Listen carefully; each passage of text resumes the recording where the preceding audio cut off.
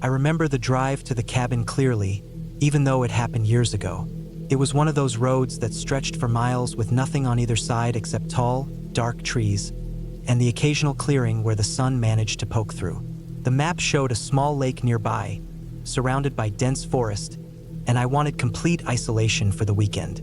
My plan was simple: pack enough food, water, and supplies and spend a few days alone, away from people, away from noise. I had been planning this trip for weeks, making lists of everything I needed, checking the weather daily, and triple-checking the cabin's location. I thought I was prepared, but as I would soon find out, nothing could prepare me for the way things actually unfolded. The cabin itself was smaller than I expected, but sturdy. It was built of old logs with a steep roof and a single chimney. The windows were small and dirty, but not broken, and the door was heavy, made of thick wood that creaked slightly when I pushed it open. Inside, it smelled of damp wood and the faint must of a place left alone for months. Dust covered every surface, and a few old furniture pieces were scattered around. A table with one wobbly leg, 2 chairs, a small bed in the corner, and a simple wood-burning stove. I set down my backpack and took a moment to look around, feeling a strange mix of excitement and unease. I spent the first hour unpacking, organizing my supplies, and checking the cabin thoroughly. The locks on the doors worked, the windows closed tightly, and the stove seemed operational. I made a small fire using the pile of wood stacked nearby, and it felt good to see the flames flicker, warming the small room. I cooked a simple meal of canned beans and rice, and sat at the table, eating slowly while listening to the sounds of the forest outside. Birds called occasionally, and a distant branch snapped, probably from a deer or some other animal moving through the undergrowth.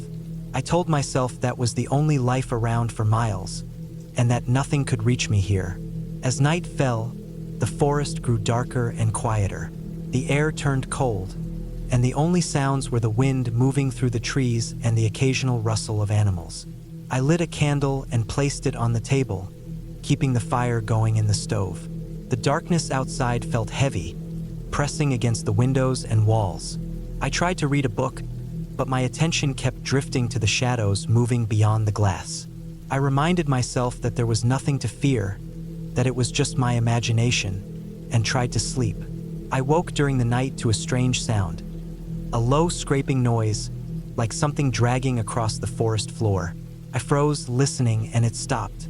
I told myself it was probably a branch or a small animal, but my heart was racing. I got up, grabbed a flashlight, and slowly walked to the window, shining the beam into the darkness.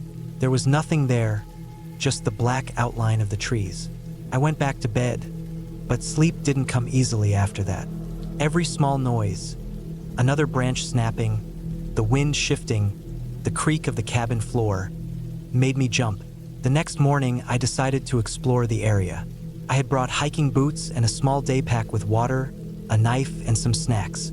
The forest was thick, and the ground uneven, with roots and rocks making every step a careful effort. I followed a narrow trail that led downhill toward the lake. The water was calm, reflecting the sky like glass, and surrounded by trees so dense that it felt like a hidden world. I sat for a while, skipping stones and listening to the occasional call of birds. It was peaceful, but I couldn't shake the feeling of being watched, a prickling at the back of my neck that didn't go away. I spent the next day doing small chores around the cabin, cutting firewood, cleaning, and exploring more trails. By evening, I was tired but satisfied with my work. I made a bigger fire, cooked a more substantial meal, and sat watching the flames. Outside, the forest was alive with movement. The rustle of small animals, the distant howl of a coyote, and the constant whisper of the wind. I realized how isolated I truly was. There were no roads visible, no other cabins nearby, and the nearest person was probably miles away. The thought was both exhilarating and frightening. That night, the noises were worse. The wind picked up, making the trees creak and moan, and I thought I heard something heavier moving through the underbrush. It wasn't a small animal. It sounded bigger. My mind raced through possibilities. Deer, bears, or even a wandering human. I had a knife, a flashlight, and my wits, but I realized how vulnerable I was. The sounds didn't stop. Every crack and rustle made me sit straighter, my body tense, my hands shaking slightly. I tried to keep calm, reminding myself that most of these noises were normal, part of living in the forest. The next morning, I woke to an uneasy feeling. My firewood pile had been disturbed, not entirely moved, but a few logs were shifted as if someone or something had brushed against them. My heart sank. I walked around the perimeter of the cabin, looking for tracks or signs of intrusion. In the soft dirt near the back, I saw faint prints, too small to be a human, but larger than a typical animal. They were irregular and I couldn't identify them. Panic started to creep in. I was alone, isolated, and there was something moving around my cabin at night. I spent the day making precautions. I stacked firewood inside the cabin, checked all the windows and doors, and kept a flashlight on the table, ready. I also kept my knife within reach at all times. I stayed on high alert, noticing every sound, every shadow, every movement in the forest. The isolation that had felt liberating before now felt dangerous. Every snapping branch, every rustle of leaves made my heart jump. That night was the worst. I had barely fallen asleep when I heard the scraping noise again, this time closer. It wasn't just outside the cabin. It sounded like it was circling, moving along the edges of the building. I grabbed my flashlight and knife, sitting in the bed with the beam pointed toward the door. The shadows outside danced in the flickering light of the fire. Minutes passed, hours it seemed, with nothing visible. Then, a loud thud hit the side of the cabin. My stomach dropped. It wasn't accidental. Something large was testing the walls, trying to see if it could get in. I spent the rest of the night in that position, barely breathing, listening to the pounding, scraping, and rustling outside. By morning, the forest was quiet again. I dared to look outside. The dirt around the cabin was churned up, footprints or marks in circles around the structure. I felt relief that nothing had broken in, but terror at how close it had come. I realized I couldn't stay any longer, not safely. I packed as quickly as I could, keeping the knife and flashlight within reach. I left the cabin exactly as I had found it, taking nothing except my belongings. The forest seemed alive, watching me as I made my way back to the main road. Every rustle of leaves, every snapping twig made me glance over my shoulder. I kept my pace steady, not running, but not stopping. It took hours to reach the road, and I only felt safe once I saw the occasional car pass, the signs of human life returning. When I finally reached the highway, I collapsed against a guardrail, shaking, exhausted, and relieved. I never saw what had been circling the cabin. I never found out if it was a person, an animal, or something else entirely. But the experience left a mark.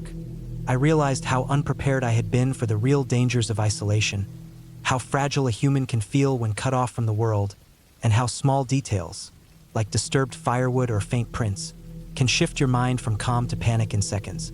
I reported the incident to the local ranger station later, describing the marks and sounds, and they told me the area was known for large bears and occasionally poachers. They advised extreme caution and confirmed that some reports matched my experience. It wasn't supernatural. It wasn't a storybook monster. It was real, tangible danger. From that day forward, I never went into the forest alone. I learned to respect isolation, to understand the vulnerability of being far from help, and to prepare for the unexpected. The cabin, once a dream of solitude and peace, became a symbol of how quickly comfort can turn into fear. I still think about it, even now, how the shadows moved, how the sounds circled the walls, and how relief felt when I finally saw the road again. It was a hard lesson, but a real one. The forest is beautiful, yes, but it is also patient, dangerous, and indifferent to anyone who underestimates it. Even now, I can picture the cabin. The thick logs, the small windows, the stove, the pile of firewood. I can hear the wind in the trees, the distant calls of animals, and the scraping noise that I never understood. I know I was lucky. I walked away with my life, with nothing missing but peace of mind, and the memory of the fear that comes from knowing that, for a moment, you are completely alone and completely vulnerable. And that, I think, is the scariest thing of all.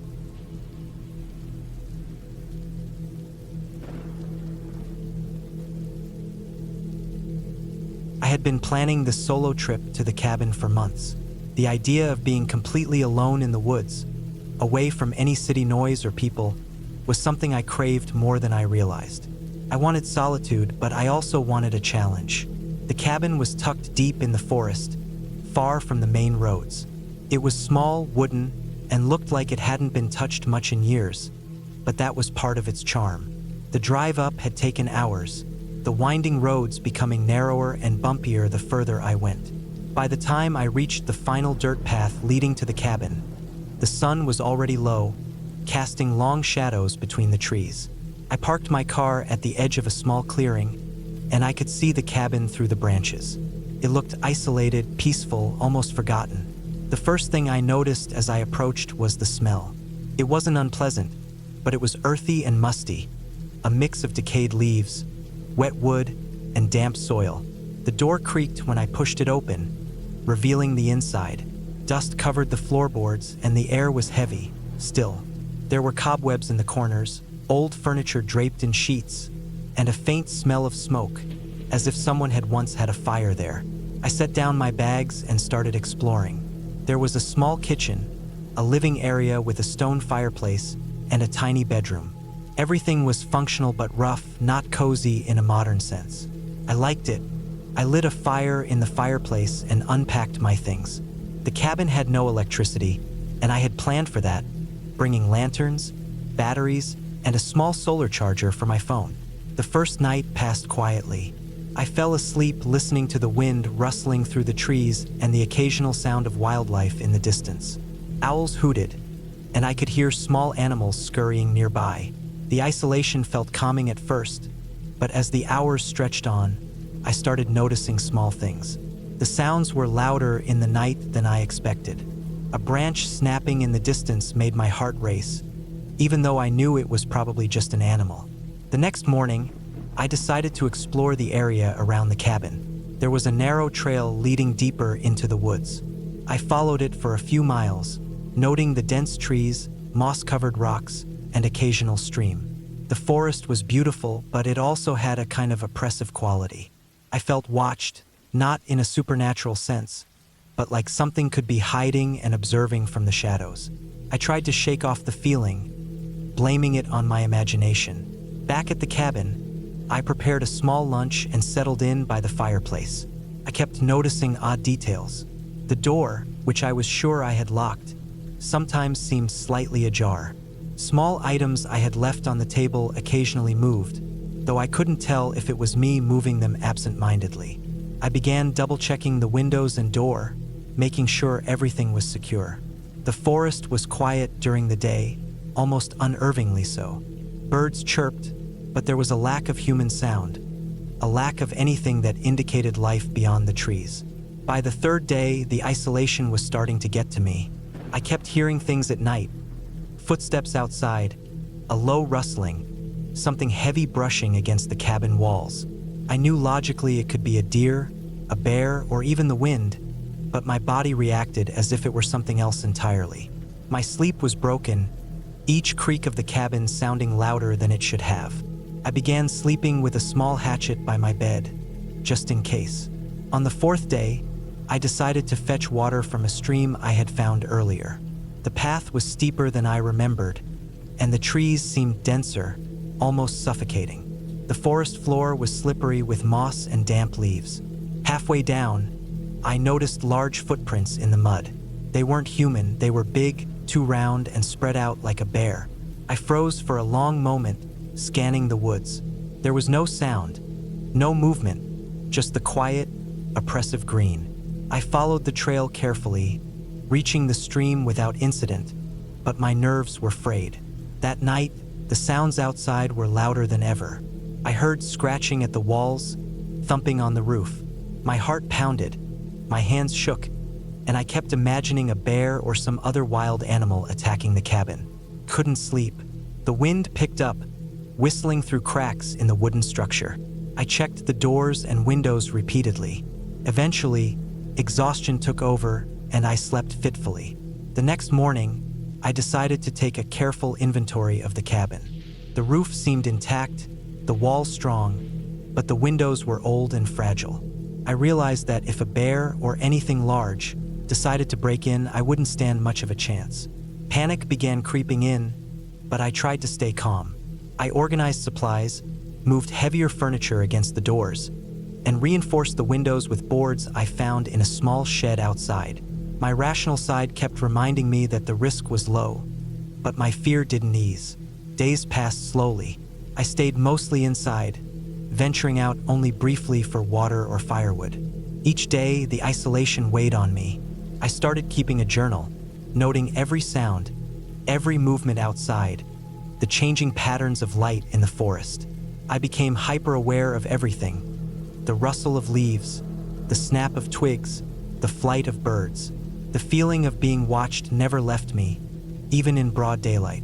One afternoon, while gathering firewood, I saw movement at the edge of the clearing. It was a large bear, standing on its hind legs, sniffing the air. I froze, heart racing. I slowly backed away, making sure not to make any sudden moves. It didn't seem aggressive, just curious, and after a few tense minutes, it lumbered back into the trees. I realized then that all the noises, all the fear I had felt at night, had been grounded in reality. The forest was full of life, much of it dangerous, and I was an intruder in its domain. From that day forward, I became more methodical. I didn't allow myself to wander far from the cabin. I stored food carefully, cleaned up scraps, and kept a constant watch. My fear didn't disappear, but it became sharper, more controlled. I realized that survival here required patience, awareness, and respect for the environment. Every sound, every shadow, every footprint was important. I learned to track the animals, predict their movements, and avoid them. Weeks passed. The nights remained long and tense, but I grew more confident. I had mastered basic survival skills: building fires efficiently, rationing food, navigating the woods, and securing the cabin. I began appreciating the isolation in a new way. It was no longer a source of terror, but a challenge, a test of my abilities. I felt sharper, more alert, more connected to the natural world. Eventually, it was time to leave. I packed my things carefully, extinguished the fire, and made sure the cabin was as secure as I had found it. Walking back along the dirt road, I looked over my shoulder at the cabin. It seemed smaller somehow, less intimidating, almost peaceful. The forest had tested me, and I had survived.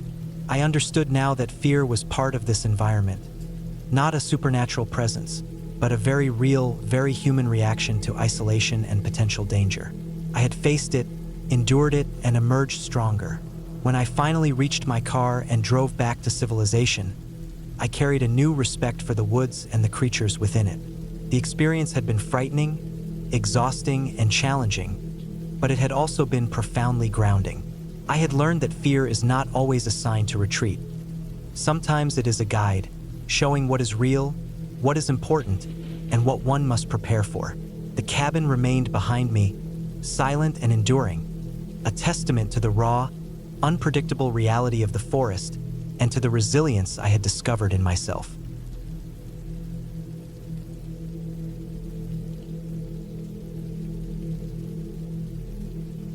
I never imagined that a short weekend getaway could turn into one of the most terrifying experiences of my life. I had been living in the city for years, wrapped in the noise, the chaos, and the endless rhythm of work and traffic. By the time Friday afternoon rolled around, I felt hollow, drained, and desperate to get out. I had rented a cabin deep in the woods, somewhere in the northern mountains, where the roads ended in dirt tracks and cell service was sporadic at best. The idea was simple: leave the world behind, sleep under a roof surrounded by pine trees, breathe clean air, and just exist without schedules or screens. That simplicity, however, became my undoing. The drive to the cabin was longer than I had expected. My GPS had lost signal several miles before the final turn, leaving me to rely on vague directions printed from the rental site. The dirt road snaked through thick forest, uneven and rutted with tire tracks that hinted at vehicles but not much else. The sun was beginning to dip low, painting the sky in muted pinks and oranges. There was something beautiful about it, something deceptive, because as I drove deeper, the light quickly thinned, and shadows began stretching across the road like dark fingers. Every curve felt like it could hide something just beyond vision. I tried to calm myself with the rational thought that it was just a forest, empty except for wildlife. But the deeper I went, the more I realized how isolated I had become. When I finally reached the cabin, the sun had nearly disappeared behind the trees. The cabin itself looked quaint and rustic from the outside, built of dark-stained wood, with a stone chimney curling smoke lazily into the cooling air.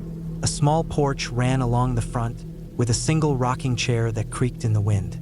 I parked my car beside it and stepped out, my boots crunching against the gravel. The smell of pine and wet earth was overwhelming, fresh in a way the city never was.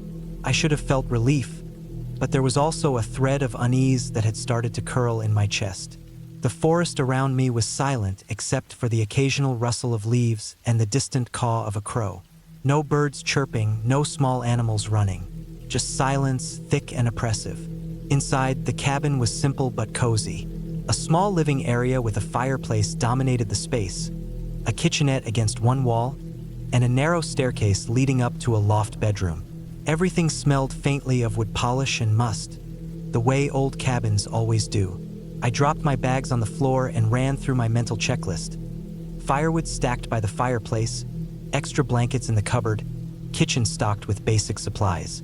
Everything matched the description in the rental listing.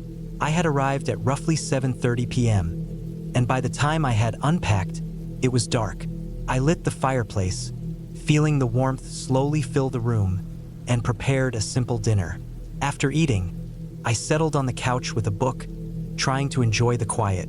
The wind had picked up outside, making the trees groan and the roof creak in low, haunting tones. It was nothing unusual, but with each groan, each slap of branches against the walls, my nerves seemed to tighten. I shrugged it off, telling myself it was just the wind, just an old cabin settling. I went to bed early, setting an alarm for the next morning. The loft bedroom was small, with a single window that looked out onto the dark forest. I could just barely make out the shapes of trees against the night sky. I fell asleep quickly, exhausted from the drive. I woke in the middle of the night to a sound that immediately set my heart racing. It was faint at first, a soft scratching noise coming from the exterior wall of the cabin. I froze, listening intently. There was no wind outside strong enough to cause such a noise, and my cabin didn't have animals like squirrels living inside the walls, at least none I had seen. The sound continued, rhythmic, deliberate, like claws dragging across the wood. I tried to convince myself it was an animal, maybe a raccoon or a larger rodent, but the sound was too heavy, too deliberate. My stomach dropped. I got up, grabbing a flashlight from the bedside table. Its beam cut a narrow path through the darkness as I cautiously moved to the window. Outside, the trees swayed in the wind, but there was nothing immediately visible. I stepped onto the porch, my boots silent against the wooden planks, and shone the light around. Nothing. The forest seemed calm, the shadows deep and empty. I returned inside, shaking slightly, and locked all doors and windows. Still, I couldn't shake the feeling that something was watching. My mind refused to stop imagining possibilities, each one more terrifying than the last. The rest of the night was restless. Every small noise, the crack of a branch, the rustle of leaves, the occasional creak from the cabin itself, made me sit up, heart hammering. I kept thinking about how far I was from help, how few people even knew I was here. My phone had no signal and there was no way to call for help. By the time dawn arrived, I was exhausted, jittery, and convinced that the forest was hiding something I couldn't see. Morning brought a semblance of calm. The light revealed the cabin and its surroundings in stark clarity. The forest was dense but ordinary, the way forests are: trees, underbrush, birds beginning to chirp, and the distant gurgle of a stream. I stepped outside, trying to reassure myself, and did a slow walk around the perimeter of the cabin. That's when I noticed the footprints. They were fresh, large, and human-shaped, leading from the treeline directly to my porch. My stomach sank, and I immediately ran back inside. I examined all doors and windows. Nothing was broken, but the sense of intrusion was unmistakable. Whoever had been here had left quietly, deliberately, and could still be nearby. I spent the day on edge. I checked every corner of the cabin, reinforced doors, and made sure I had items I could use for self-defense. I kept looking out the windows, scanning the tree line constantly. Every rustle of leaves set my heart racing. When night fell again, it was worse than before. I didn't sleep. I stayed awake, flashlight in hand, listening to the wind, the trees, and the quiet that now felt heavy and dangerous. Around midnight, I heard the noise again, the scratching, this time closer, around the back of the cabin. My flashlight barely reached the darkness behind the building, but the sound was clear. Someone or something was moving deliberately outside. I decided not to investigate. My logic was simple. Stay inside, stay quiet, and wait until morning. I barricaded myself in the loft, pulling furniture against the door and positioning myself near the window with the flashlight. Hours passed, each one stretching longer than the last. I tried to focus on breathing, on staying calm, but fear had replaced every other thought. When the sun finally began to rise, the scratching stopped. I dared to peek outside. Nothing. No footprints, no evidence, just the forest, seemingly innocent in the daylight. I spent the entire day deciding what to do. I could stay another night and risk the same terror, or I could leave immediately. I packed quickly, making sure nothing was left behind. Before driving off, I took one last careful look at the perimeter. That's when I saw the footprints again. They hadn't gone far, stopping at the edge of the tree line. I couldn't see anyone, but the intention was clear. Someone had been close, watching, waiting. My hands shook as I drove away, every shadow in the trees now a potential threat. The drive back to civilization was tense. Every turn of the wheel a reminder of how isolated I had been. When I finally reached the main road, I pulled over and called the rental agency. I explained everything as calmly as possible, though my voice betrayed me. They were shocked but advised me to report it to the local authorities. I did, though they could offer little beyond advice. No suspects, no evidence, just an acknowledgement that remote cabins were vulnerable, especially at night. After that experience, I never returned to the woods for a solitary trip. I realized that the terror wasn't from some mythical force or creature. It was the knowledge that someone else could have been there, watching, and that I had no way to protect myself or call for help. It wasn't the scratching that scared me. It was the fact that I had been utterly alone and completely exposed. Months later, I went back to the cabin, but not to stay. I drove past it during the day, just to see it in the light, just to reassure myself. The cabin sat quietly among the trees, unchanged, ordinary. There was no sign of anyone, no evidence of the person who had intruded. The forest seemed calm. I realized then that the fear I had felt was a product of isolation and uncertainty. In daylight, everything seemed normal, and I could understand how quickly the mind can twist shadows into threats. I never stayed in a remote cabin alone again, and I learned to respect the isolation, to recognize that the quiet of the woods could hide dangers as real as any I had ever imagined. Eventually, I came to a sense of closure. The fear I felt was intense.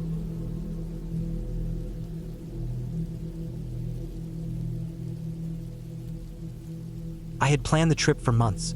A small cabin tucked deep in the mountains where cell service barely existed, and the roads turned from asphalt to dirt as soon as I left the town behind. The idea was simple. I wanted solitude, away from work, away from constant notifications, and away from people who demanded attention I no longer felt like giving. The weather reports had been stable for the week, with no storms, and the air had already started to cool as autumn approached. I packed my car carefully, making sure I had all the supplies I would need for a week alone. Non-perishable food, water, a first aid kit, a portable stove, firewood, extra batteries, and my backpack stuffed with essentials in case something went wrong. I had a few books to read, a journal to write in, and a thermos I hoped I would fill daily with coffee.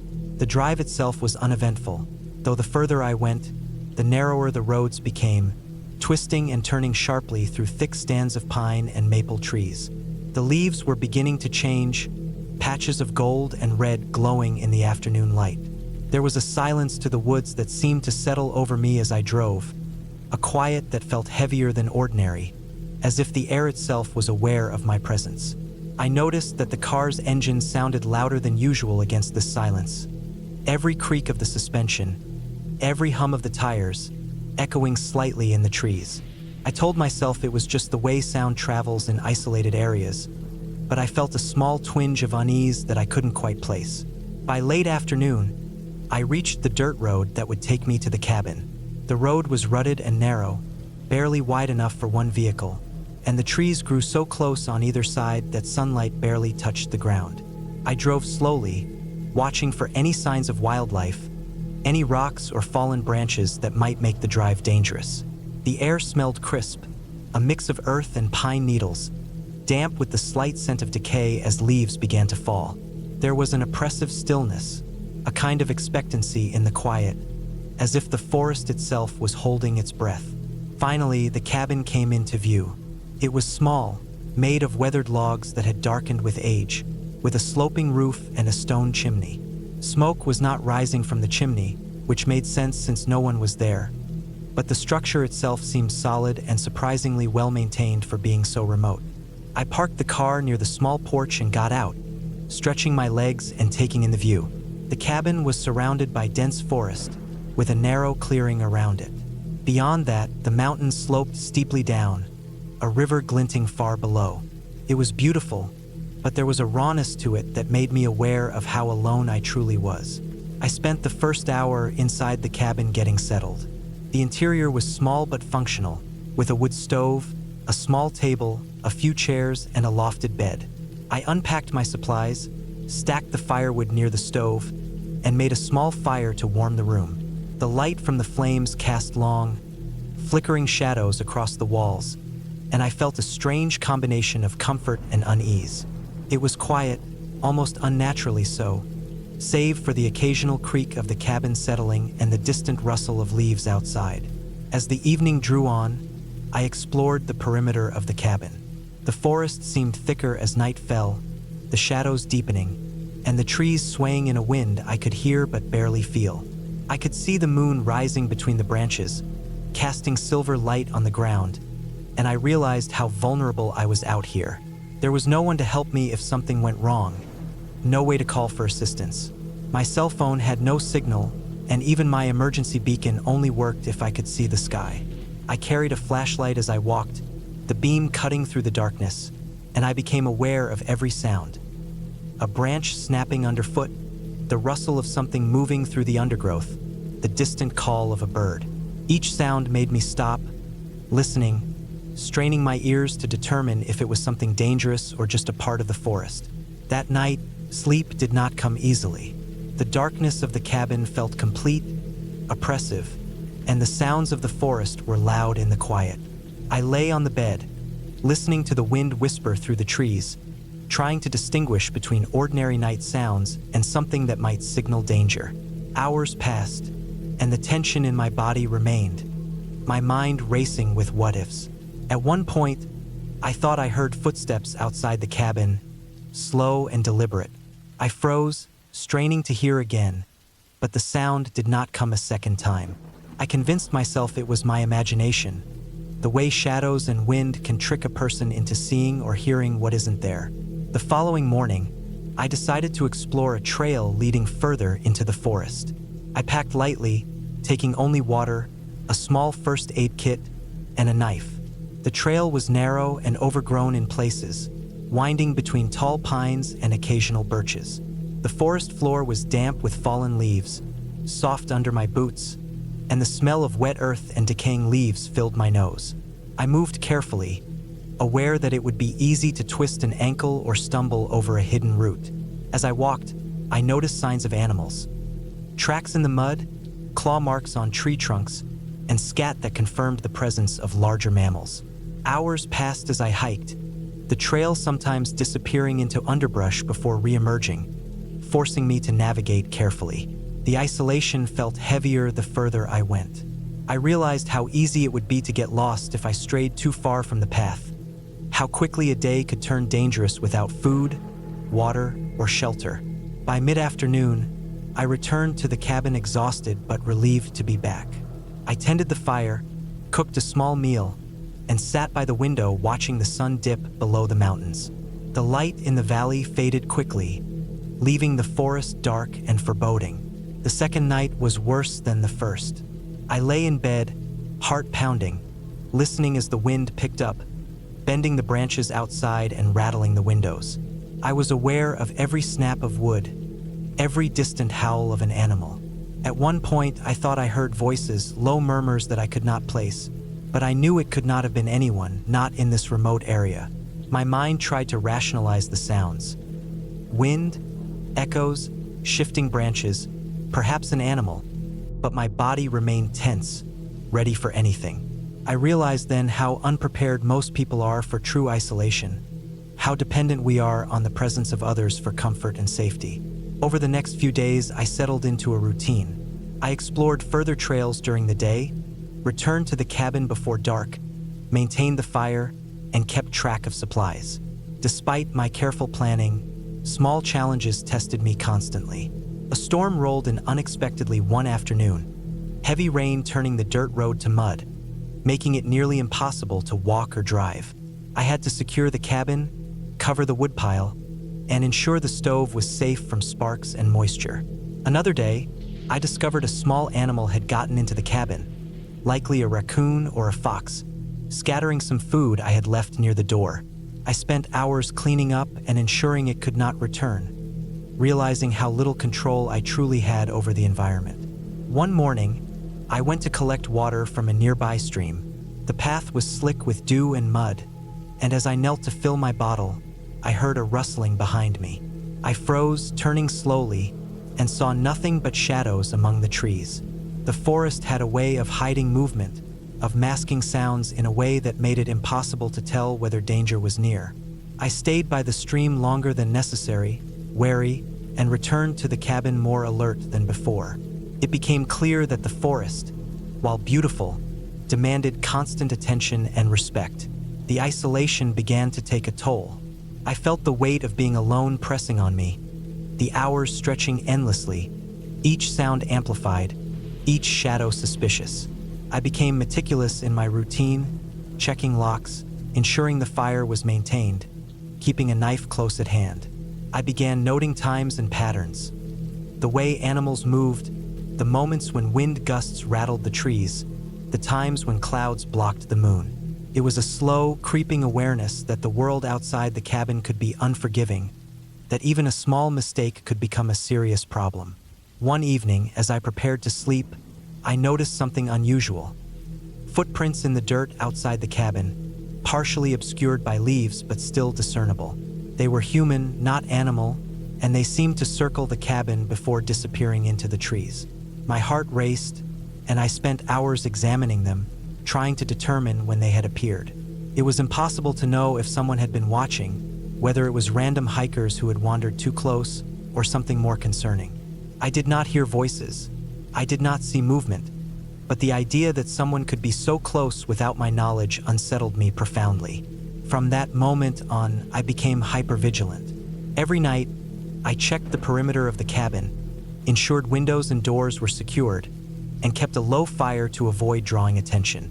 I began thinking about contingencies, what I would do if someone tried to enter, how I would escape, where I could go in the forest.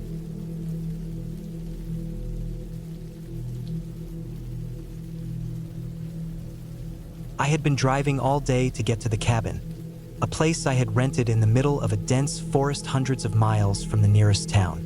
The road had become narrower and rougher as I got closer, twisting between thick trees and over small streams that crossed underneath. My phone had barely any signal, and the last gas station had been at least an hour behind me. The sun was low in the sky, spilling long shadows across the dirt road, and the wind rustled through the treetops in a way that sounded almost like whispers.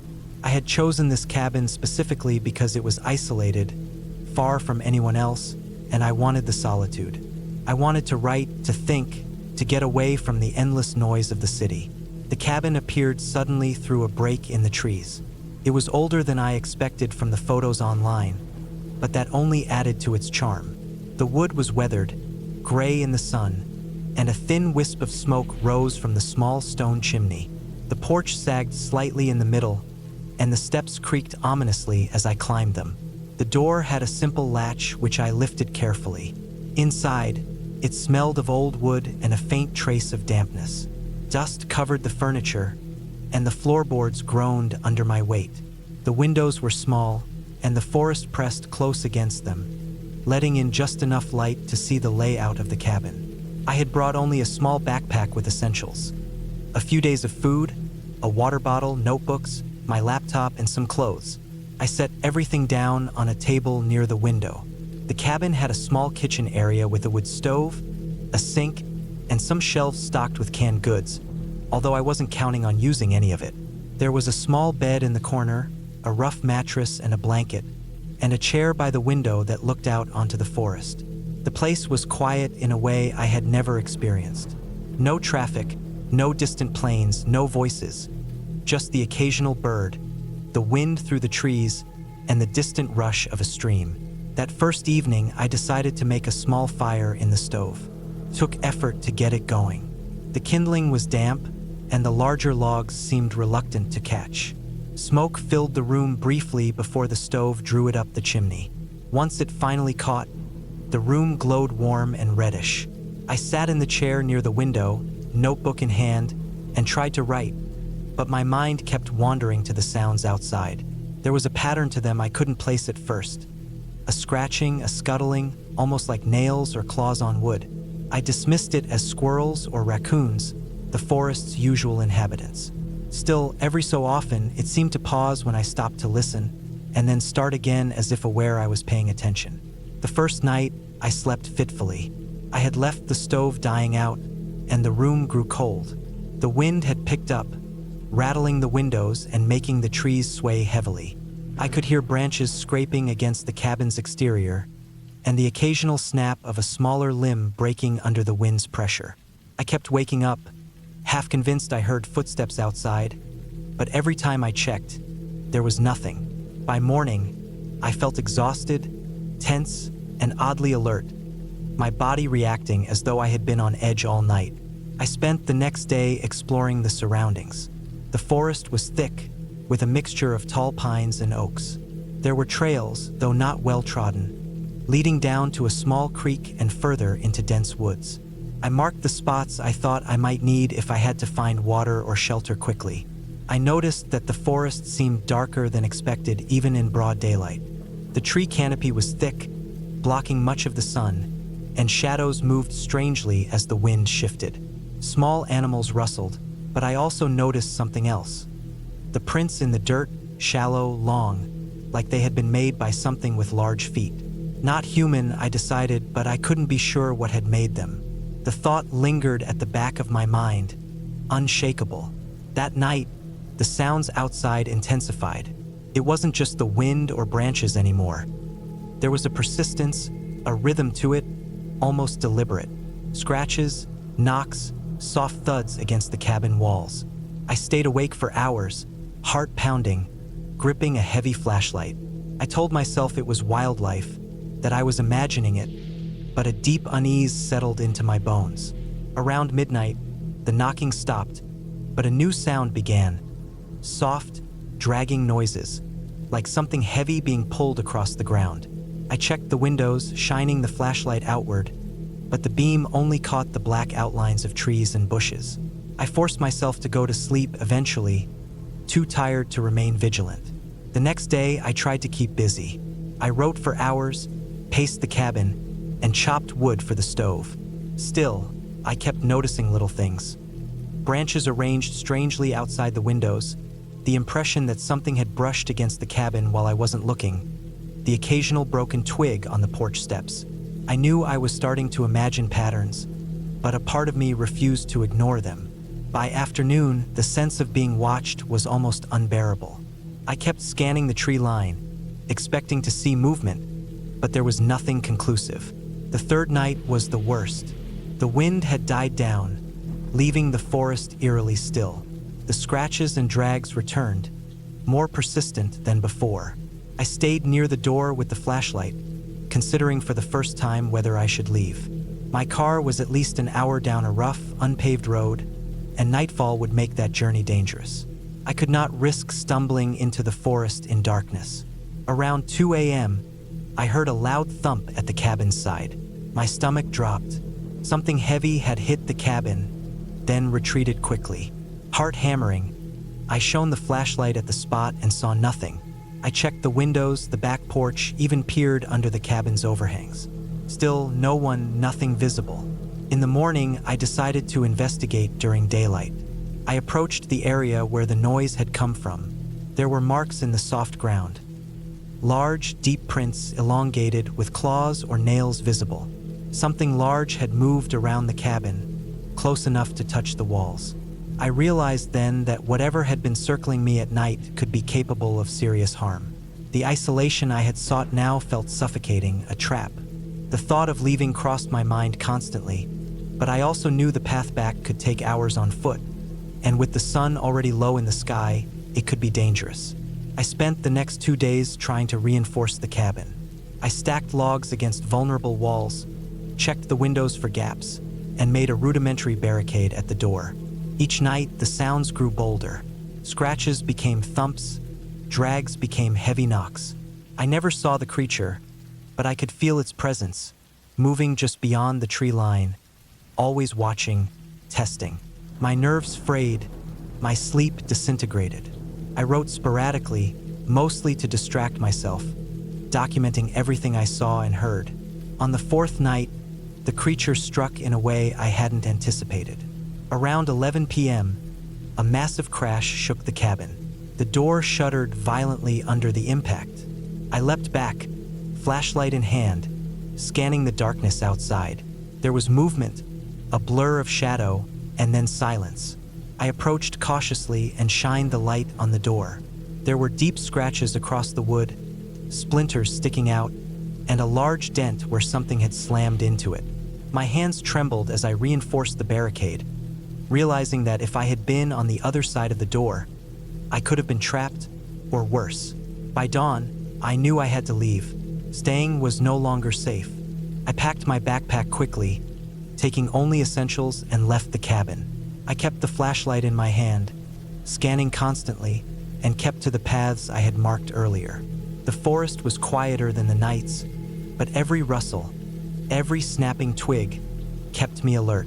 The trek back to the car was grueling, over rough terrain with fatigue setting in.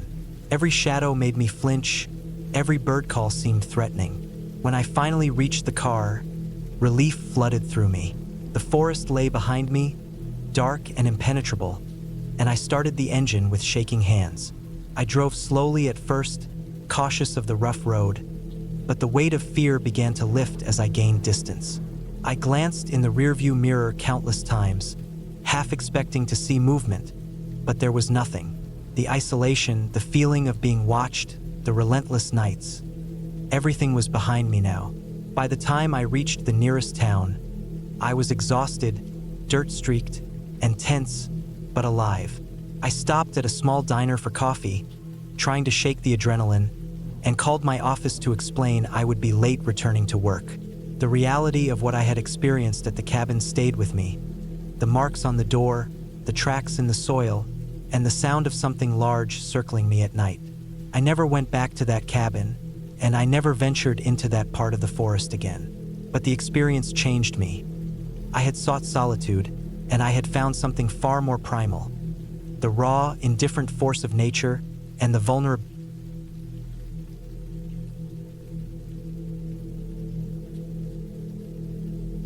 I had been looking forward to a week alone in the woods for months. The past year had been exhausting, a relentless grind of work, small emergencies, and a constant stream of obligations that never seemed to end. I needed a place where I could escape, somewhere isolated where no one could reach me, where the only sounds would be the wind through the trees and the occasional bird. I found a small cabin listed online, owned by someone who rented it out only sporadically. It was in the deep forest of the northern mountains, miles from the nearest town, accessed only by a narrow dirt road that quickly gave way to a trail too rough for anything but a high-clearance vehicle. The pictures were simple but convincing. A small log cabin, sturdy but old, with a stone fireplace, a small porch, and a kitchen that had seen better days. There was no internet, no cell reception, no distractions, which was exactly what I wanted. The drive there took longer than I anticipated.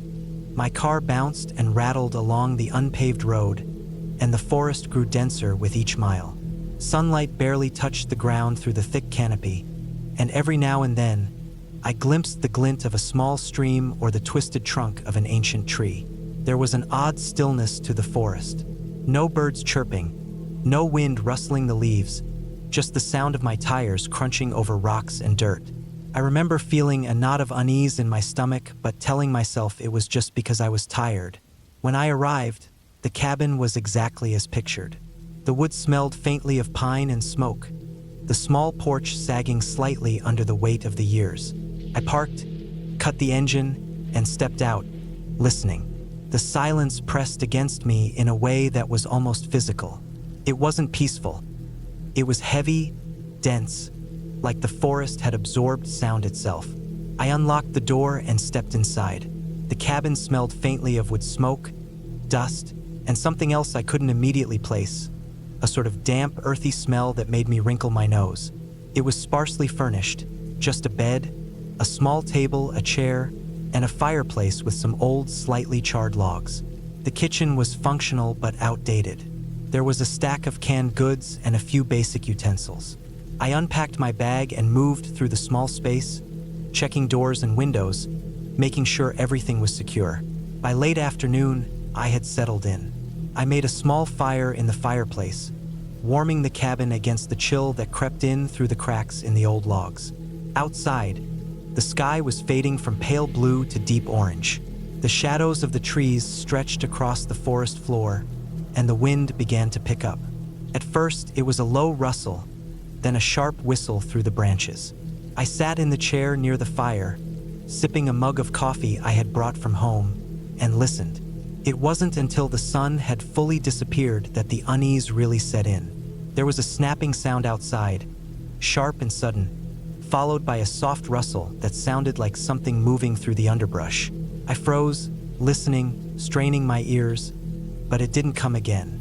My first thought was a deer or maybe a raccoon. I told myself it was just my imagination and tried to focus on the warmth of the fire and the quiet of the cabin. Night fell fully, and with it came another sound. Scratching, faint but deliberate, coming from the back of the cabin. I could hear it through the walls, the sound of nails or claws scraping lightly against wood. My heart rate quickened. I walked slowly to the window and peered out into the darkness. I couldn't see anything, but the shadows were thick and moving with the wind. There was no logical explanation, no animals I could see that would be capable of that sound. Not so deliberately, not so measured. I stayed awake for hours, listening to every creak of the old cabin, every rustle outside, every whisper of the wind. I tried to read to distract myself, but my eyes kept darting to the window, to the shadows that seemed to move just out of the corner of my vision. At some point, exhaustion won out, and I forced myself to sleep, though the memory of the scratching stayed with me, a faint dread coiling in my stomach. The next morning, the unease hadn't left. I stepped outside, taking in the forest with daylight on it, hoping that the rational light of morning would dissolve the fear. The forest looked less oppressive, but still wild, unkempt, and watchful. Tracks crisscrossed the dirt trail nearby, prints I didn't recognize at first, large and uneven, almost human but not quite. I followed them for a short distance, my curiosity overriding my nervousness, and realized they led off into the thicker part of the forest. I didn't pursue them further but made a mental note. I spent the day walking the immediate area, noting every detail, the position of trees, the small rock formations, the way the creek curved around a bend. I noticed that the forest seemed to have natural lines and boundaries that weren't obvious on first glance. Certain trees were marked by claw marks high on the trunks. There were broken branches in patterns that didn't seem random. Every observation made me more alert, more aware that I was alone and vulnerable. By nightfall, I had decided to secure everything. I stacked firewood against the cabin walls, blocked the windows where I could, and made a sort of perimeter using rocks and fallen branches. I slept fitfully, waking at odd intervals to listen. Sometimes the scratching returned, or other times, a thump or the sound of heavy movement just beyond the treeline. I would sit up, heart hammering, and stare into the darkness, trying to catch a glimpse of whatever was there, only to see empty shadows swaying in the wind. The third day brought the first truly terrifying moment. I woke before dawn, feeling a weight on the bed, as if someone or something was leaning against it. I bolted upright, heart racing, and realized it was just a trick of my mind. But when I looked around the cabin, I noticed that one of the windows was slightly open, something I was certain I had locked the night before. Panic surged through me. I checked every door and window again, meticulously, making sure each was secured. Then I noticed footprints in the thin layer of dust along the floorboards, small, deliberate steps that hadn't been there before. Someone had been in the cabin while I slept. Fear took hold in a way I hadn't experienced before. I realized that the forest was not just empty, that whatever had been following me, or watching me, was patient, intelligent, and willing to wait. I spent the day gathering supplies, preparing for the possibility that I might need to defend myself. I found an old hunting knife in a drawer, checked my lighter and firewood, and even found a short metal pipe in the shed behind the cabin. Everything became about preparedness, about survival. That night was worse than any before. The scratching returned, closer, more insistent. I could hear heavy breathing, and sometimes the sound of something moving quickly just outside the walls.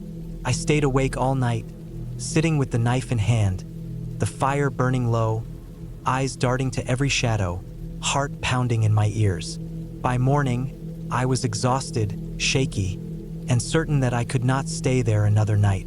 I packed quickly, leaving most of my belongings behind, taking only what I could carry.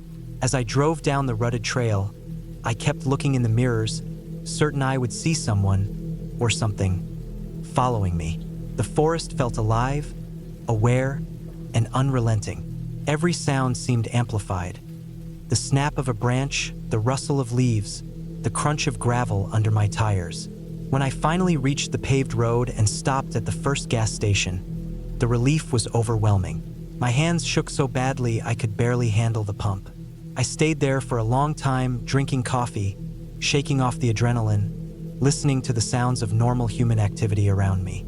The forest, the cabin, the night felt like a distant memory, though the fear lingered, a residue in my mind that would not easily leave. In the weeks that followed, I could not stop thinking about it.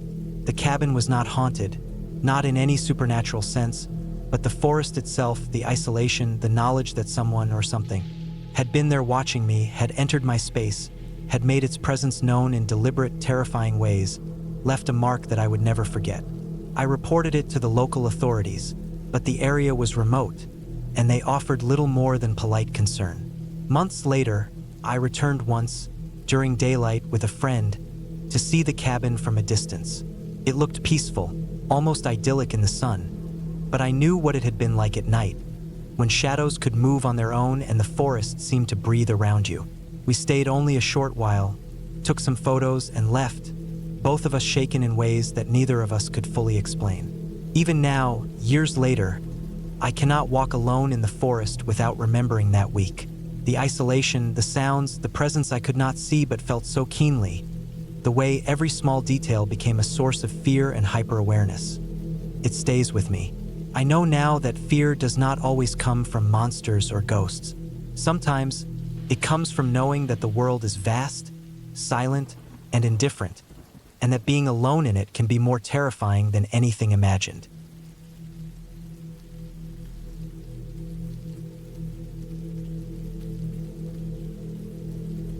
I remember the exact moment I realized that being alone in that cabin was going to be far more terrifying than I had ever imagined. It was late October, and the air was already biting cold in the northern woods where I had rented the cabin for a solo retreat. I had been craving isolation, a break from the constant noise and stress of my city life, a chance to breathe and disconnect. I had pictured myself waking up to sunlight streaming through pine trees, the smell of wood smoke from the fireplace, and complete peace. What I had not pictured was the way the forest could feel alive and unwelcoming in the quiet, the way the darkness could settle in a room like a heavy blanket, suffocating in its weight. I arrived late in the afternoon, when the sun was already low, casting long, distorted shadows across the dirt road leading to the cabin. The cabin itself was modest, wooden, and weathered, perched on the edge of a clearing with dense woods on all sides. It looked inviting in the brochures, rustic and cozy, but in reality, it had a hollow feel. The wood was rough and slightly warped, the windows dusty, the chimney crooked. As I pulled my car into the small clearing, the crunch of the fallen leaves under my tires sounded unnervingly loud. The forest was silent in a way that made the silence feel heavy, oppressive. Inside, the cabin smelled faintly of mildew and old pine.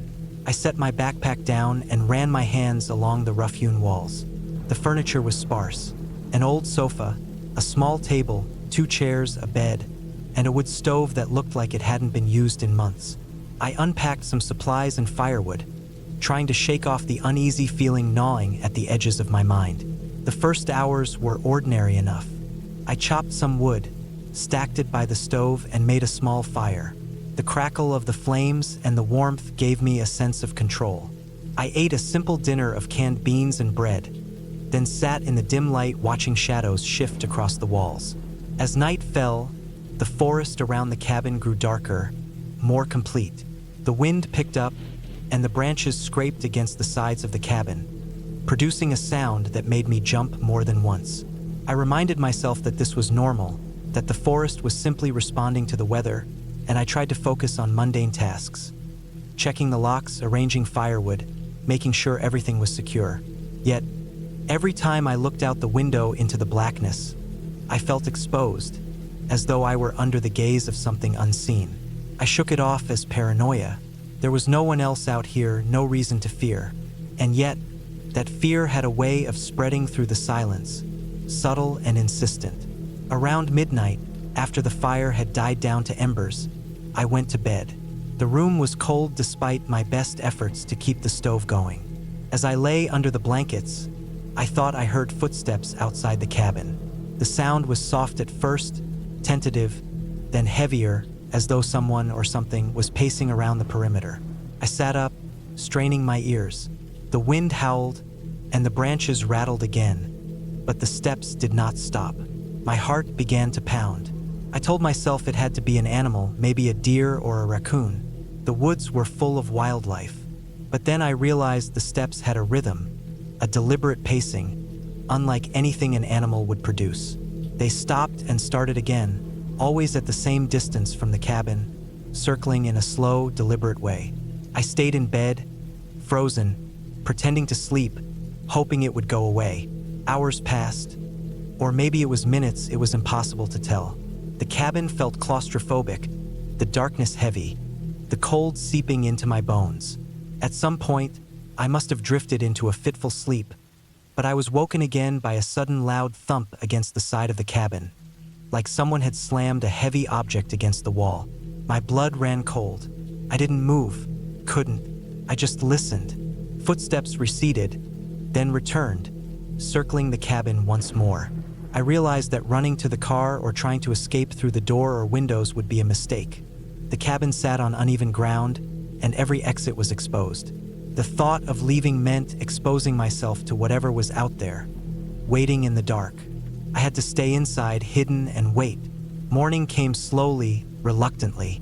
The gray light filtered through the dirt-streaked windows, revealing the cabin and clearing in pale detail.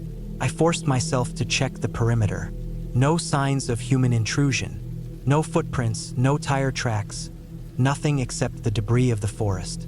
But the thump against the wall had left an impression, a mark on the wood where the splintered fibers stood out. I cleaned it, examined it closely. It looked like a heavy branch, but no branch could have caused the rhythm of the footsteps I had heard. I checked the locks and doors, reinforcing them as best I could with furniture. I ate a meager breakfast, my hands trembling slightly, and spent the day pacing, stacking wood, and trying to keep my mind busy. The forest seemed quieter in daylight, but every crack, every rustle, made me jump. By evening, I had become hyper-aware of everything. The wind, the branches, the occasional bird. Every movement was magnified. The second night was worse. I had hoped that the events of the first night were a fluke, a product of fear and imagination. I was wrong. As soon as darkness fell, the noises returned, this time louder and more deliberate. Heavy footsteps circled the cabin, scraping against the boards. I could hear breathing, shallow, deliberate, measured. I did not dare look out the windows. The only thing I could do was stay low, out of sight, and hope it left. Hours passed. The thumping on the walls returned, followed by scratching, as though someone was trying to pry the wood apart. I realized then that it was not an animal. It was human. My stomach twisted. My mind raced with possibilities, each more terrifying than the last. There was no logic to this, no pattern I could discern. Just waiting, hiding, enduring. I made a plan. If the intruder came in, I would have to defend myself. I found the heaviest piece of firewood, sharpened one end as best I could, and positioned it near the bed. I also set a pot of water on the stove, ready to throw if needed. My thoughts were frantic but clear. Survive until daylight, survive until someone could help me. Every sound made my body tense. Every shadow seemed to move toward me. I realized I had not felt real fear like this before. Not fear for my life, for my very existence. Not the kind that sits in your chest and makes breathing difficult, that steals sleep, that makes every decision a matter of life or death. I managed to sleep again in short bursts, dozing lightly, waking at every sound. The intruder never entered, never revealed himself fully, but I knew he was out there. I spent the third day in a state of hypervigilance, moving only when necessary, avoiding windows, barricading doors, constantly scanning the shadows. I realized I had made one critical mistake. I was completely isolated. My phone had no service, no neighbors, no way to call for help. The thought was terrifying, but there was nothing I could do except wait and survive. I rationed food and water, keeping my movements minimal to conserve energy. Night 3 arrived, colder than the previous nights. The intruder's pattern was the same, circling, thumping, scratching. I noticed that he would pause near the cabin's rear, as though listening for my movements, then continue. My nerves were frayed, my mind oscillating between panic and strategic planning. I decided I could not stay passive forever. I needed to be ready to confront him if he entered. I found more heavy pieces of wood, sharpened them, and positioned them near the main entry. I also moved furniture to block all windows, creating a maze of obstacles that would slow anyone down. I slept lightly, one ear attuned to the faintest sound. Every shadow felt like it could hide a man with ill intentions. Every crack in the floorboards made my heart leap. On the fourth day, I noticed small details I had missed before. Marks in the dirt just outside the cabin, a footprint partially obscured, likely human. Branches broken at head height, as if someone had brushed against them. A small pile of leaves pushed aside near the side entrance.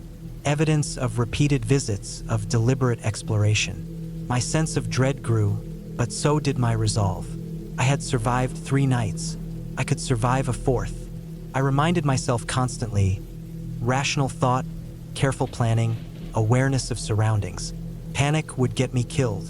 Survival required vigilance and patience. By the 5th night, my body was exhausted, my mind fraying. But I noticed something new. The intruder's behavior had changed slightly. He moved slower, his pacing less deliberate, almost hesitant. I realized he might be aware that I was awake, alert, and prepared. Perhaps he had been observing, testing, and now hesitating. I decided to take a risk. I gathered all my firewood and created a small barricade at the main door, then sat low behind it.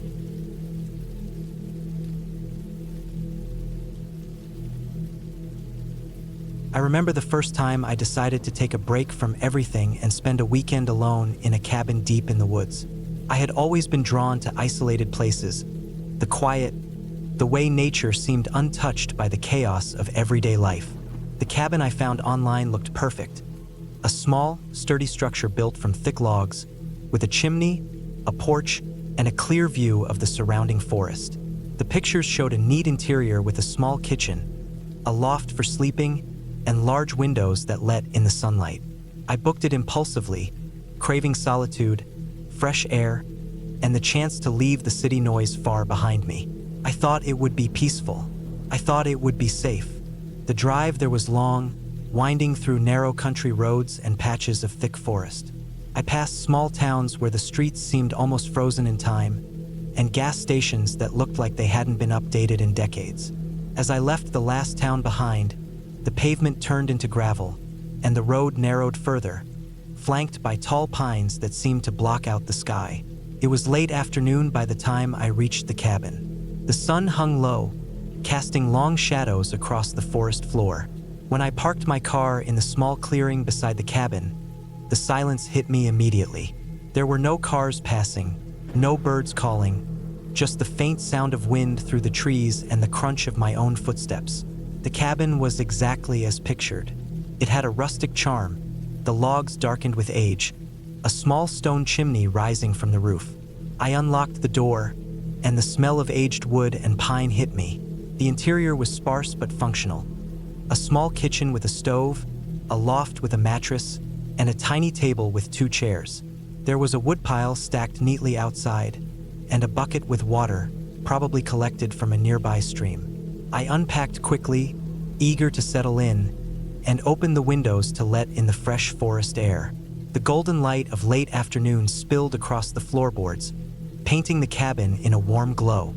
First, everything felt perfect.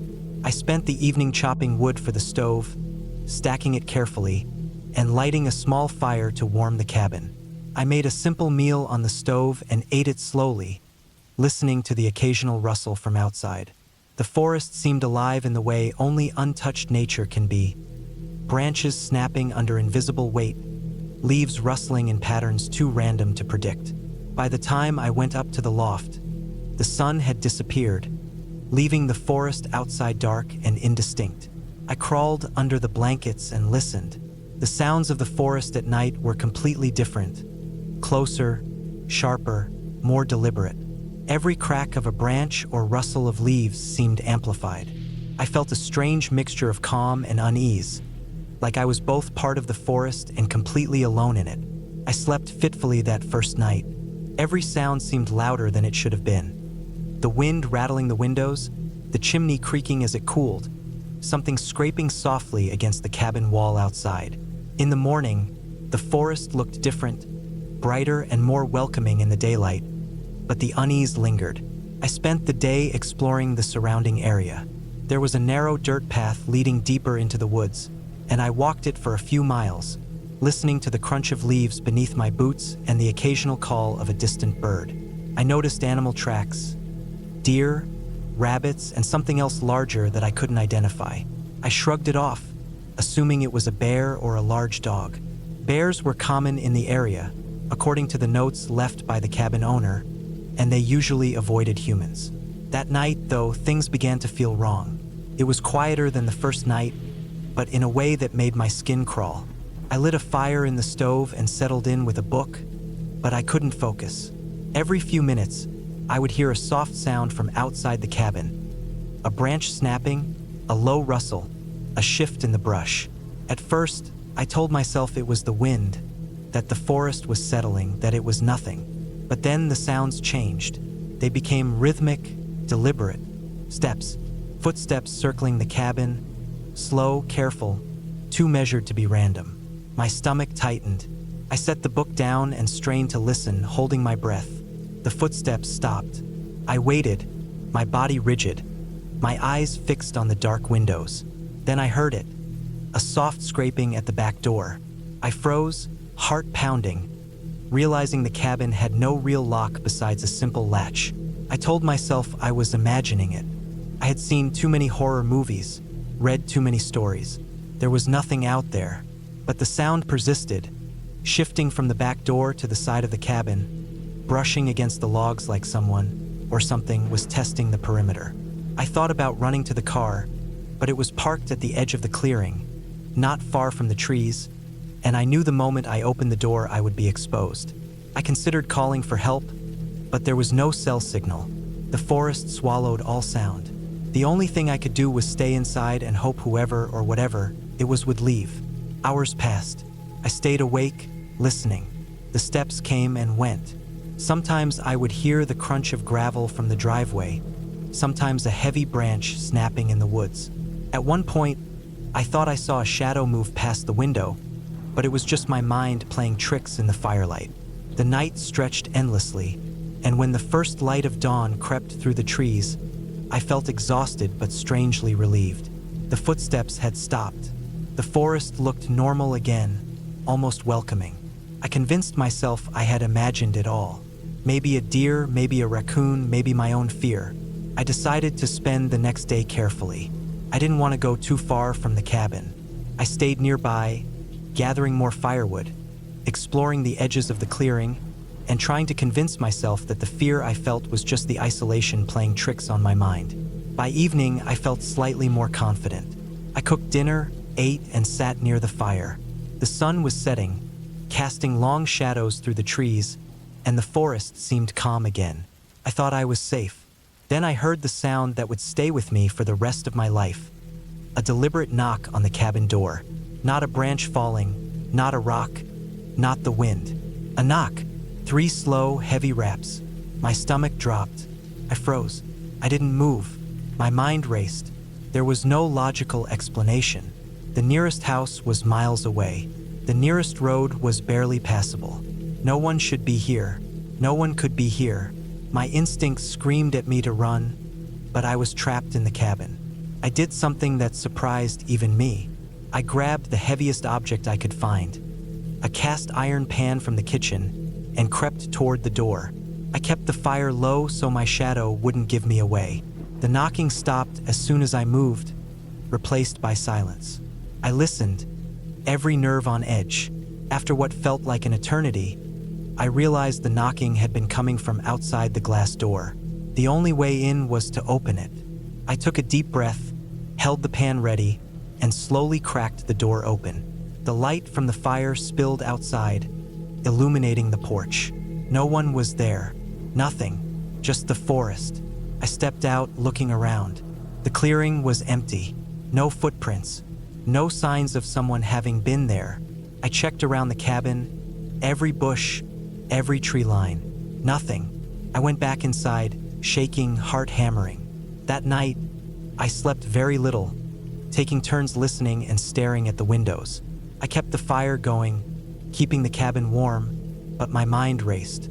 The footsteps came again around midnight, just faint enough to make me tense, but far enough away that I couldn't locate them precisely. I stayed awake until dawn, convinced I would see someone or something just outside the trees. In the morning, I decided I couldn't stay. I packed quickly, leaving most of my things behind, and drove back the way I came. The forest seemed less menacing in the daylight, but I couldn't shake the feeling that I had been watched the entire time. When I reached the main road, I pulled over, sat in my car, and realized just how shaken I was.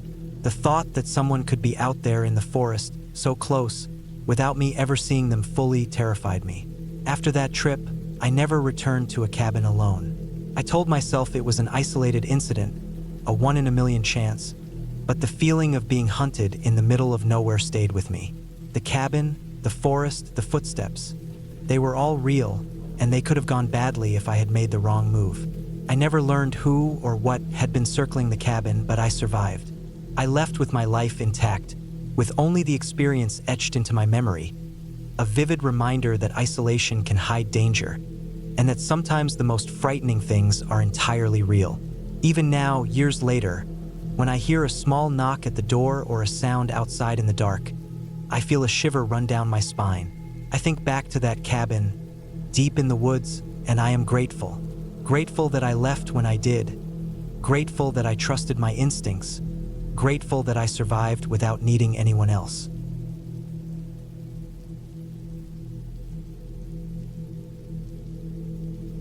I had planned the trip for months. I wanted to get away from the city, from the constant noise and the endless obligations, from the people whose faces had begun to blur together in my memory. The cabin was deep in the forest, far from roads and even further from civilization. The pictures online made it look peaceful, almost inviting, with its wooden walls and small porch that overlooked a clearing surrounded by thick pines. I imagined myself sitting there in the evenings, a mug of coffee in hand, listening to the wind through the trees and the distant calls of birds, feeling entirely alone but somehow comforted by that solitude. I arrived late in the afternoon. The sun had begun its slow descent, casting long, golden shafts of light through the gaps between the trees.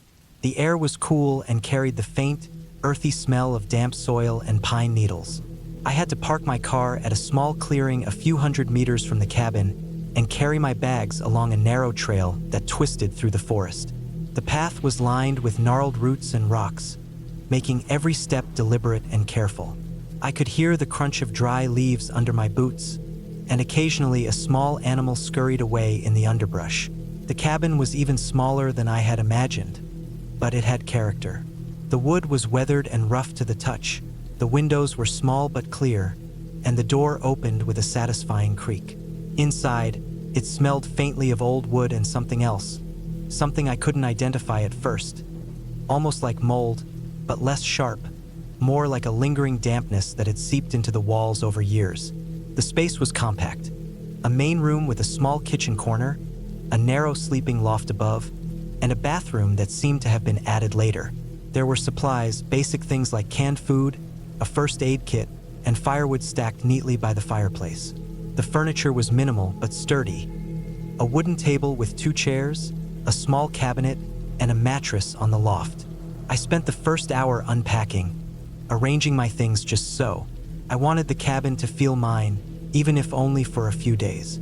I stacked my bags in a corner, checked the firewood, and tested the fireplace. It worked, though it smoked a little at first before the chimney cleared. The sky outside was fading, turning a soft gray blue, and the forest began to settle into the kind of silence that feels heavy and complete. That night, I slept fitfully. The air was colder than I expected, and I woke several times to the sound of branches scratching against the walls or the roof. At first, I convinced myself it was nothing, just the wind or the movements of small animals. But there was something in the way the sounds shifted, subtle enough that I couldn't quite place it. A moment here, a shift there, a pause that didn't seem natural. I lay in the loft, listening, trying not to imagine anything beyond the rational. The next morning, I woke early, feeling stiff from sleeping on the mattress. I made a simple breakfast, bread toasted over the fire and some instant coffee, then went outside to explore the clearing. The sunlight was soft and diffused, filtered through the canopy of pines. The forest was denser than I expected. I walked slowly, noticing how the ground was uneven, covered in moss, rocks, and fallen branches. Every so often, I would spot a trail, small depressions in the soil, marks on the bark of trees, signs that animals passed through here. The deeper I went, the more isolated I felt, the more the sense of being observed settled in my chest like a physical weight. By late afternoon, I had explored the immediate area around the cabin. I decided not to go too far. The forest was thick, and I had no map beyond the rough directions I had printed before leaving home. I gathered some dry wood and prepared the fireplace again. That evening, I noticed something for the first time that unsettled me. Footprints in the soft soil near the cabin. They were small, human, and fresh, pressed into the mud as if someone had walked there recently. I had not seen anyone else in the area since arriving. The footprints didn't appear aggressive or hurried. They simply ended near the edge of the clearing, where the forest grew thick. I stared at them for a long time, my mind racing through explanations. A hiker? Someone living in the forest nearby? A hunter? Nothing felt certain. The next day, I tried to focus on the routine, collecting firewood, cleaning the cabin, taking careful walks. But the feeling of being watched persisted. I would catch a glimpse of movement at the edge of my vision, only to turn and see nothing there. Shadows seemed to linger longer than they should, and the forest noises, while ordinary, felt amplified in the quiet. I tried to reassure myself, to anchor my thoughts in reason, but the unease grew heavier with each passing hour. By the third day, the situation escalated. I was inside the cabin, chopping vegetables for dinner, when I heard a deliberate snapping of a branch very close by, almost at the window. My heart jumped, and I froze. The sound was too precise to be random. I slowly approached the window and peered outside. The forest was still, the sunlight filtering through the trees, but nothing moved. I checked all around the cabin, circling slowly, inspecting the perimeter. No footprints, no sign of anyone or anything, except for the deepening shadows as the sun sank lower. That night, sleep became impossible. Every sound was magnified. The groan of the cabin settling, the scratch of branches, the distant calls of birds or mammals. I felt a tension building, tight in my chest, sharp in my limbs. I sat on the edge of the loft mattress, listening, scanning the dim interior of the cabin with a flashlight, counting seconds between sounds, trying to convince myself I was imagining it. But there was no denying that the forest seemed aware of me. On the fourth day, I decided to leave. I packed quickly, checking my trail to the car. I wanted to be out of there before dark, before the forest could close in on me any further. But as I stepped onto the path, I realized something terrifying. The tracks from the first day had multiplied. There were footprints everywhere now, circling the cabin, leading into the trees and back. They were no longer random, they were deliberate. Someone had been watching, and now it was clear they knew I intended to leave. Panic set in, but I forced myself to think clearly. I didn't know who was out there or what they wanted, but I had a plan. Keep moving, don't make noise, and reach my car as quickly as possible. I moved cautiously along the trail, keeping my eyes on the ground to avoid giving away my position and scanning constantly for movement. Every crack of a branch made me flinch. The footprints seemed to follow every turn I took, appearing and disappearing at random intervals.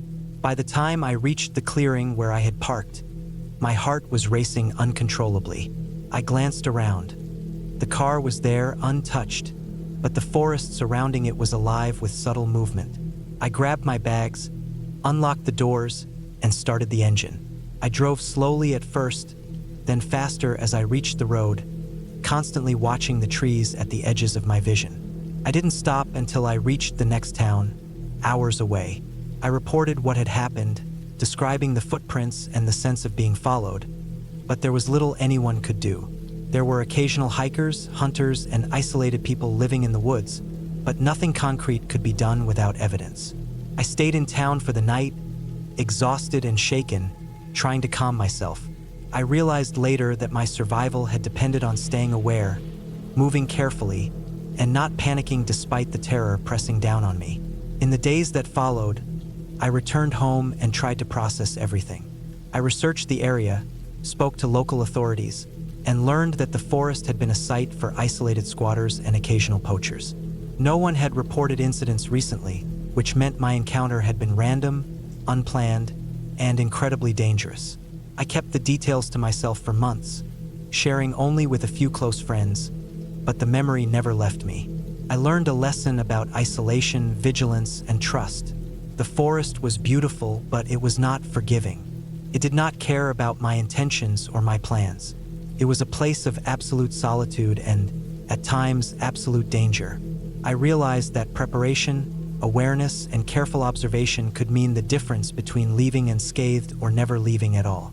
The cabin trip, which had started as an attempt to find peace, had taught me something far more valuable: the importance of respecting the wild, understanding the limits of solitude, and never underestimating the presence of others in a place that feels empty. I returned to the forest only once after that, accompanied by friends, fully aware that safety comes not from isolation but from preparation and careful attention. The memory of those footprints, and the silent, deliberate way they appeared around the cabin, stayed with me for years, a reminder that fear can be real, and survival sometimes depends solely on noticing the small signs before they grow into something uncontrollable.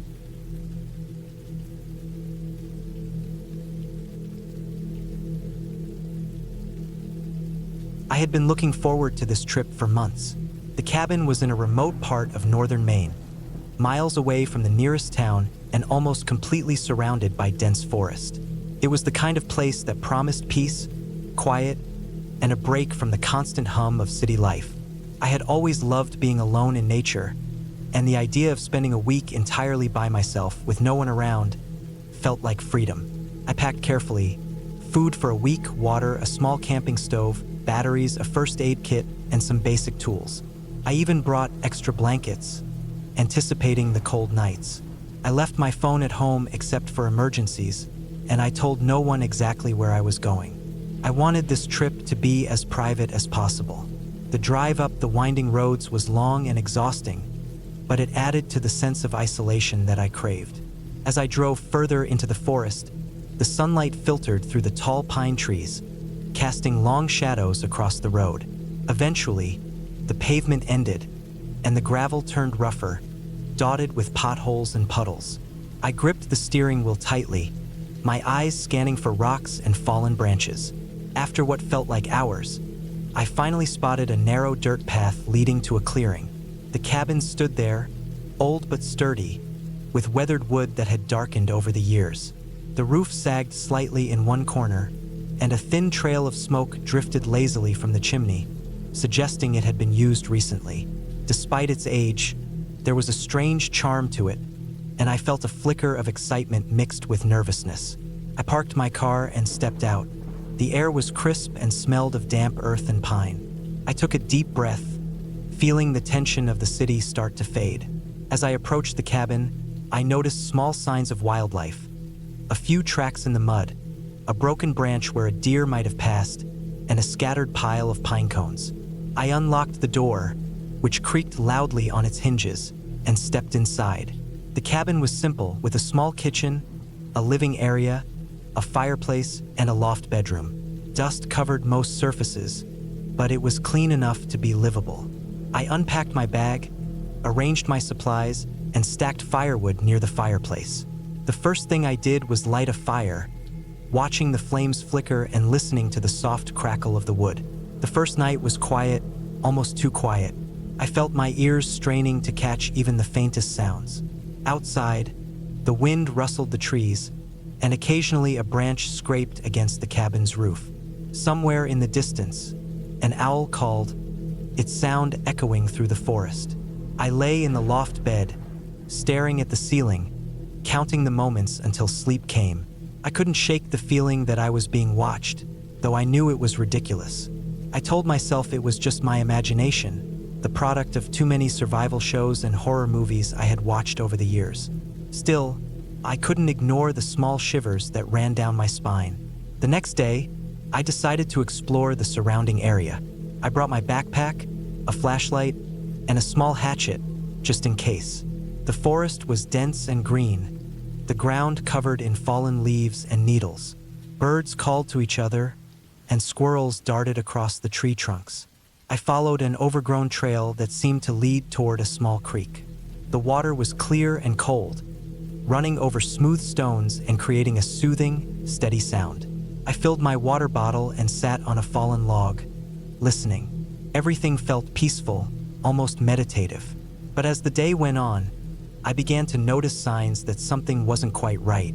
I found broken branches that didn't seem caused by the wind, footprints that didn't match any animal I knew, and faint tire tracks that were old but fresh enough to suggest someone had been nearby recently. I brushed it off at first. The forest is full of people hiking, hunters, or even locals checking on old cabins. Still, a subtle unease began to grow.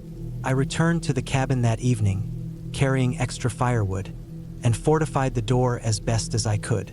I double-checked the windows, made sure the latch was secure, and kept my hatchet close. I told myself it was overkill. I had been in the wilderness before and survived, but there was something about the isolation that made every sound sharper, every shadow more threatening. The following morning, I awoke to a strange sound outside. It was early, just before dawn, and the forest was normally quiet at this hour. A low, dragging sound, like something heavy being pulled across the ground, came from somewhere near the edge of the clearing. My heart raced. I grabbed the flashlight and peered out the window, but there was nothing visible in the dim light. The trees swayed gently, the leaves rustling, but nothing appeared to move along the ground. I stepped outside cautiously, scanning the area. There were no footprints, no broken branches, nothing. Still, the sound lingered in my mind, a low and deliberate dragging noise that made my stomach knot. Days passed, and the sense of being watched didn't fade.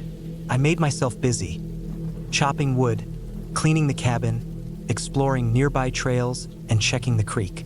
I took detailed notes of everything I saw, marking the trail on a map, noting signs of wildlife, and keeping track of the weather.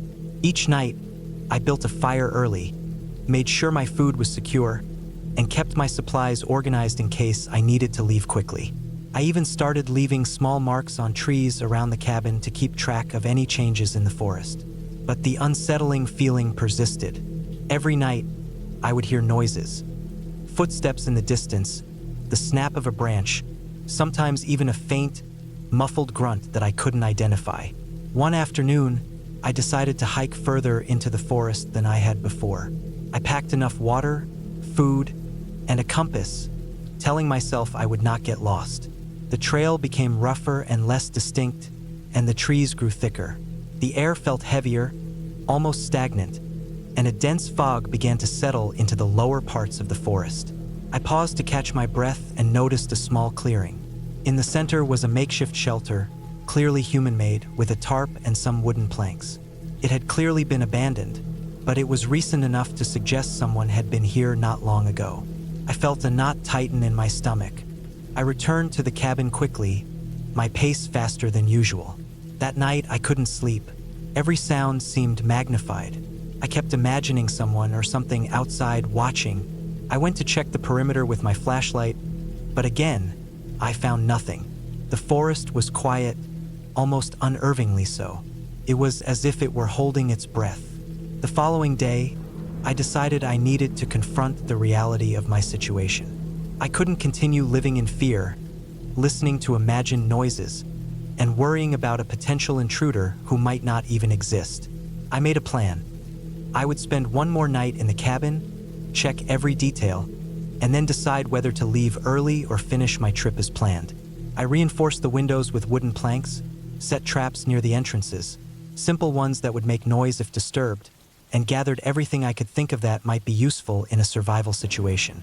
That night, around midnight, the noises began again. This time, they were closer, almost at the edge of the clearing. I stayed silent, listening. The dragging sound returned, slow and deliberate, moving along the ground just outside the cabin. My heart raced, and I gripped the flashlight, ready to illuminate anything that approached. But after what felt like hours, the noises stopped. I stayed awake, barely breathing, until the first light of dawn. When I finally stepped outside in the morning, I found footprints leading away from the cabin.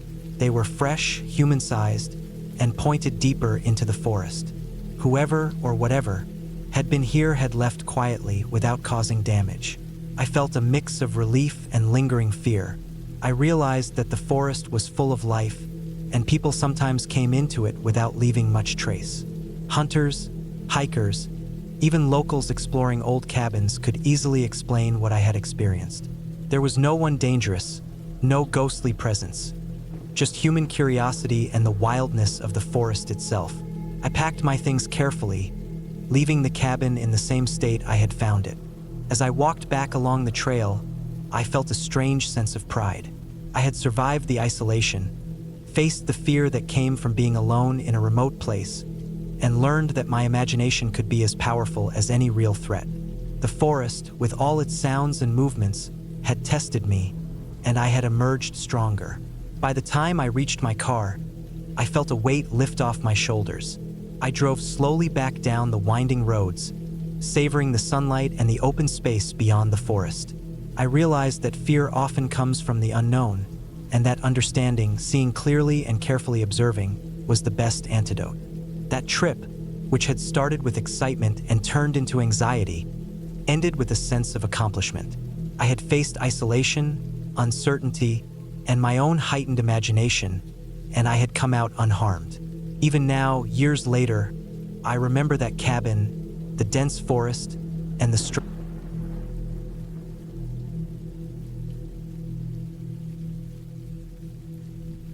I had been looking forward to this trip for months.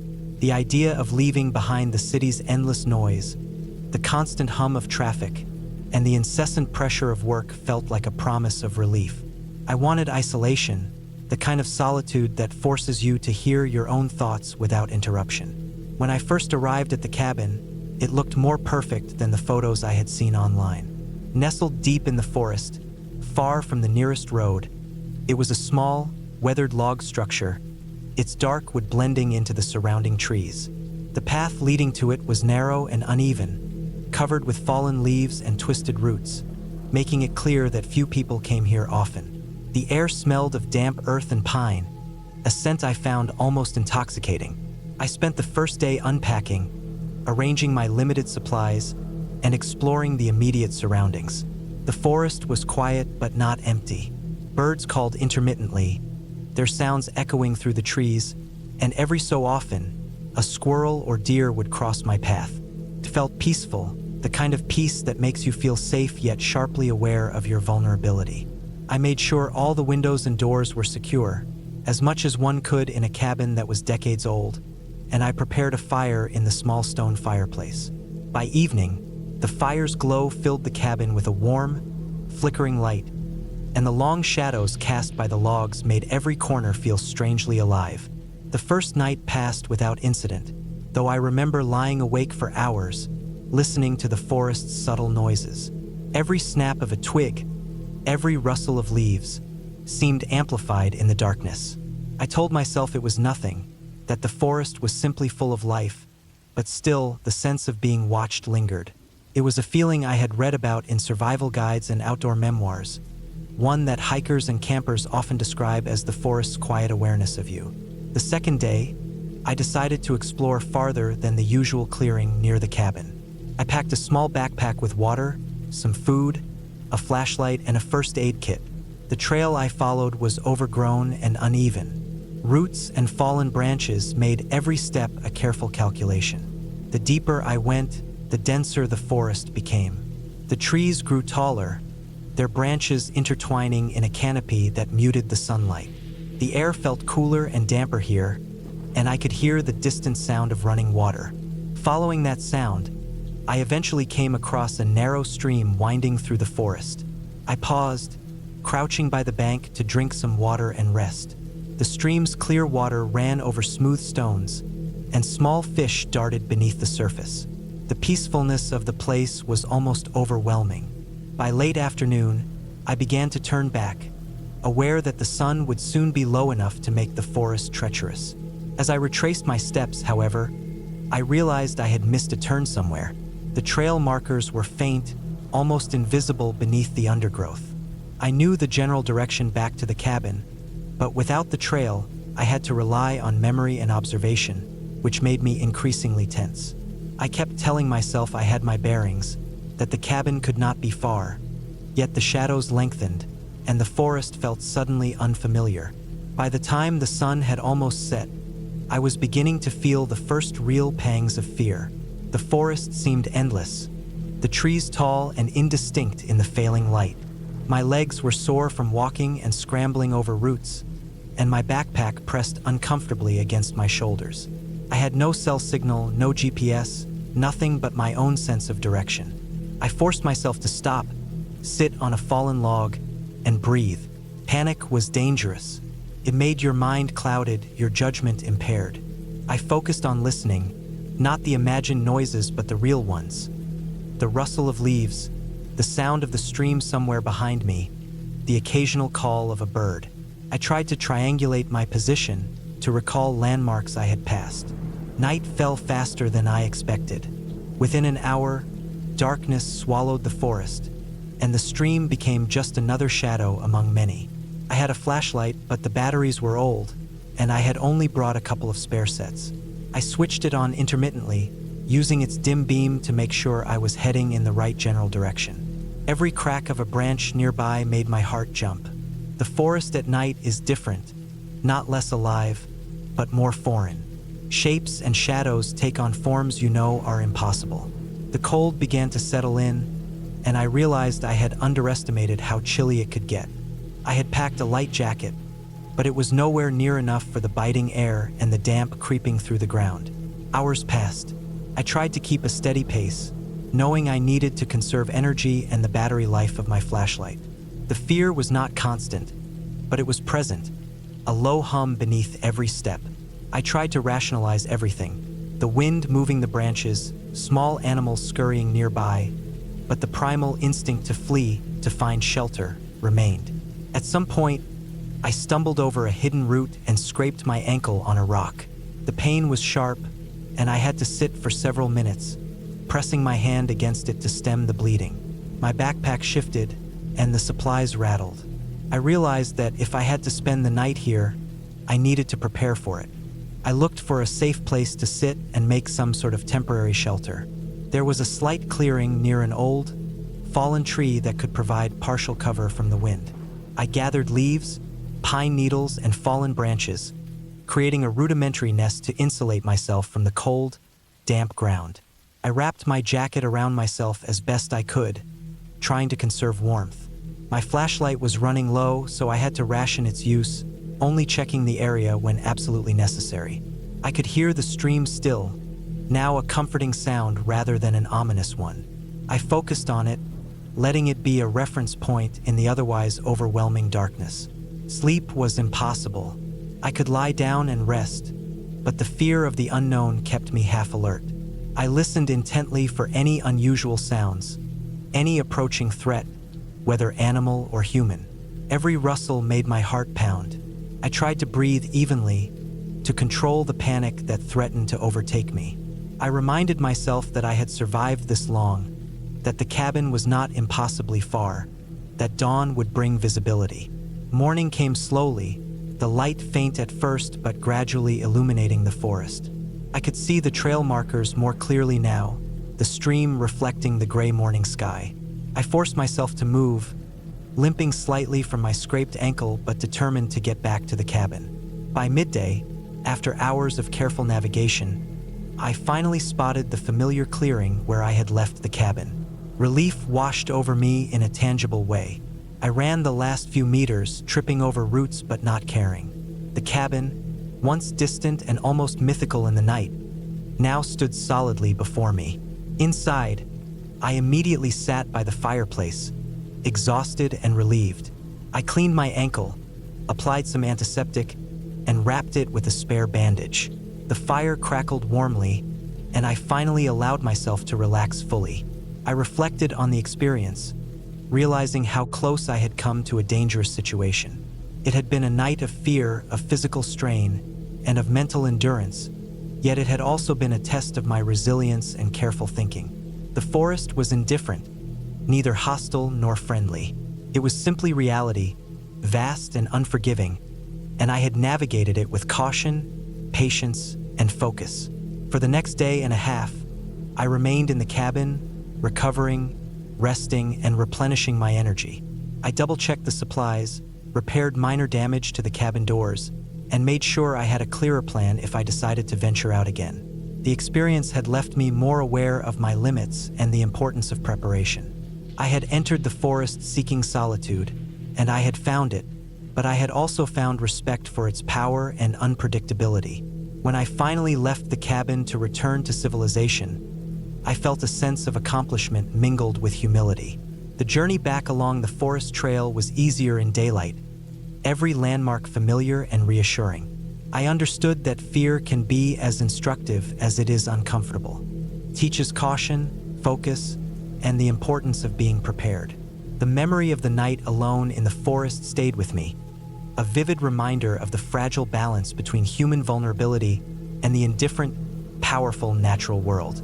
The cabin itself remained as it had been when I left, silent, sturdy, waiting for the next visitor.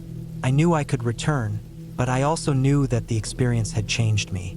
The fear, the struggle, and the eventual relief had left a lasting impression, one that reminded me how real danger can feel, even in a place that seems peaceful and remote. And while I had survived, I had done so by paying close attention to every detail, by moving with care, and by respecting the forest and its quiet, ever-present challenges.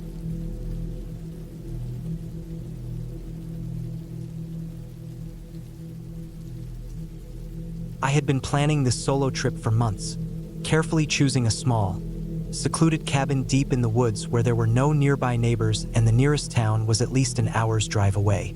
I needed time alone to disconnect, to think, to escape the constant noise and expectations of life back in the city. The cabin was advertised as rustic, self-contained, and surrounded by dense forest. From the pictures, it seemed peaceful, almost idyllic, with a small stream running nearby and a little wooden deck at the back facing a clearing. I didn't mind that it lacked cell reception. In fact, that was part of the appeal. I packed my car with food, water, a first aid kit, a few books, and extra blankets. I left early in the morning, taking the long, winding road through the forest until the trees became so thick they almost blocked the sunlight entirely. The drive itself was quiet, the kind of quiet where even the sound of the car engine felt too loud. As I followed the directions to the cabin, I noticed that the roads became narrower, almost just dirt trails, and the trees pressed in closer on either side.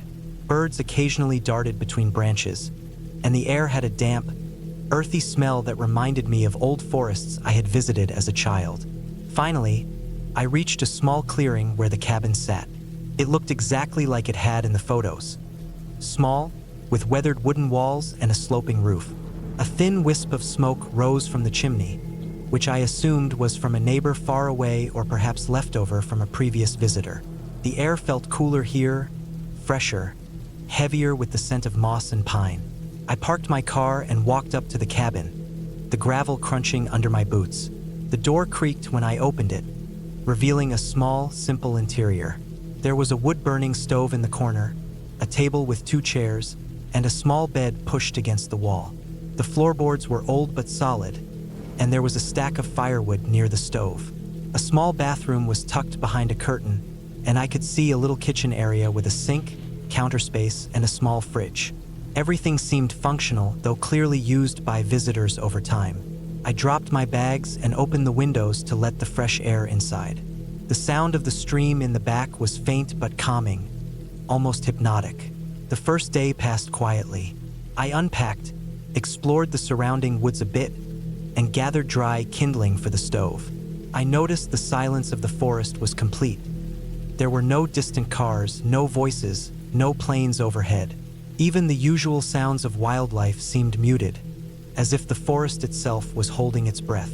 By late afternoon, I built a small fire in the stove and heated water for soup. The warmth from the fire made the cabin feel cozy, almost safe. I sat in the chair near the window, staring out at the trees, feeling the kind of calm that only comes when you are truly alone. I went to bed early, exhausted from the drive and the work of settling in. That night, I woke several times to small noises, the wind rattling branches against the cabin, the occasional thump of a falling branch, the faint rustle of animals in the underbrush. Each time, I told myself it was normal, nothing to worry about. Eventually, I drifted back to sleep, though I felt a little more alert than usual, my mind tuned to the subtle sounds around me. The next morning, I woke early and made coffee on the stove. I decided to take a short hike along a trail that seemed to run behind the cabin, leading into the thicker forest. The trail was narrow and overgrown in places, and I realized it probably hadn't been maintained for some time. I didn't mind. The isolation was part of the appeal. As I walked, I noticed signs of wildlife. Broken branches where deer had passed, small burrows where rabbits or other small animals lived, and the occasional bird feather caught in the underbrush. Around midday, I returned to the cabin to rest and have lunch. I left the cabin door unlocked, trusting that no one else would be around in this remote area. I made a simple sandwich and sat on the deck, staring at the stream. The sunlight filtered through the trees in long shafts, and the water sparkled as it trickled over stones. Everything felt calm and ordinary, but as the afternoon stretched on, I started to notice small things that unsettled me. The stack of firewood I had neatly arranged the day before was slightly shifted. I thought maybe I had knocked it without realizing. Then I heard a faint crunching noise outside, like someone walking over the gravel, though it was far quieter than my own footsteps. I stopped moving and listened, but it went silent almost immediately. I told myself it was probably an animal or the wind moving branches. Still, I felt a subtle tension creeping in, a sense that the quiet wasn't quite right. The next day, I decided to spend most of the day inside, reading and cleaning the cabin a little.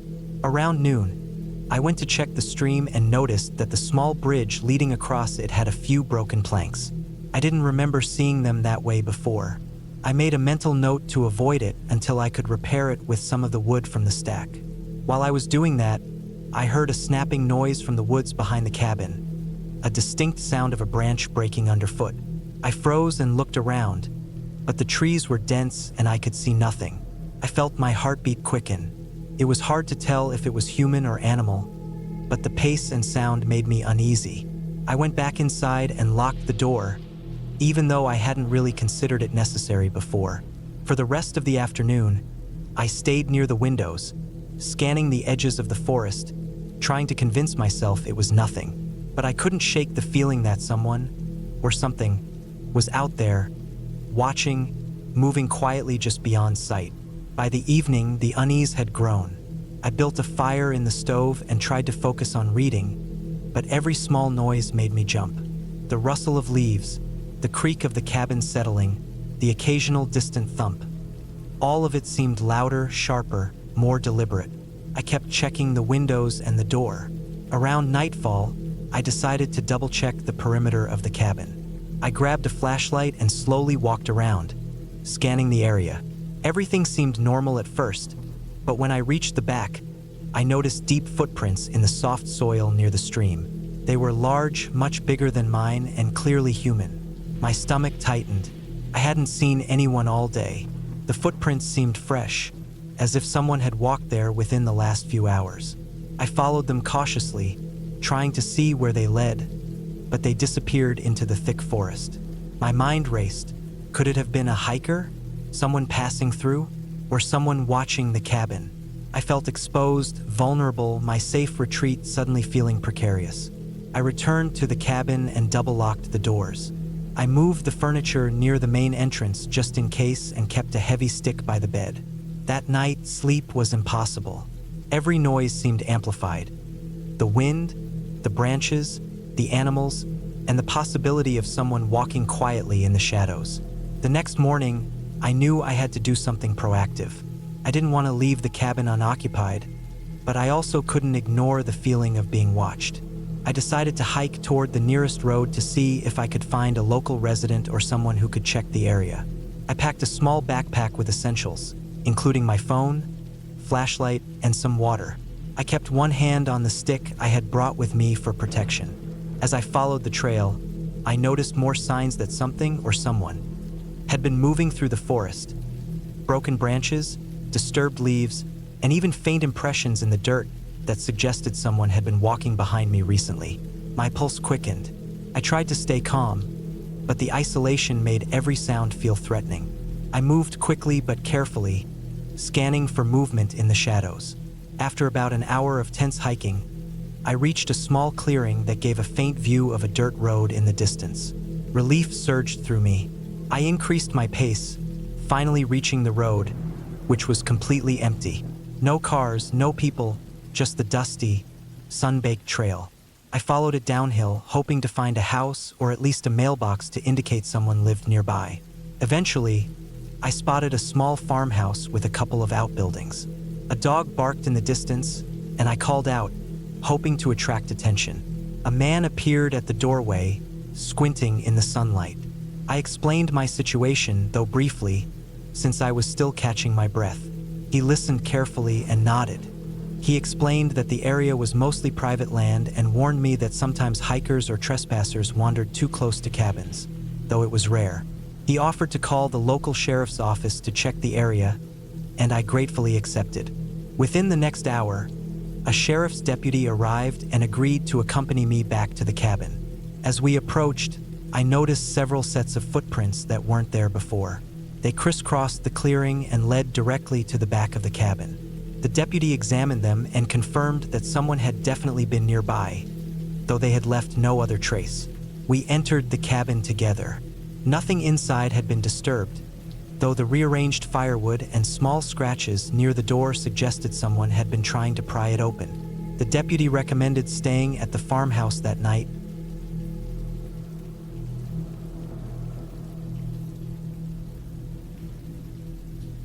I had been looking forward to this trip for months. A break from the city, from work, from everything that felt like it was pressing down on me. I found a small cabin online, far out in the forest, miles away from any town or road. It was isolated, the kind of place that promised silence, fresh air, and the chance to disappear for a while. I packed my car the night before, filling it with food, water, a first aid kit, warm clothes, and blankets. I made sure my phone was fully charged, though I knew service would be weak or non-existent. The idea of being cut off from the world made my chest tighten with both fear and excitement. I had needed this more than I realized. The drive itself was longer than I expected. I had to take narrow, winding roads that disappeared into thick forests. The sun was low when I finally saw the cabin, a small, wooden structure set in a clearing, surrounded by tall pines. The smell of pine and damp earth hit me immediately, sharper than anything I had smelled in the city. The cabin was old, but sturdy. Its wooden walls were darkened by years of weather, and the windows were dusty, but they let in the fading sunlight. There was a small porch with 2 chairs that looked like they had seen better days. The feeling of being alone, completely alone, pressed in as soon as I stepped out of the car. I spent the first hour just walking around the clearing, taking in the forest. The trees were massive, older than I could imagine, their roots twisting into the ground, their branches reaching high above like they were guarding something. The air was cool and heavy, smelling faintly of moss and wet leaves. Birds called occasionally, and somewhere in the distance, I heard a stream rushing. I wanted to explore, to walk through the forest, but I knew I should settle in first. I carried my bags inside, unpacked, and started a fire in the small stone fireplace. The cabin had a stove and running water, but I could tell the pipes were old. I arranged some blankets on the small bed and sat down, watching the fire crackle. The silence outside was different from anything I had experienced. There were no cars, no airplanes, no distant sirens, just the forest and the faint, almost imperceptible sound of life moving around me. By nightfall, the sky was dark, the moon rising pale through the trees. I lit a few lanterns, though their light barely reached the edges of the room. Outside, shadows shifted in the moonlight. I could hear animals moving, probably deer or raccoons, maybe a fox, but every small noise felt amplified in the quiet. A twig snapping made my heart jump. I told myself it was just a deer, but even as I said it, I felt a flicker of unease. I hadn't realized how removed I was from human presence until that moment. There was no one for miles, no one at all. The idea should have been comforting, but it wasn't. It made me aware of how vulnerable I really was. I spent the night awake more than asleep. Every sound, every movement outside seemed louder, sharper, more deliberate. I would wake up and stare out the window, trying to see what had made the noise. Sometimes I saw nothing, just the trees swaying gently in the wind. Sometimes I thought I saw movement, but it vanished before I could be sure. By the time morning came, I was exhausted but relieved. The sun lit the clearing, and the forest no longer seemed as menacing. I made a small breakfast on the stove, eggs and toast, and tried to plan the day. I had brought a book, but I couldn't focus. My eyes kept wandering to the windows, to the shadows between the trees. I decided I needed to explore a little further, to see the surroundings, and to stretch my legs. I packed a small backpack with water, snacks, and a flashlight, and set off down a narrow path I had noticed on the drive-in. It led into the forest, the trees pressing close on either side. The path was barely visible, overgrown in places, and it was uneven with roots and rocks jutting out. I stepped carefully, aware of the sound of each footfall. The forest was alive, but it was quiet in the way that made you notice everything. The distant call of a bird, the rustle of leaves in the wind, the snapping of a branch underfoot. I kept walking, trying to let myself relax, to enjoy being alone, but a part of me remained tense. I had grown up in cities, surrounded by people. The forest was beautiful, but it was also unfamiliar, unpredictable, and I knew it could be dangerous. After walking for maybe half an hour, I came to a small stream. The water was clear, running over smooth stones. I knelt and drank some, feeling refreshed, and followed it for a while, enjoying the sound of the water. The trees around the stream were thicker. The sunlight dappled through the leaves. I saw tracks, small animal tracks, probably a fox or raccoon, but then, further on, I saw larger tracks. They were deep, wide, and irregular, not like anything I recognized. My stomach tightened. I debated turning back, but my curiosity pushed me forward. The path narrowed and the forest grew denser. Every sound now seemed to carry further, and I kept imagining I saw movement in the corners of my vision. It wasn't long before I realized I had lost the path. The trees all looked the same, and the undergrowth had become thick. I tried to retrace my steps, but it was hard to tell where I had been. Panic started to build. I had no map, no compass, and my phone had no signal. I was surrounded by forest, alone, and I had no idea which way led back to the cabin. I stopped, breathing heavily, and tried to calm myself. I knew I couldn't just wander blindly. I found a large rock and sat down, thinking through my options. The sun was still high, so I had time, but I needed to make a plan. I decided to try to follow the stream back, hoping it would lead to the clearing. Streams often lead to open areas, and I remembered the cabin being near one. I moved cautiously, keeping the water on my left, stepping over rocks and through mud. The forest was quiet, the kind of quiet that presses on your ears, and I realized my heart was racing. I had underestimated how stressful being completely alone could feel. After about 20 minutes, I thought I saw a break in the trees, maybe a clearing. Relief washed over me, and I hurried toward it. The clearing was smaller than I expected. I recognized it immediately. This was not the main cabin clearing. There was an abandoned structure here, old and crumbling. Its roof had partially collapsed, and the walls were covered in moss. It looked like it hadn't been used for decades. I paused, scanning the area. Something about it felt wrong, more tense than the rest of the forest. I knew I shouldn't be here, but curiosity got the better of me. I stepped closer, careful not to disturb the fragile wooden boards. The smell was musty, like damp wood and decay. I stepped inside, and the floor groaned under my weight. I looked around. There were remnants of furniture, broken and scattered. Rusted cans, old tools, pieces of glass. Something moved in the shadows. My stomach dropped. I froze, straining to see. A raccoon darted across the floor, and I exhaled sharply. I shouldn't have been so startled by an animal, but the isolation made my senses sharper, my reactions more intense. I left the building quickly, stepping out into the sunlight. I needed to get back to the cabin before I became too lost or too anxious. I retraced my steps along the stream as best I could, moving quickly but carefully. The forest seemed darker now, though the sun was still shining. I could hear birds calling, but they felt distant, as though the forest was watching. My mind kept imagining things. Shapes in the trees, sounds behind me. Every small noise made me jump. My pulse was high, and my hands shook slightly. I knew I needed to calm down, to focus, or I would make a mistake. Hours passed. I followed the stream, crossed small fallen logs, and climbed over roots. At one point, I slipped on a wet rock and scraped my knee. The blood stung, but I cleaned it with water from my bottle and bandaged it. My clothes were wet, my shoes muddy. I felt exhausted, and the isolation weighed on me heavily. My mind kept playing tricks, making me doubt every step. I wondered if I would ever see the cabin again, if I had wandered too far. The sun was starting to lower, and the shadows stretched across the forest floor. Panic threatened again, but I forced myself to focus. One step at a time. Follow the stream. Keep moving. Eventually, after what felt like an eternity, I saw light breaking through the trees. My heart lifted. I ran toward it, and soon the clearing came into view. The cabin was there, just as I remembered. Relief hit me like a wave.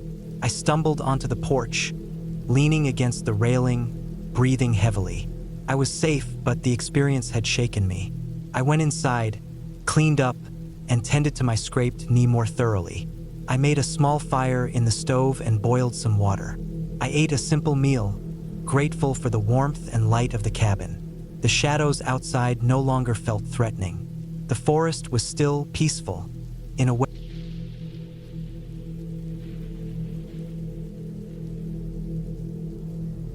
I had been planning the trip to the cabin for months. It wasn't a fancy cabin or a resort. It was one of those old, isolated ones you found on the edge of a forest, tucked away where there were no neighbors for miles and no cell service. I wanted solitude, some peace, a chance to escape the noise of the city and the constant hum of work. I packed carefully, taking only the essentials. Food that would last, water, a small camping stove, blankets, flashlights, batteries, a first aid kit, and my journal. I left my phone behind deliberately. I needed to be alone, to breathe in silence, to feel the forest without interruptions. I had driven all day, the road narrowing as I left the main highway behind, gravel crunching under my tires, trees pressing close on either side. By the time I reached the last fork of the road, it was late afternoon, the sunlight brushing through the pine branches in long golden fingers. The cabin finally appeared through the trees, small and unassuming, built of rough timber, with a sagging roof and a porch that looked like it had seen decades of rain and snow. I parked in front of the cabin, stepping out to stretch my legs, the air cold and sharp even though it was still mid-October. The forest was alive with quiet sounds, the rustling of leaves, the occasional distant snap of a branch, birds fluttering in the upper branches, and the wind sighing through the needles. Everything seemed calm, almost too calm, the kind of calm that feels like it's holding its breath, waiting. I walked around the cabin first, checking the structure. The windows were dusty, streaked with rain and age. The door creaked when I pushed it open. Inside, it smelled faintly of damp wood and old smoke, the kind of smell that fills a space when it's been left empty for long periods. I could see where the previous visitors had left behind marks. Scratched chairs, a torn curtain, a broken stool. Nothing seemed dangerous, just abandoned. The main room had a wood-burning stove in the corner, a small table, a few chairs, and a narrow bed in a corner. I opened the cupboards. There was some basic cookware, but no food. The sink had a small faucet, but there was no running water. I made a mental note to use the stream about half a mile from the cabin for water. I spent the rest of the afternoon unpacking, setting things in order, checking the locks on the doors and windows, sweeping some of the dust off the floor. The sun dropped lower, the forest growing darker and denser around the cabin. Shadows stretched long across the walls, moving with the sway of branches outside. I built a small fire in the stove, using the kindling I had brought, and the warmth filled the room slowly, making the cabin feel less like a relic and more like a space I could inhabit. I cooked a simple meal, beans and rice, feeling the quiet press in on me from all sides. As I ate, I listened to the forest grow darker, the sounds changing subtly.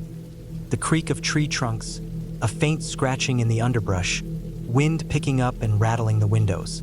It wasn't frightening, but there was an edge, a sense of being watched by the very landscape itself. After dinner, I decided to explore the perimeter of the cabin. The forest pressed tight, thick with pines, oaks, and undergrowth. I walked slowly, taking in every detail. The moss clinging to rocks, the way the sunlight filtered through the canopy even as it dimmed, the faint smell of damp earth and fallen leaves. That's when I noticed it, tracks. Small, human-like, but irregular.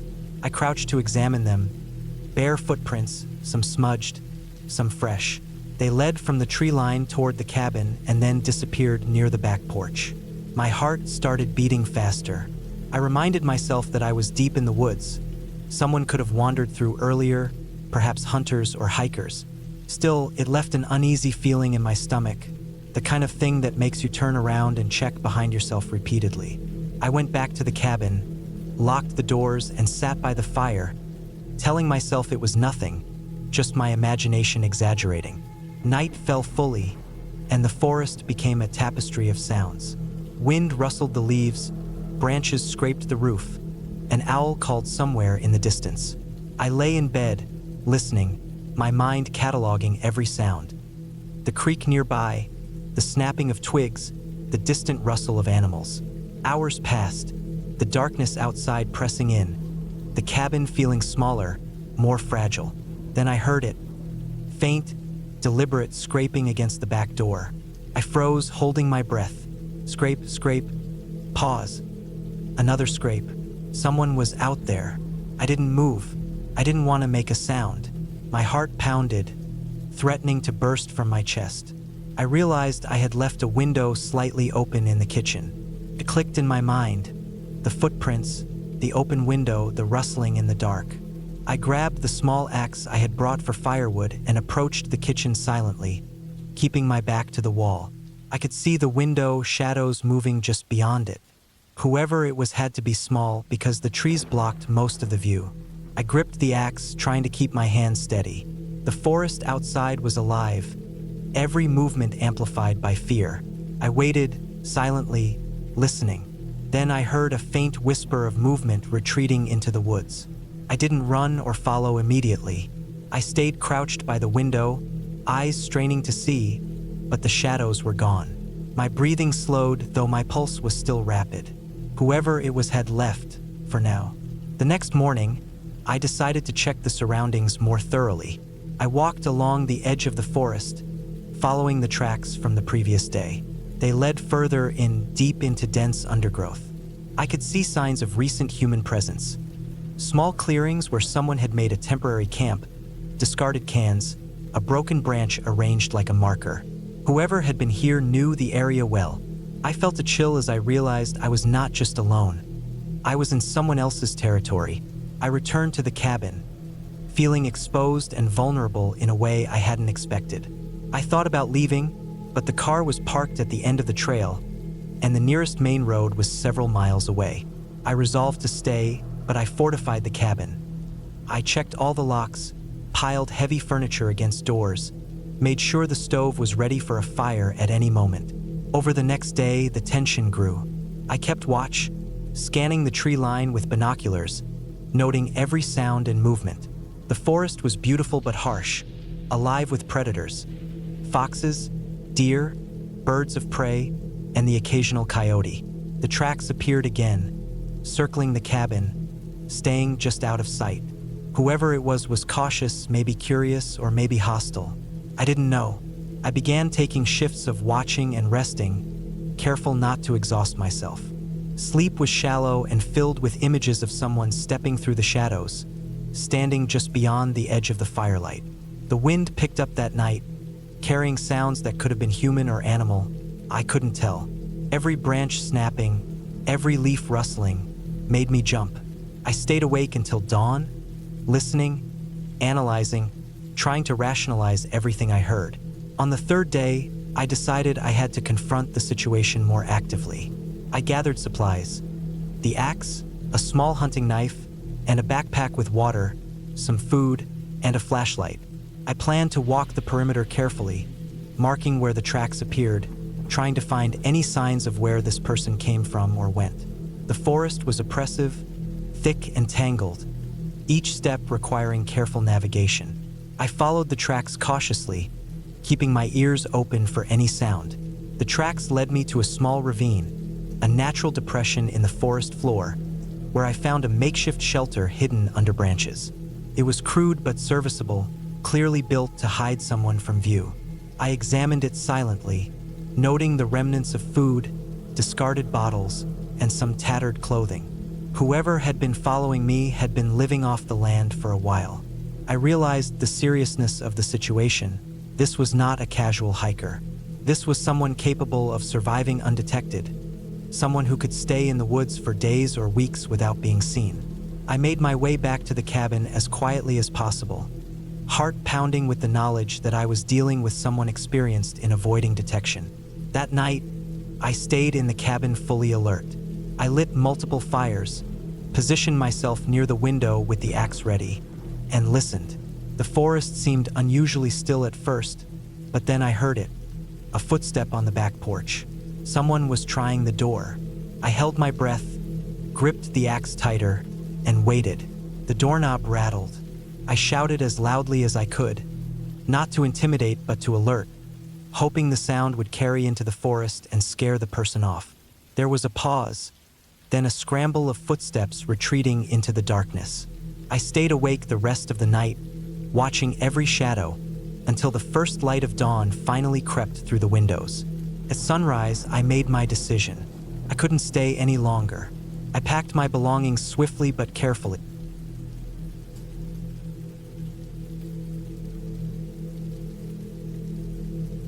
I didn't know what I was expecting when I decided to take that trip. I had seen the small, isolated cabin listed online, nestled deep in the woods, far from any road or town. The description said it was secluded, perfect for someone who wanted complete solitude. That was exactly what I wanted.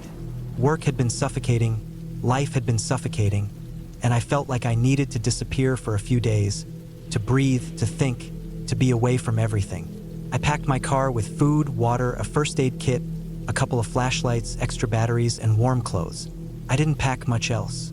I had planned to live simply for a few days, to leave my phone on airplane mode, and to escape the constant noise of emails and messages. The drive to the cabin was longer than I expected. The last stretch was a rough dirt road, barely wide enough for one car, with branches scraping against the sides and the tires crunching over gravel and loose stones. I watched the sun dip behind the trees as I drove, casting long shadows across the road. By the time I reached the small clearing where the cabin sat, the light was fading quickly. I parked, grabbed my bags, and walked up to the cabin. It was old, but sturdy. The wood was weathered, dark with age, and the roof looked like it had survived countless storms. The windows reflected the dimming sky, and I could see a faint outline of the forest behind it, thick and unwelcoming. Inside, the cabin smelled of damp wood and old pine. There were no signs of recent visitors. Dust covered the floorboards in some corners, and a layer of cobwebs clung to the corners of the ceiling. I set down my bags and lit the small wood stove in the corner. It took longer than I expected to get a fire going, but soon the room was filled with warmth and the orange glow of flames. I unpacked a few things, set my food on the small counter, and just sat for a while, listening to the faint creaks of the cabin and the wind rustling through the trees outside. The first night was uneventful, though I felt the unease of being completely alone settle over me. I kept thinking about how easily someone or something could approach the cabin without me noticing. The forest was dense, and the cabin was not visible from the road unless you knew where to look. I shook the thought away, telling myself it was paranoia. The next morning, I woke to the sound of heavy rainfall. I looked out the small window and saw the forest drenched in gray, rain dripping from branches, pooling along the uneven ground. I decided to stay inside, reading and organizing my supplies. Around mid-afternoon, I noticed something odd. A faint set of footprints leading from the tree line toward the cabin. They were small, maybe an adult's, pressed into the muddy soil. I froze. They didn't continue past the clearing. Whoever or whatever had made them had stopped near the edge of the cabin. I spent the rest of the day inside, checking the windows and doors repeatedly. I didn't hear anything else, but sleep that night came harder than the night before. Every rustle of leaves, every creak of the wood stove settling sounded amplified in the darkness. Around midnight, I heard something outside. A scraping, slow, deliberate, as if someone was dragging something across the ground. I held my breath, straining my ears. The sound stopped suddenly. I stayed awake until the first light of dawn, sitting by the stove, feeling my heart slow only when the sun broke through the trees. The third day, I decided to explore the area around the cabin. I needed to know my surroundings. I packed a small bag with water, a flashlight, and a hatchet, and walked along the narrow trails between the trees. The forest was thick, almost claustrophobic, with towering pines and low-hanging branches that snagged on my clothes. I noticed broken branches, footprints, and marks on the trees that didn't look natural.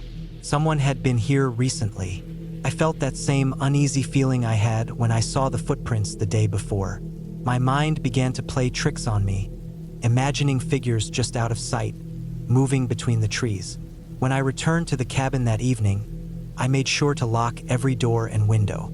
I checked the perimeter as best I could with the fading light. Nothing moved, nothing called out, nothing left an obvious trace, but the feeling of being watched was relentless.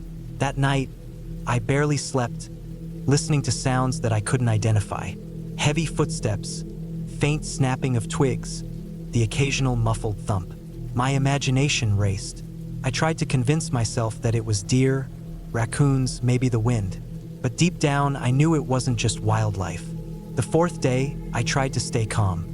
I focused on practical tasks, chopping wood, cleaning the cabin, organizing my food. But in the back of my mind, I couldn't shake the fear. Around midday, I went outside to refill my water from the small stream behind the cabin. As I bent down to scoop water into my bottle, I noticed fresh footprints in the mud, larger than before, deep, heavy, and heading straight toward the cabin. Panic surged through me. I ran back, slammed the door shut, and barricaded it with a chair. I knew I wasn't imagining this. Someone had been approaching the cabin deliberately, maybe even waiting. I spent hours sitting against the wall, clutching the hatchet I kept next to the stove. The sun dipped low, and the forest outside became a wall of shadows. Around dusk, I heard the sound of something brushing against the cabin walls. Slow, deliberate, careful. I could hear the faint scraping of boots against wood. Faint enough to make my skin crawl, but real enough to terrify me. I stayed perfectly still, hoping whoever it was would leave. Hours passed. Darkness settled fully, and still the sounds came, circling the cabin, pausing, moving again. I was exhausted, my body trembling, my mind cycling between panic and resignation. Finally, in the dead of night, the sounds stopped. I didn't sleep. I sat frozen until dawn, when I finally gathered the courage to peek outside. The forest was silent, the ground undisturbed except for the familiar footprints, now frozen in the muddy soil. They hadn't left the area entirely. I knew then that someone had been living nearby, watching, waiting, or maybe even planning something. I realized I couldn't stay another night. I needed help, but the cabin was miles from the nearest road. My car was parked on the far end of the dirt track, and I didn't know if whoever had been watching would be outside waiting for me. I waited until the sun was higher, the shadows shorter, and then I made my move. I packed my essentials, made sure the stove was safely cold, and opened the door slowly. I scanned the surrounding forest.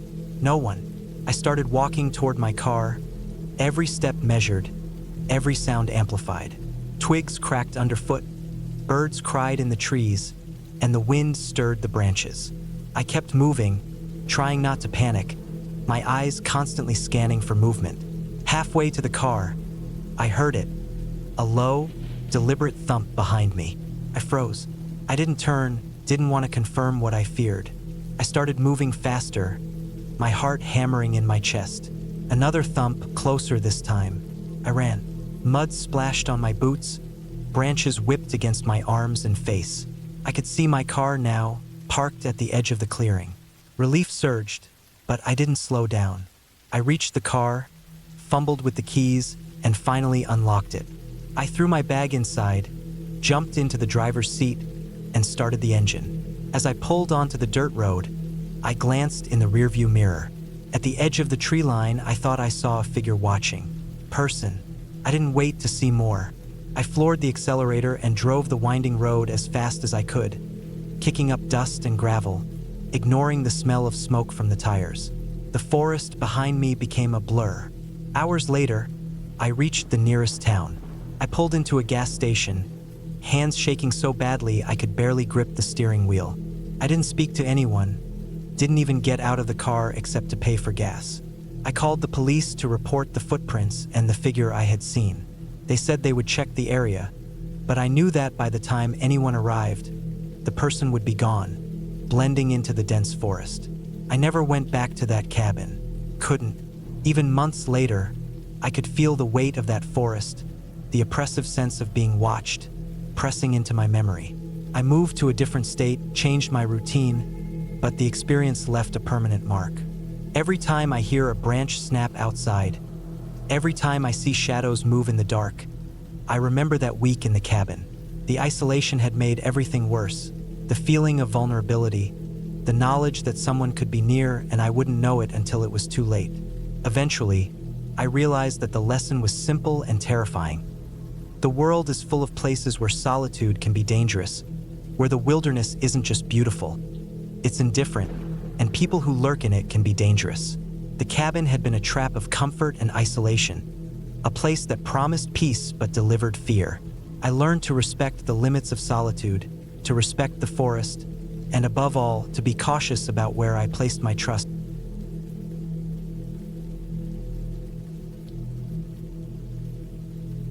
I had always liked the quiet, the kind of quiet you can only find deep in the woods, far from any town or road. The city had grown too loud for me, and after months of work that left me drained and restless, I decided to rent a small cabin tucked into a forest that few people visited. The cabin was advertised as rustic, with no electricity, no internet, and only a wood stove for heat. I wanted to be completely alone, to escape the constant hum of the city and the pressure of life. I had imagined peaceful days, waking up to birds, walking through trails, reading, and cooking over the fire. I thought I was prepared for solitude, but I underestimated how much isolation could change the way I felt. The drive out of the city was long and slow. I carried a backpack with food, water, blankets, and a few basic supplies. My car rattled along the narrow dirt road, and the forest seemed to press closer with every turn. The trees were tall, dense, and unbroken, and the only sounds were my engine and the occasional cry of a distant bird. As I neared the cabin, the road became rougher, covered with rocks and roots that made my tires slip. I parked where the road ended and walked the last few hundred meters along a narrow trail. The forest was alive, but there was a stillness in it that felt different from the calm parks I had visited before. Here, everything was hidden, dark, and constant in its quiet. The cabin was small, built of weathered logs, with a single chimney and a steep, moss-covered roof. There was a small porch with 2 wooden chairs, and the windows were narrow and dusty. Inside, the air smelled of old wood and damp earth. The floor creaked under my steps, and the furniture was simple but solid. A wooden table, a few chairs, a small bed, and shelves lined with old, dusty books. There was a stack of firewood beside the stove, enough for several days. I dropped my backpack on the floor and breathed in deeply, trying to absorb the quiet. First, it was comforting. I lit a fire in the stove, feeling the warmth spread through the small room, and I unpacked my things, laying out my supplies in order. The first day passed slowly. I walked along the trails near the cabin, noting the way the sunlight filtered through the leaves and how the shadows moved over the ground. Birds called to each other, squirrels scurried across the forest floor, and I felt a sense of satisfaction in being alone. That night, I ate a simple meal, read a book by firelight, and fell asleep to the occasional rustle of leaves against the cabin walls. The sounds were normal, but they carried a weight I hadn't expected. The awareness that nothing else was nearby, that I was completely alone, and that the forest was full of life I could neither see nor understand. The second day started with a thin fog hanging between the trees. The air was damp, and my boots made squelching noises in the soft earth as I explored further along the trail. I found a small stream, clear and cold, where I refilled my water bottle. I walked for hours, taking note of every sound, every rustle in the undergrowth. The forest was beautiful, but I started to notice patterns I hadn't before. The way certain birds would call in sequence, the way some paths ended abruptly in thick bushes, the sudden silence when I stopped moving. It was subtle, almost imperceptible, but it made me aware of how little I truly knew about this place. When I returned to the cabin, I felt tired but alert, a strange mix of comfort and unease. I made another fire, prepared dinner, and stayed awake later than usual, listening to the wind press against the walls and the night sounds that were unfamiliar but constant. By the third day, the quiet had begun to press on me. I had not seen another human since I arrived, and even the animals seemed distant, avoiding me in ways I could not explain. I started to notice small things inside the cabin. A chair slightly moved from where I left it, footprints in the dust by the door, the faint sound of snapping twigs outside when there should have been none. I told myself it was my imagination, that the forest was simply alive and reacting to my presence.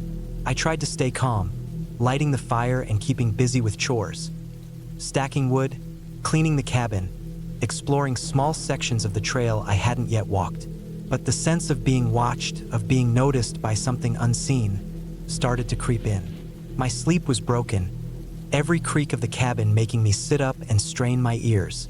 I began to realize that being alone did not mean being safe, and that isolation had a way of magnifying every small sound, every small shadow.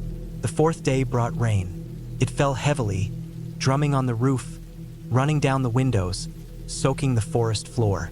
The cabin smelled of wet wood and earth, and the fire struggled against the damp air. I stayed inside, moving slowly, checking my supplies, making sure I had enough food and water if the storm continued. Outside, the forest was transformed. Streams of water ran down natural channels, branches drooped under the weight of rain, and the sound of falling water made it impossible to hear anything else. First, it was peaceful. I watched the rain, listened to the rhythm, and felt safe in the small room. But as evening fell, the isolation became heavier.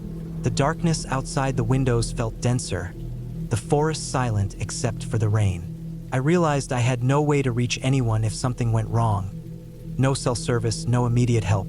That night, I slept fitfully, waking often to check the fire, to listen for signs of danger, and to reassure myself that the cabin was secure. On the fifth day, the rain had stopped, but the forest was slick and muddy. I decided to explore a trail I had avoided before, one that went deeper into the woods and seemed less traveled. The trail was narrow, overgrown, and treacherous in places. I stepped carefully over roots and rocks, listening to the occasional snap of a branch underfoot. About a mile in, I found a clearing with a small abandoned structure, perhaps an old hunting cabin. It was dilapidated, the roof partially collapsed, walls leaning. Curiosity drew me closer, and I inspected the structure. Inside, the smell of damp wood and decay was strong. There were remnants of old furniture, rusted cans, and signs that someone had lived there long ago. It made me uneasy, a reminder that the forest had always been a place for people, sometimes lost, sometimes forgotten. I left quickly, the sense of being observed growing as I returned to the main trail. When I got back to my cabin, I locked the door carefully and checked the windows, feeling the tension settle in my chest. Over the next few days, my unease increased. I started hearing noises at night that I could not explain. Rustling in the brush, low snaps of branches, the soft thud of something moving just beyond the trees. I checked the area around the cabin during the day and saw nothing, but at night the sounds returned, persistent, close. I realized that the forest was not empty, that it was home to more than birds and squirrels. Predators, I reminded myself, foxes, maybe a bobcat, but the sounds were different, too heavy, too deliberate.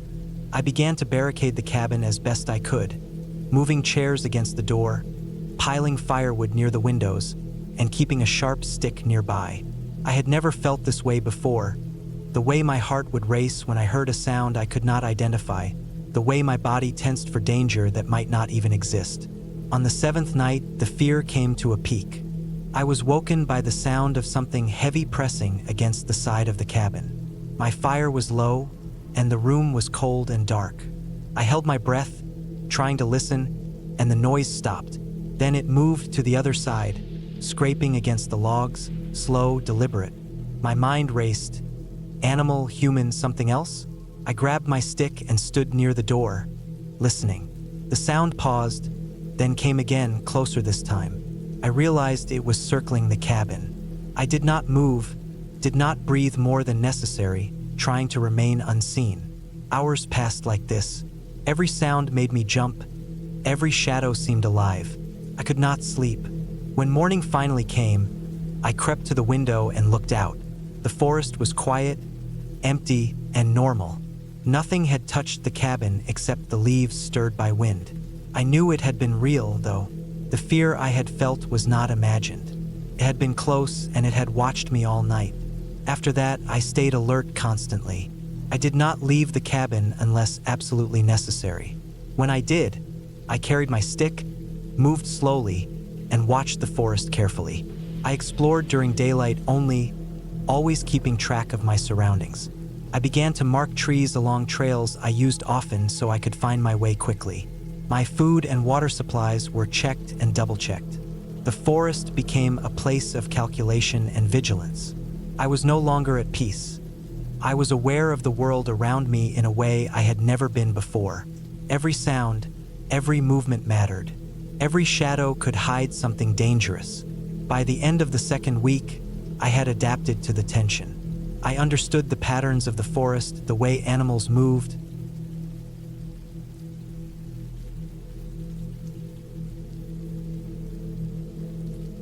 I had been driving for nearly 8 hours when I finally saw the sign for the cabin rental tucked into the forest. It was a small wooden structure, unassuming, and surrounded by towering pines. The sunlight was fading, and the air smelled like wet earth and pine needles. That mix that is strangely calming but also heavy with isolation. I had chosen this cabin for its remoteness because I needed quiet, because the city had been too loud and people too unpredictable. My job had been stressful for months, and I thought some time alone in the forest, with nothing but my thoughts, would do me good. The gravel driveway crunched under the tires as I parked. I grabbed my backpack and the small duffel with food and supplies, and I noticed how eerily quiet it was. No birds, no wind, no distant cars. Nothing but the faint rustling of leaves. At first, I thought I just hadn't noticed it, but there was a heaviness to the air, almost like the forest was holding its breath. I shook off the feeling as silly, something my imagination was turning into more than it was. I had grown up in the country. I had spent plenty of time in forests alone. This was nothing. The cabin itself was modest. One room with a loft, a small kitchen area, a wood stove, and a single bathroom. I unlocked the door, stepped inside, and the smell of old wood and dust hit me. I had expected it. The rental website had mentioned that it wasn't modern, that it was rustic. I liked rustic. I laid out my things and unpacked enough to make myself comfortable. The sun was dipping below the trees now, and shadows stretched long and thin across the cabin floor. I lit the stove, made myself some tea, and sat by the window, looking out at the trees. The first night was quiet. Too quiet, maybe. I slept fitfully, waking at odd hours, convinced I had heard something move outside. I told myself it was a deer, maybe raccoons, or the wind brushing against the trees. I reminded myself that forests were full of noises at night, and there was nothing sinister in it. Still, my nerves were on edge. The next morning, I decided to explore. There was a small path that led from the cabin deeper into the forest. I strapped on my boots, took a water bottle and a small first aid kit, and started walking. The forest was dense, and the path was overgrown, barely more than a trail. I felt a thrill at being so isolated, at knowing that if something went wrong, I would be on my own. I walked for hours, keeping an eye on the sun so I could gauge time. Around midday, I came across an old logging road, now overrun with weeds and saplings. It wasn't on any map, but it looked like it had been used decades ago. Curiosity got the better of me and I followed it. Hours passed. The shadows grew longer, and I realized I had wandered further than I had intended.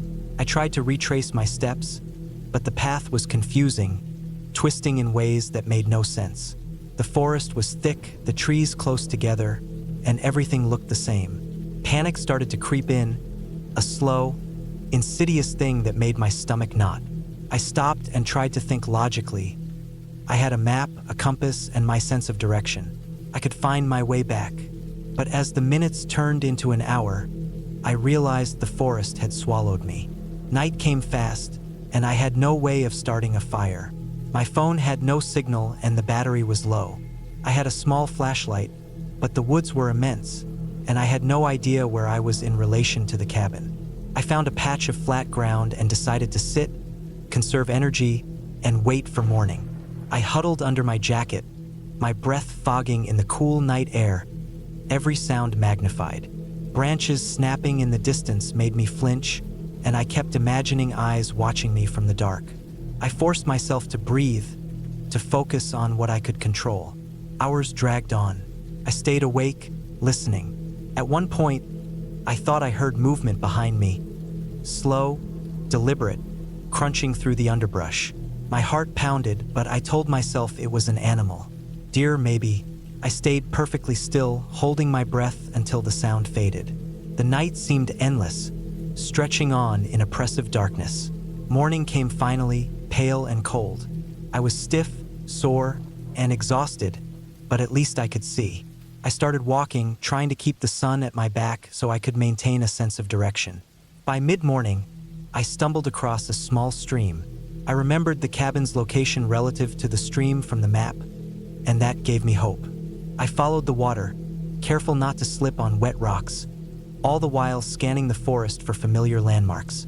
Hours later, I saw it, a corner of the cabin roof peeking through the trees. Relief hit me like a wave, heavy and overwhelming. Back at the cabin, I collapsed on the floor. I was shaking, hungry, thirsty, and exhausted, but I was alive. I lit the stove, made myself some food, and drank until the water bottle was empty. I didn't move much the rest of the day, just sat and rested, staring out at the forest, thinking about how easily I had gotten lost, how close panic had come to taking over completely.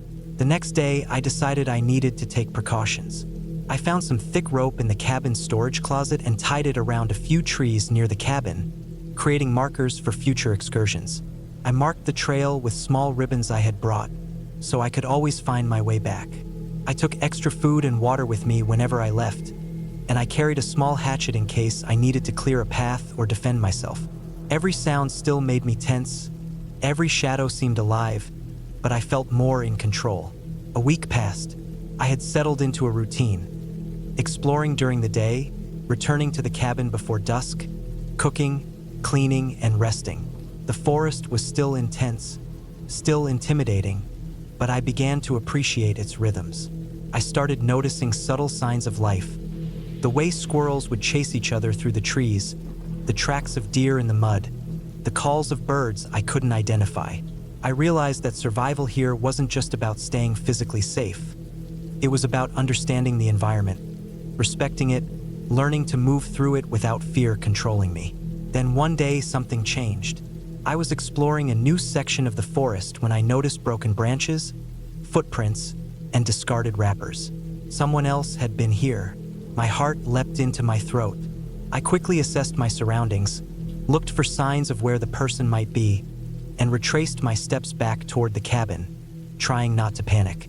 That night, I double-checked the locks on the doors and windows, even though it felt silly in such a remote place.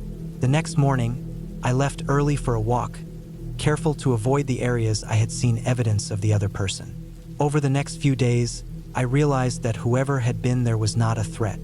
There were signs of people hunting, camping, and passing through. Still, the knowledge that someone else had been moving in the same forest without my awareness made me uneasy. I stayed alert, learned to notice subtle sounds, and grew more confident in moving silently and carefully.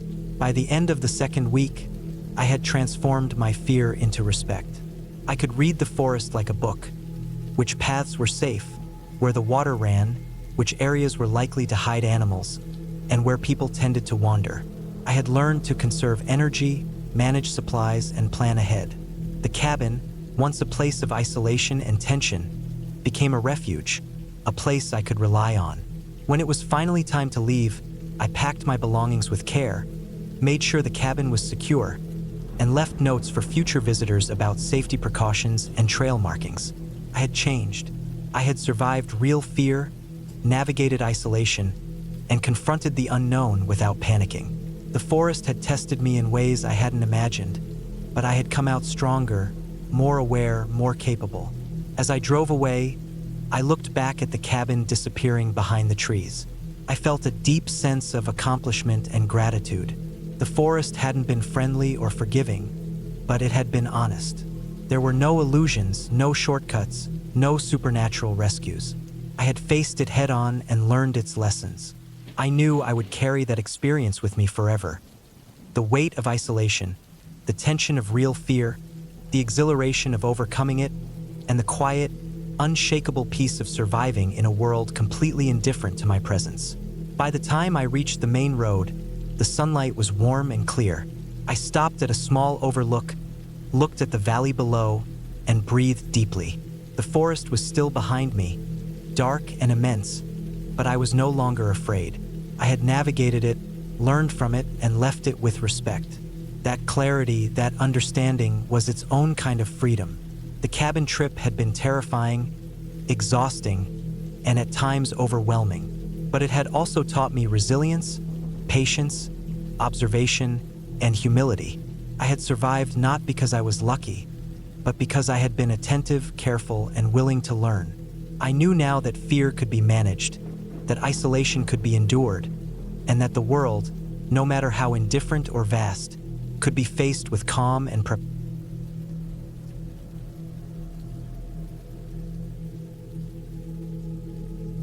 I had been looking forward to this trip for months.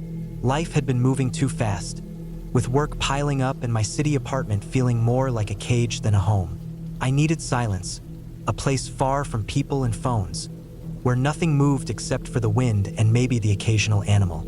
That was why I chose a cabin deep in the forest, a small, rustic structure listed online as remote but still accessible by car. I had never been much of a hiker, but I figured the drive and a short walk would be enough to make it feel isolated. The pictures looked perfect. A wooden cabin tucked among tall pines, smoke rising from a chimney, sunlight streaming in through the small windows. I imagined waking up to birds, brewing coffee, and reading by the fire. I had no idea how different reality could be. The drive was long but uneventful. I left early in the morning before anyone else would be on the road, and took back roads winding through valleys and hills, the forest gradually closing in around me. The air felt different as I drove deeper, denser, cooler, heavy with the smell of damp soil and pine. I remember thinking how calming it was, how the road itself seemed to shake off the stress of my everyday life. I passed a few small towns, all sleepy, their streets empty at that hour, then nothing but trees for miles. The GPS signal started to flicker, warning me that the cabin was nearby, but the path to it was a gravel road, barely wide enough for one car, lined with brush and shadows. I parked in a small clearing when I reached the cabin. The sight of it made me smile. It was older than it appeared online. Wooden planks weathered gray, shingles curling at the edges, but it had character. A small porch with a railing covered in moss and lichen led to a door that creaked when I pushed it open. Inside, the smell of old wood and damp pine hit me. Dust motes floated in the sunlight, caught between the cracks of the ceiling beams. The space was small, just a main room with a wood stove in one corner, a couple of shelves along the walls, and a narrow stairway leading to a loft. I placed my backpack down, letting the silence sink in, realizing that for the first time in months, there was nothing demanding my attention.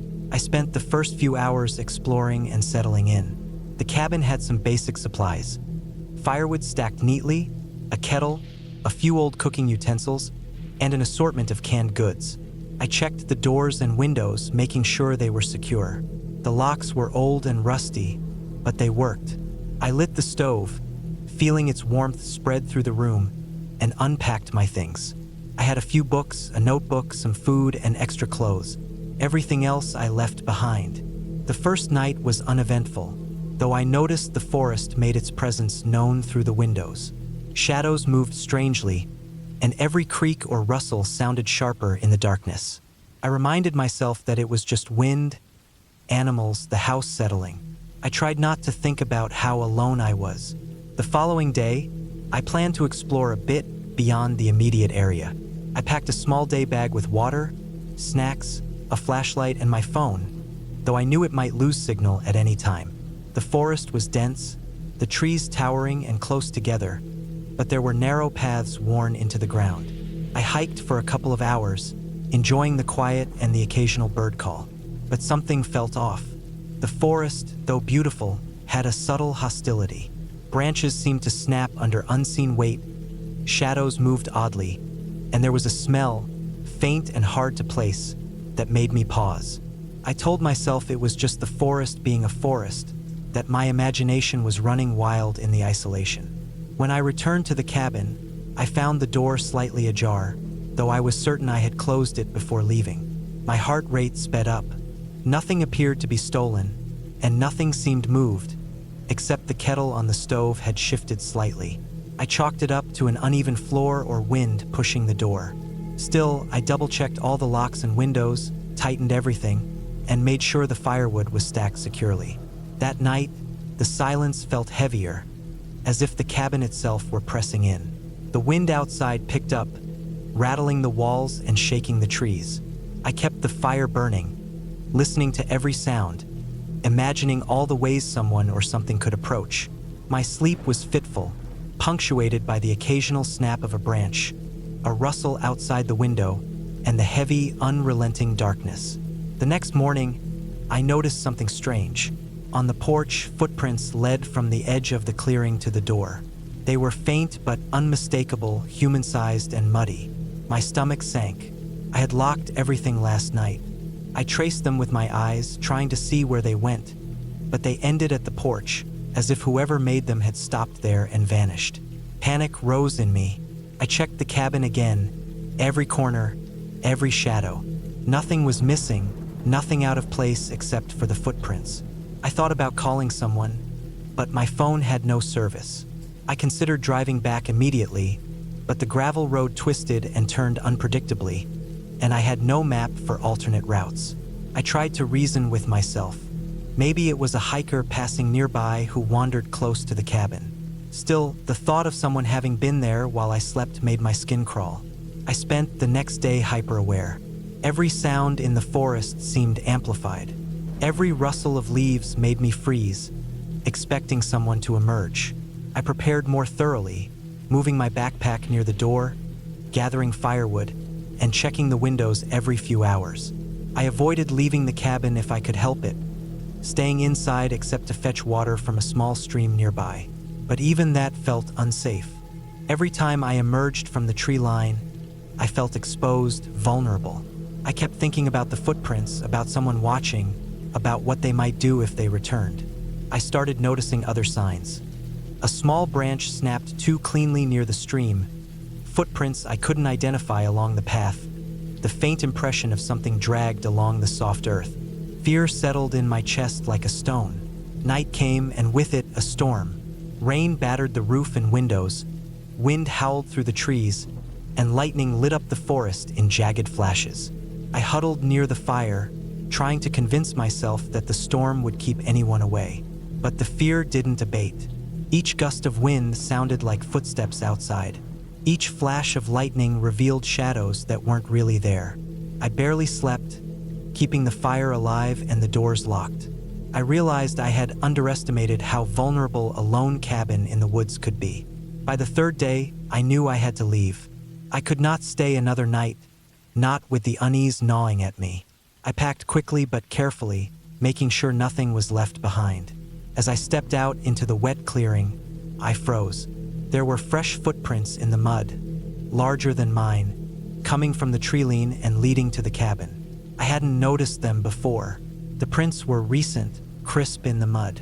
My pulse raced, and I didn't wait to investigate.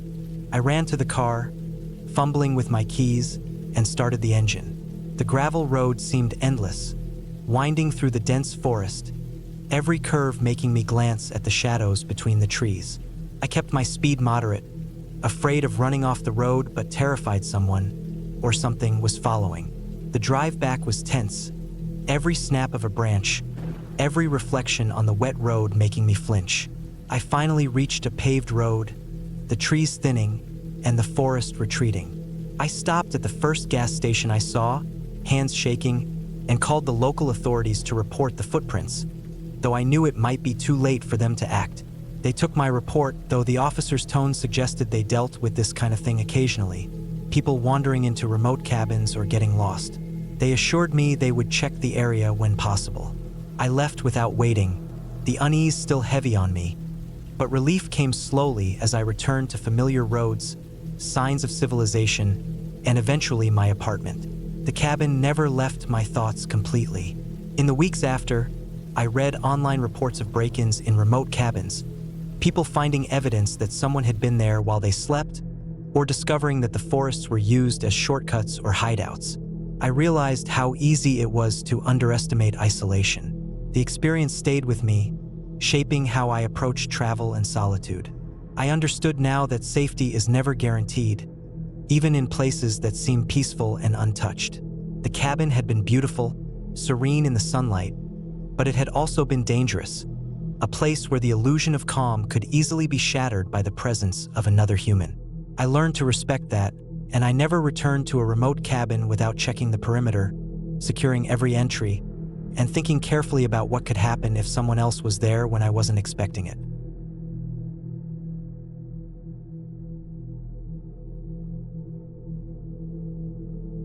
I remember the exact day I decided to rent the cabin deep in the woods.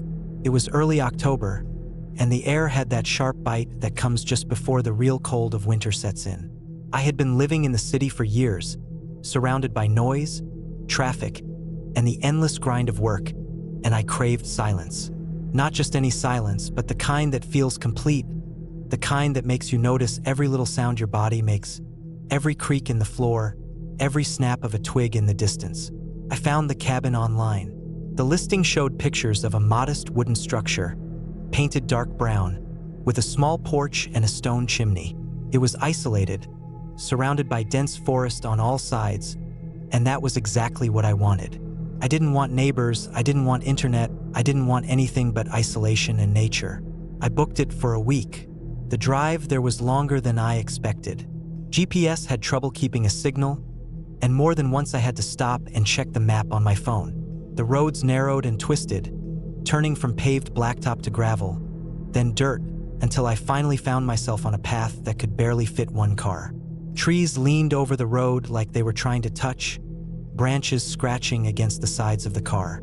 The sun was beginning to dip behind the tree line when I finally saw the cabin in the distance.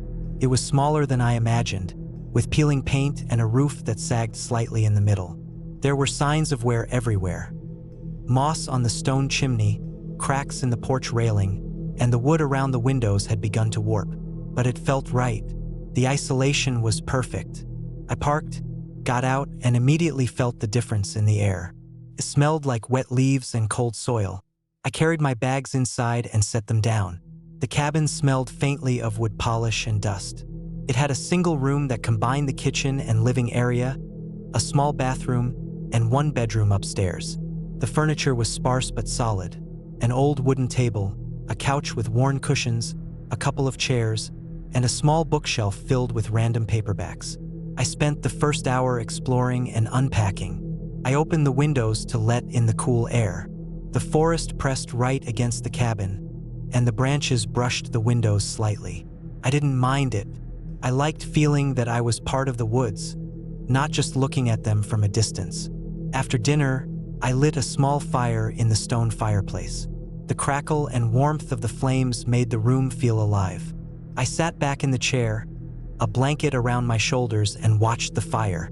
I had expected to feel alone and tense, but at first, it was peaceful, almost comforting. The first night, however, I began to notice things. Small noises at first, branches tapping against the roof, leaves rustling in the wind. I thought it was normal. The forest was alive after all. But then there was a different sound. A scraping, faint, almost imperceptible, like someone or something was dragging something across the ground outside. I told myself it was an animal, a deer or maybe a raccoon, moving through the underbrush. Still, I felt a tightening in my chest, a nervous awareness I couldn't shake. I double-checked that the doors and windows were locked. They were. I tried to focus on the fire, on the comfort of the room, but sleep didn't come easily. Every small sound made me jump. The next day, I decided to explore the area around the cabin. There was a narrow path leading deeper into the woods, worn from years of use. I followed it for a few hours, noticing how quiet the forest could be when you were far enough from roads and civilization. Birds chirped, leaves fell, branches snapped underfoot. I saw evidence of animals, tracks in the mud, fur caught on branches, but nothing alarming. As I walked, I kept thinking about the scraping sound from last night. I tried to convince myself it was nothing, that it was just the wind or an animal, but it lingered in my mind. When I returned to the cabin, the sun was low, and shadows stretched across the porch. The air had that same sharp edge to it. I put some logs on the fire and made dinner, trying to calm myself. The scraping sound came again, this time louder, closer. It wasn't just a random noise anymore. I could hear it coming from around the side of the cabin, where the trees pressed almost against the walls. My heart started to pound. I grabbed a flashlight and slowly moved toward the window. The beam of light cut through the dark, revealing nothing but dense trees and underbrush. Nothing moved. I exhaled slowly, feeling foolish for being afraid. I went to bed uneasy, but I thought I would be fine. Then, in the middle of the night, I woke up to a different sound. Not scraping, but footsteps. Heavy, slow footsteps circling the cabin. I froze. My heart was hammering in my chest, and I could hear my own breathing. The steps stopped for a moment, then continued. Whoever or whatever it was seemed to be walking just beyond the porch, moving around the cabin in a circle. I wanted to get up, to look outside, but fear kept me pressed against the bed, listening. I considered calling the police, but my phone barely had signal, and I doubted they could get here quickly. The next morning, I examined the area around the cabin. There were footprints, large, heavy boots, around the cabin, not very far from the porch. They weren't mine. I checked the locks again. All were secure. Panic started to set in. This wasn't just imagination. Someone had been here. I didn't know if it was someone who had broken in before, or someone watching me now. I considered leaving immediately, but the roads were still long and treacherous, and I didn't have enough gas to get to the nearest town without filling up. I decided to stay, but I would be careful. I spent the day preparing. I moved the furniture around so I could see the doors and windows from every angle. I kept the fire going constantly, using the light and heat to maintain a sense of control. I took a kitchen knife and kept it on the table within reach. Every sound made me tense. When branches scraped against the walls, when the wind made the chimney whistle, I would grip the knife, my knuckles white. The footsteps returned that night, slower this time, more deliberate. They circled once, then paused near the back door. I stayed perfectly still, barely breathing, and eventually they moved away. I didn't sleep for more than a few hours. On the third day, I began to notice something else. Small items from the cabin were slightly moved. The blanket on the chair was askew. A plate I had left drying was slightly tilted. At first, I thought I had forgotten, but the movements were too precise. Someone had been inside the cabin while I was out. My stomach sank. I realized I wasn't just being watched from outside. I was being infiltrated. The thought made me feel cornered in my own refuge. I decided to make a plan. I couldn't stay passive. I began to set up small traps and alarms. Empty cans tied with string around the perimeter, noisy objects in obvious paths outside. I reinforced the locks and barricaded the doors with heavy furniture. I also kept a small pack with essentials ready in case I needed to leave quickly. Every shadow, every sound was magnified. Even the wind through the trees felt like a threat. I began to feel trapped, like the woods themselves were closing in around me. That night, the intruder came back. I heard the scraping first, then the slow, deliberate footsteps. But this time, I was ready. I stayed in the shadows of the room, knife in hand, waiting. The intruder tried the front door, tugging and rattling, but the barricade held. I could hear someone moving around outside, checking the windows, circling, trying to find a way in. My hands shook, my teeth chattered from the adrenaline. I waited for what felt like hours, but eventually, the noises receded. I didn't sleep. The following morning, I found evidence that someone had tried to break in more aggressively overnight. Scratches on the door frame, footprints in the dirt outside that were larger and deeper than before. I knew I couldn't stay. I needed help. But the nearest town was a 2-hour drive over rough roads, and I couldn't leave the cabin unprotected. I came up with a risky plan. I packed my car with everything I could carry, leaving only essentials for a sudden escape. I waited until nightfall when I knew the intruder might be out there again, and I drove out carefully. The roads were worse than I remembered, the darkness pressing against the windshield. Every rustle of leaves, every snapping branch made my stomach twist. I kept driving slowly, eyes scanning the edges of the road. I made it to the town around midnight. My relief was overwhelming. I stopped at the first open gas station and filled the tank. I reported the situation to the police, though they were skeptical, noting the remoteness of the cabin and the lack of immediate evidence. They did promise to send someone out for a check the next day. I stayed in a motel that night, exhausted and tense. The bed felt soft and safe, the city lights comforting rather than oppressive. A week later, after the police investigated, I learned that the cabin had been targeted by a transient who moved through the forest. He had broken into several other cabins in the area before moving on. I had been lucky to notice the signs early and leave.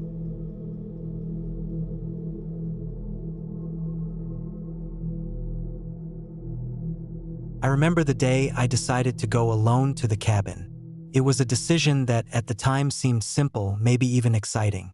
The cabin wasn't far from the nearest town, but it was far enough to feel isolated, surrounded by dense woods, with only a small dirt road leading to it. I had stayed there once before with friends, but this time I wanted to be alone, to spend some time away from people, work, and constant noise.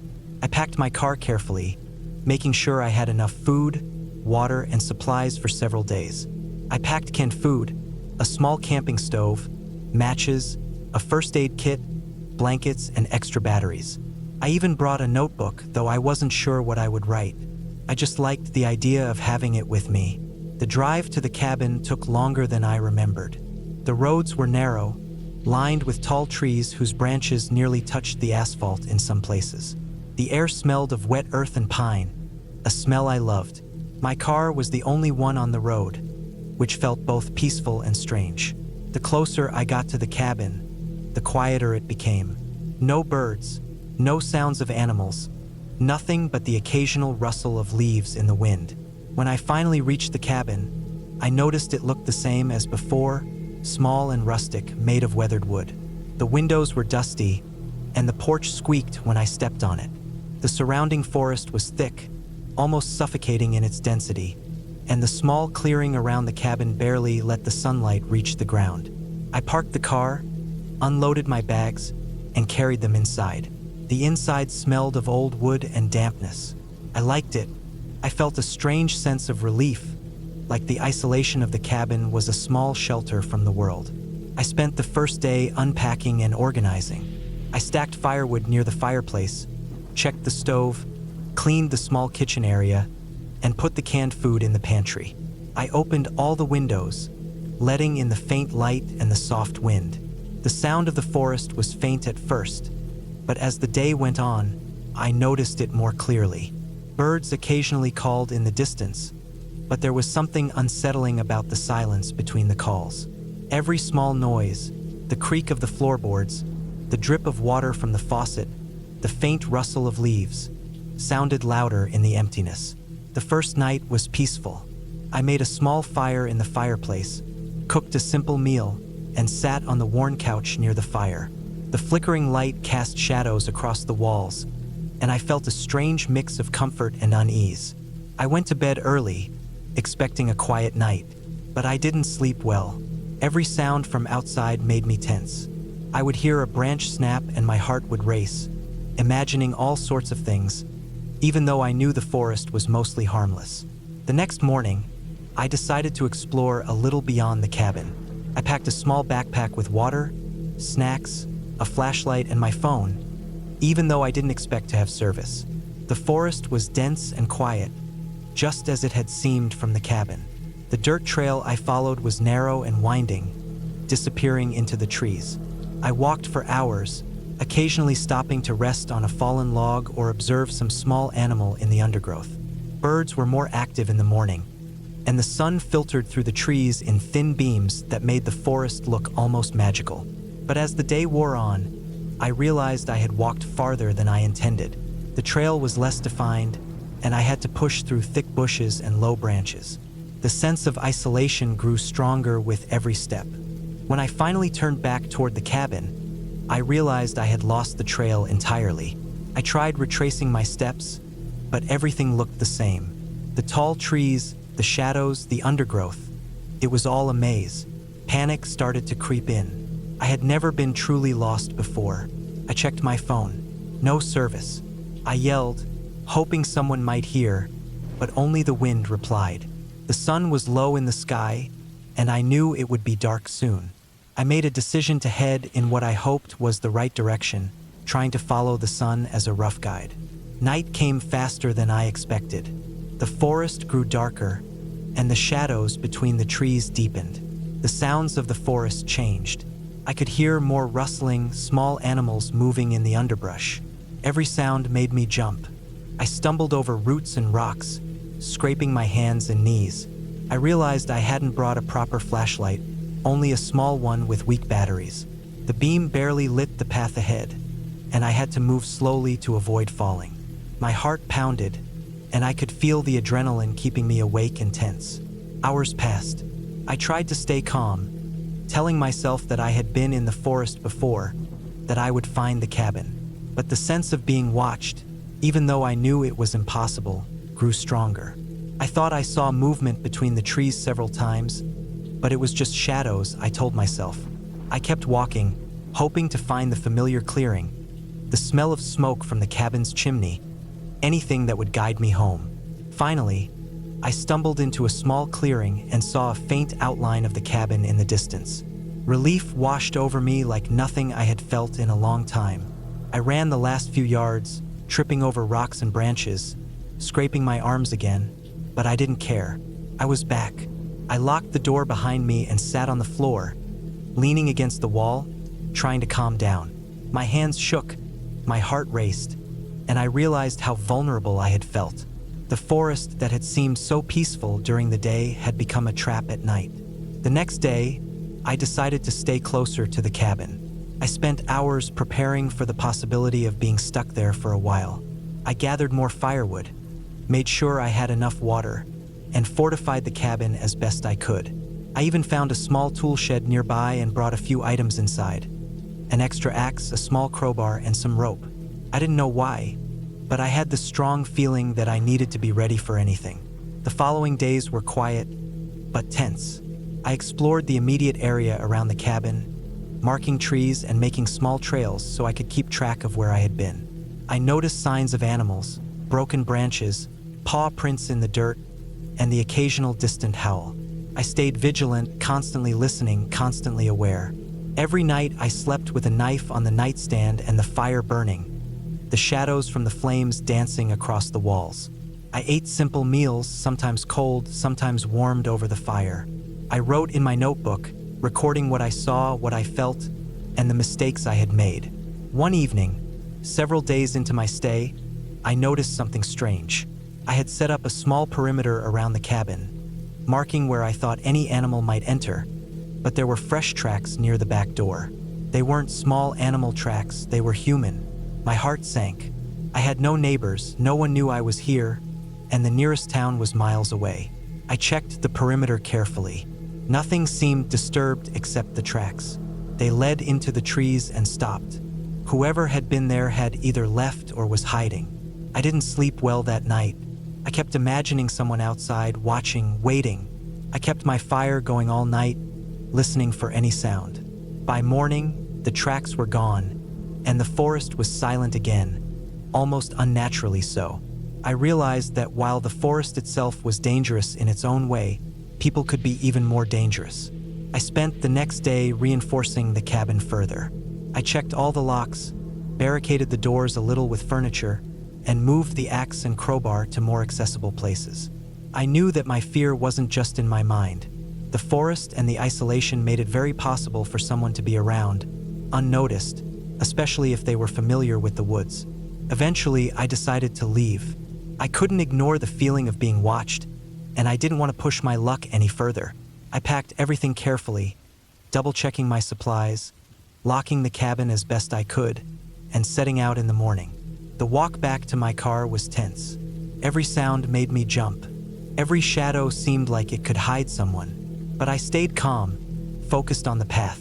By the time I reached the dirt road, I could see my car waiting, and the relief was overwhelming. I drove back slowly, constantly checking my mirrors, making sure no one was following. The forest gradually gave way to open fields, then to the small town, and finally to the main road. When I pulled into my driveway at home, I felt a sense of closure I hadn't expected. I was safe.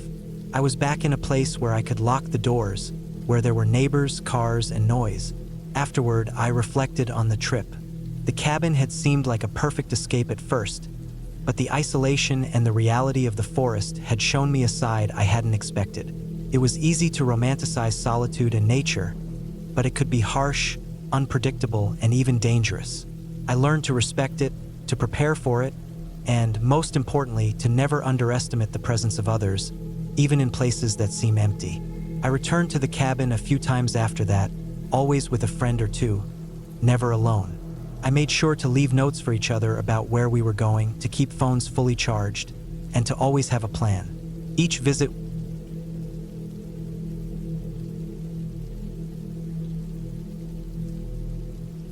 I had been planning the cabin trip for months. It wasn't some romanticized idea of isolation in the woods. It was a need to escape the constant noise of the city, the endless lights, the people moving through their routines, and the sense that life was just passing me by while I was stuck somewhere in the middle. The cabin I rented was deep in the mountains, a small wooden structure that had stood for decades. It wasn't fancy, just a single room with a loft, a wood stove, and a tiny kitchen. But it had everything I thought I would need to disconnect.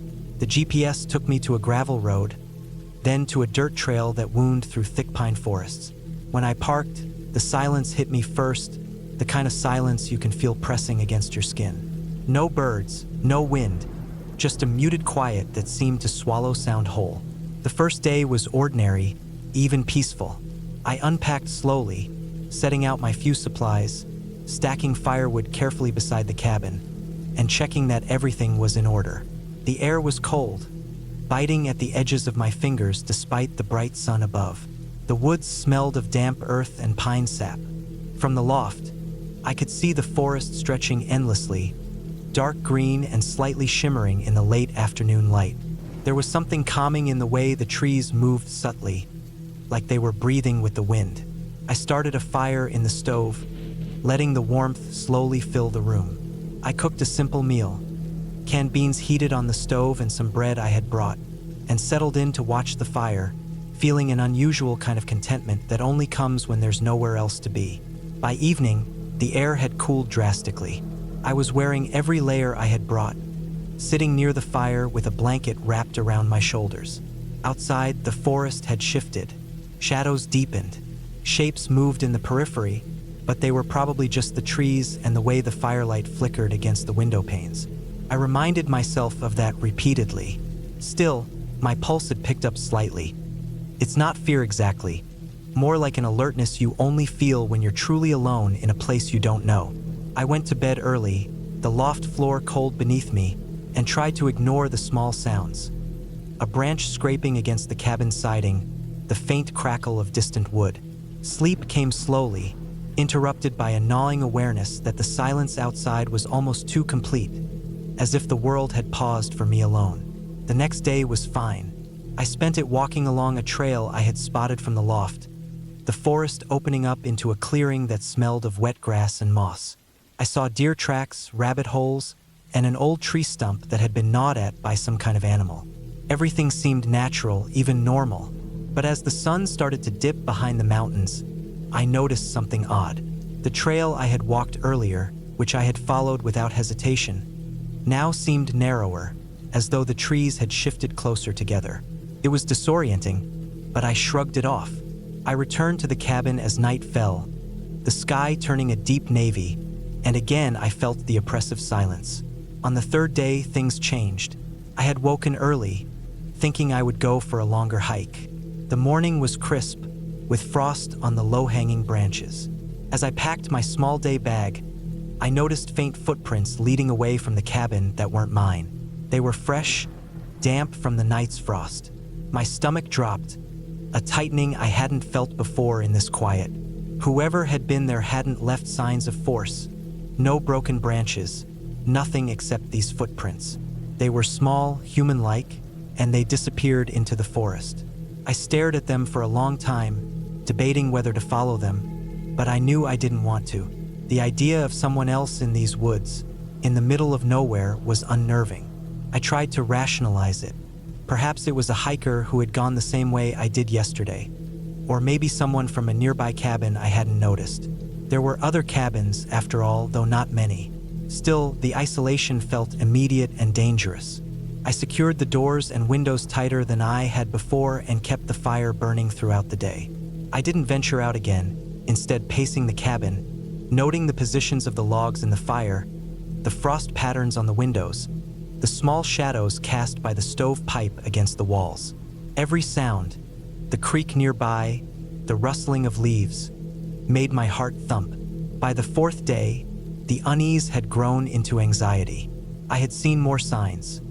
A snapped branch near the cabin, shallow footprints circling it, and a faint smell of smoke in the air even though I hadn't seen anyone. I began to realize how small the cabin actually was, how little it would take for someone to be inside without me knowing. My mind tried to push away the fear, tried to tell me it was an animal or the wind, but I couldn't shake the feeling that I was being watched.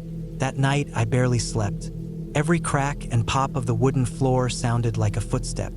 I kept the stove burning low, enough to see the walls, enough to see anything move.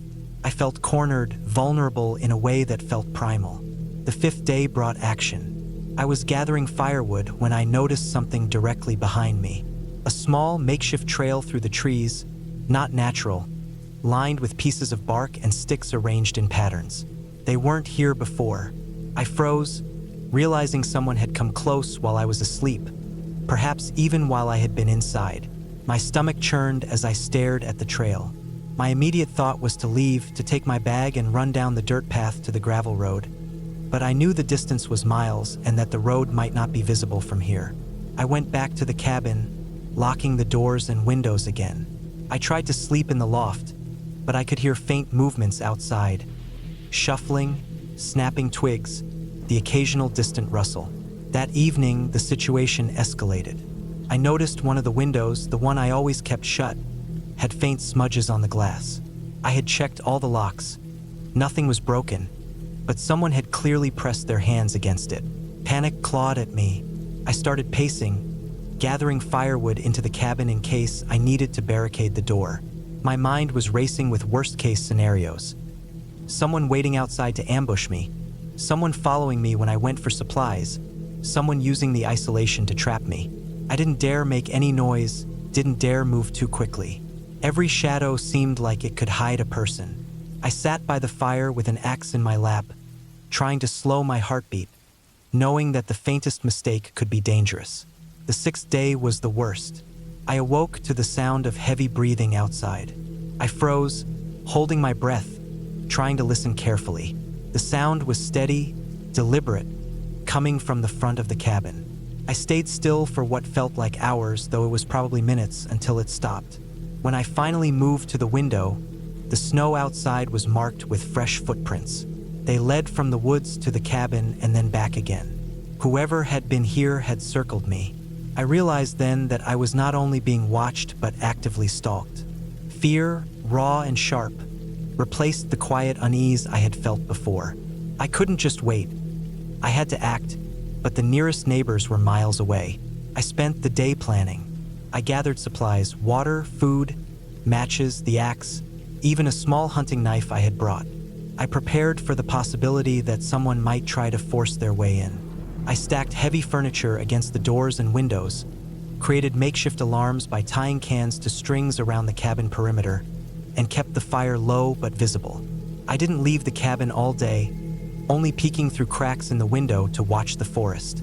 No one appeared, but the footprints and signs of passage were there, undeniable. That night, I barely slept, holding the axe beside me, listening for anything. On the seventh day, I realized I couldn't stay passive. I needed to get out.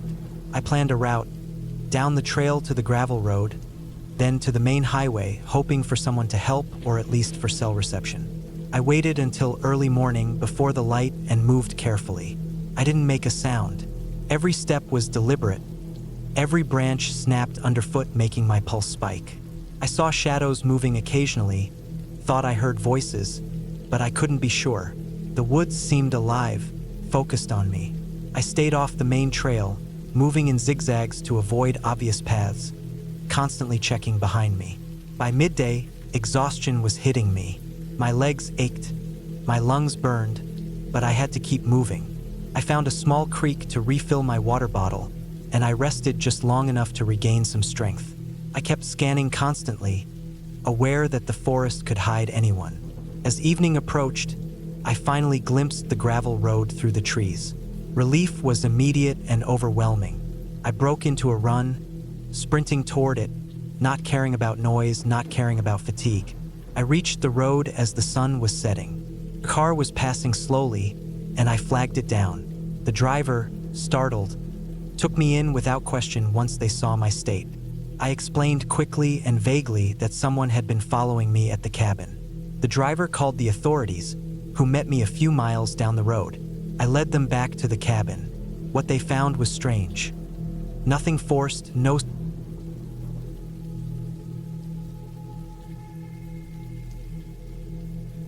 I had been planning this solo trip to a cabin deep in the woods for months. My life had been moving too fast, filled with deadlines and constant noise, and I desperately needed silence and isolation.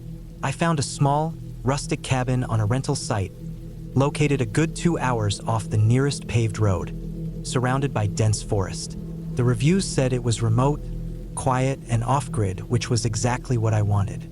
I packed my car with as much as I thought I would need: food, water, a first aid kit, extra blankets, a heavy-duty flashlight, batteries, and even a small hunting knife, more for peace of mind than necessity. The drive itself was long and slow. As I left the main highway, the asphalt gradually gave way to gravel, then dirt, then rutted tracks that would have been challenging in the rain. The trees closed in around me as I drove deeper, a dense wall of dark green foliage that seemed to press down on the road.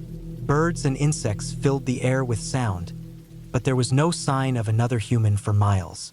The GPS signal began to flicker, and I reminded myself to trust the directions on the map I had printed out just in case. When I finally arrived, the cabin appeared suddenly between the trees. It was small, made of rough logs with a metal roof that had begun to rust in places. There was a thin wisp of smoke coming from a chimney, suggesting it had been used recently. A small wooden porch ran along the front, and a single door with a heavy lock faced me. The surrounding forest was thick, and the nearest neighbor, if there was one, had to be at least a mile away. I parked my car and stepped out, taking a deep breath of the cold, sharp forest air. The silence here was almost total, except for the occasional rustle of leaves and distant bird calls. It felt like stepping into another world, a world where time slowed down and every sound was amplified. I unloaded my things, carried them inside, and began to get settled.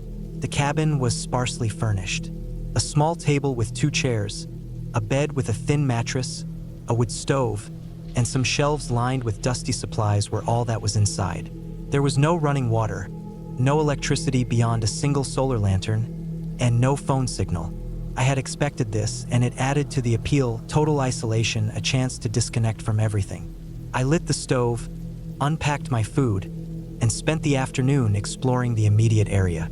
There was a small clearing behind the cabin, overgrown with tall grass and surrounded by thick pines. A stream ran nearby, the water clear and cold, and I made a mental note to refill my water supply from it after boiling it. The first night was quiet but unsettling in a subtle way. The forest seemed alive with sounds I wasn't used to. Every crack of a branch, every rustle of leaves, made me tense. I reminded myself it was all normal. Deer, raccoons, wind, but it was hard not to feel watched.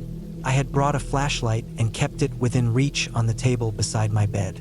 The wind picked up during the night, whistling through the trees and rattling the windows.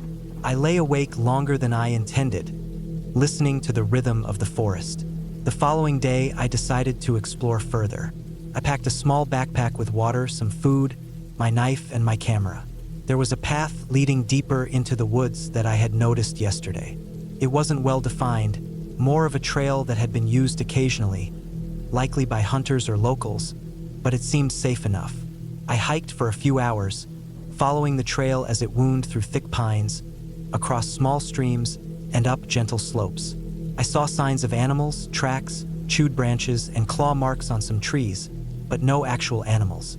It was beautiful but had an undercurrent of danger I could feel in my chest. When I returned, the sun was beginning to dip low in the sky, casting long shadows across the forest floor. I had learned quickly to keep track of time because darkness came fast and swallowed the woods in a way that made navigation treacherous. I lit a fire in the stove and cooked a simple meal. The smell of burning wood mixed with the forest air seeping through the windows. As I ate, I noticed a small sound outside, a scraping on the porch. My heart skipped a beat. I grabbed the flashlight and shone it out the window, but there was nothing there, just the trees moving slightly in the wind. I shook my head and tried to calm myself, convincing myself it was probably a branch brushing against the cabin. That night, the feeling of being watched returned, stronger than before. Every noise seemed amplified. Every shadow cast by the lantern dancing across the walls looked like movement. I forced myself to sleep, but only fitfully. I kept waking up at odd intervals, thinking I had heard footsteps on the porch or beyond the clearing, but every time I checked, there was nothing. The next day, I discovered something odd. While gathering firewood outside, I found a set of footprints leading away from the cabin. They were not fresh, likely a few days old, but they were human. The prints were deep, suggesting someone carrying weight, but there was no one around. I studied them carefully. They disappeared into the thick forest, and there were no signs of a campsite or any other disturbance. I felt a cold twinge of fear but told myself not to panic. People came and went in the forest all the time. I just hadn't noticed anyone until now. I decided to stay closer to the cabin for the next few days. I built a small perimeter with stones and branches, creating a rough warning system if anyone tried to approach. I also made sure my knife was always within reach. The days passed slowly, each one blending into the next. I kept hearing small noises outside, branches snapping, distant footsteps, but when I went to investigate, there was nothing. I began to feel the isolation in a more intense way. The forest was beautiful, but it was also suffocating, oppressive in its quietness. Then it happened. On the fourth night, I was woken by a loud banging on the cabin door. My heart nearly stopped. I froze, straining my ears. There it was again, louder this time, a forceful bang that made the entire cabin shake. I grabbed my knife and slowly approached the door, trying to control my breathing. Another bang, then silence. I crept to the window and peered out into the dark. The clearing was empty. Nothing moved. My mind raced. Was it an animal, a person, a tree falling in the wind? Couldn't tell. I spent the rest of the night on edge, listening to every sound. At first light, I stepped outside to inspect. The door had scratches on it, deep marks as if someone had tried to force it open. My stomach sank. The footprints from before were back, fresh this time, leading up to the cabin and disappearing again into the woods. I realized then that someone had been watching me, waiting for the right moment. My initial excitement about isolation vanished, replaced with an urgent, bone-deep fear. I considered leaving immediately, but the nearest road was still hours away, and I wasn't sure if the person was still in the area. I spent the next day preparing. I gathered more firewood, filled my backpack with essentials, and made sure I had multiple ways to signal for help, including a small flare I had brought just in case. I also marked a path to the main road, memorizing landmarks and taking notes in my journal so I wouldn't get lost. That night, I kept the cabin door barricaded with heavy furniture. I stayed awake, listening. Hours passed. Nothing. I almost convinced myself that I had imagined it. Then, a sound from the back of the cabin. A quiet, dragging noise. My stomach dropped. Someone was out there. I grabbed my knife and quietly moved to the back window. I saw nothing at first, just shadows. Then I noticed movement. A figure crouched near the tree lean, watching the cabin. My heart pounded so hard I thought it might burst. I stayed still, trying to make myself invisible. The figure remained for what felt like an eternity, then finally moved away, disappearing into the forest. I waited until full daylight before making a move. I packed everything I could carry, left no trace of valuables, and began the hike to the road. I stayed low, moving quietly, checking the forest constantly. Every sound made me flinch. Birds taking flight, a branch snapping, leaves rustling. I kept my knife ready and stayed alert, moving in short bursts. The walk was exhausting, but I finally reached the gravel road just as the sun reached its peak. I could see the distant hum of a car on the main highway, and relief washed over me. I ran to the road and flagged down the first vehicle that came by. The driver looked shocked but stopped immediately. I explained briefly and was taken to the nearest town, where I reported everything to the local authorities. The police told me they had received reports of a man living in the woods who had been following and scaring visitors, but he had evaded capture for weeks. They told me I had been lucky to leave when I did. I stayed in town for several days, recovering from the ordeal, feeling shaken but alive. Later, I learned that the man had been caught, hiding in another cabin further into the forest. He had been armed and had attacked other visitors before, but no one was seriously hurt that time. Looking back, the experience taught me a lot about isolation.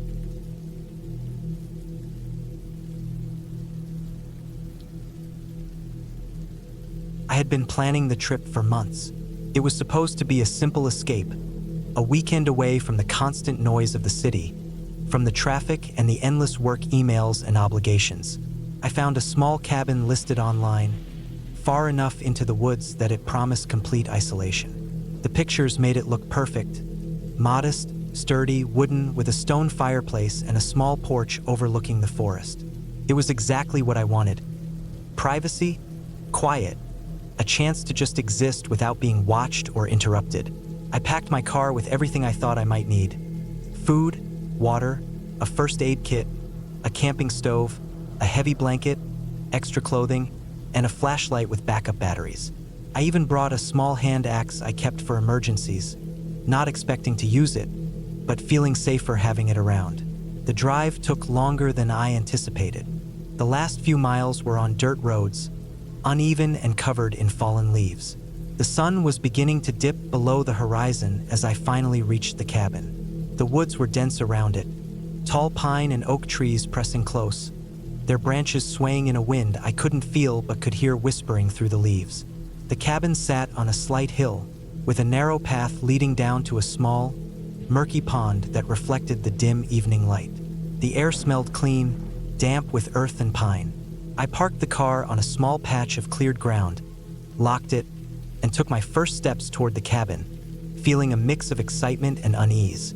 The cabin door was heavy but well-oiled, and it opened with a solid creak.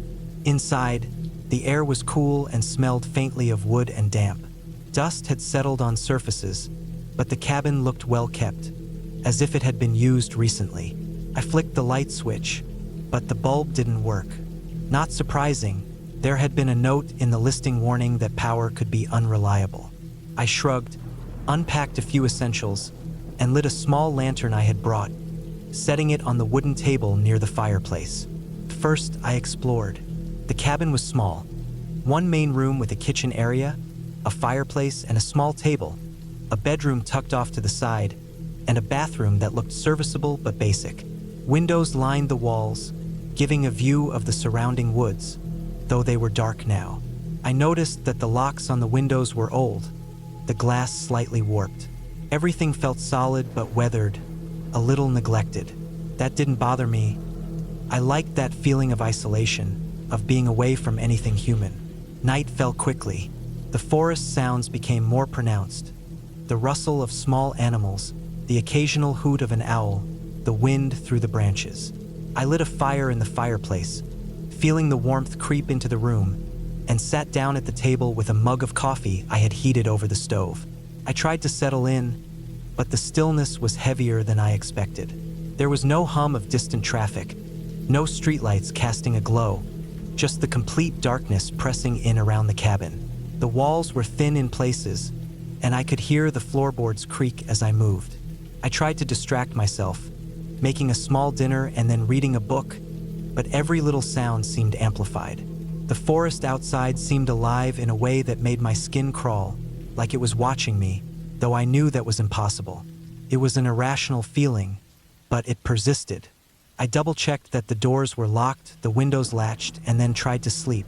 It didn't take long for the unease to grow. In the middle of the night, I woke to a sharp noise. The sound of the door handle rattling, like someone was trying it from outside. My heart leapt into my throat. I froze, straining my ears. The wind was strong, I told myself. Maybe a branch hit the door. But then I heard it again, quicker, more deliberate. I grabbed the hand axe from where I had set it beside the bed and slowly crept toward the door. The lantern flickered as I held it out, casting uneven shadows across the floor.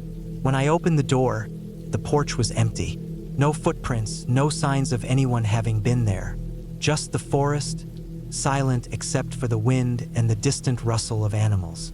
I stayed there for a few minutes, listening, before closing the door and locking it again. My hands shook.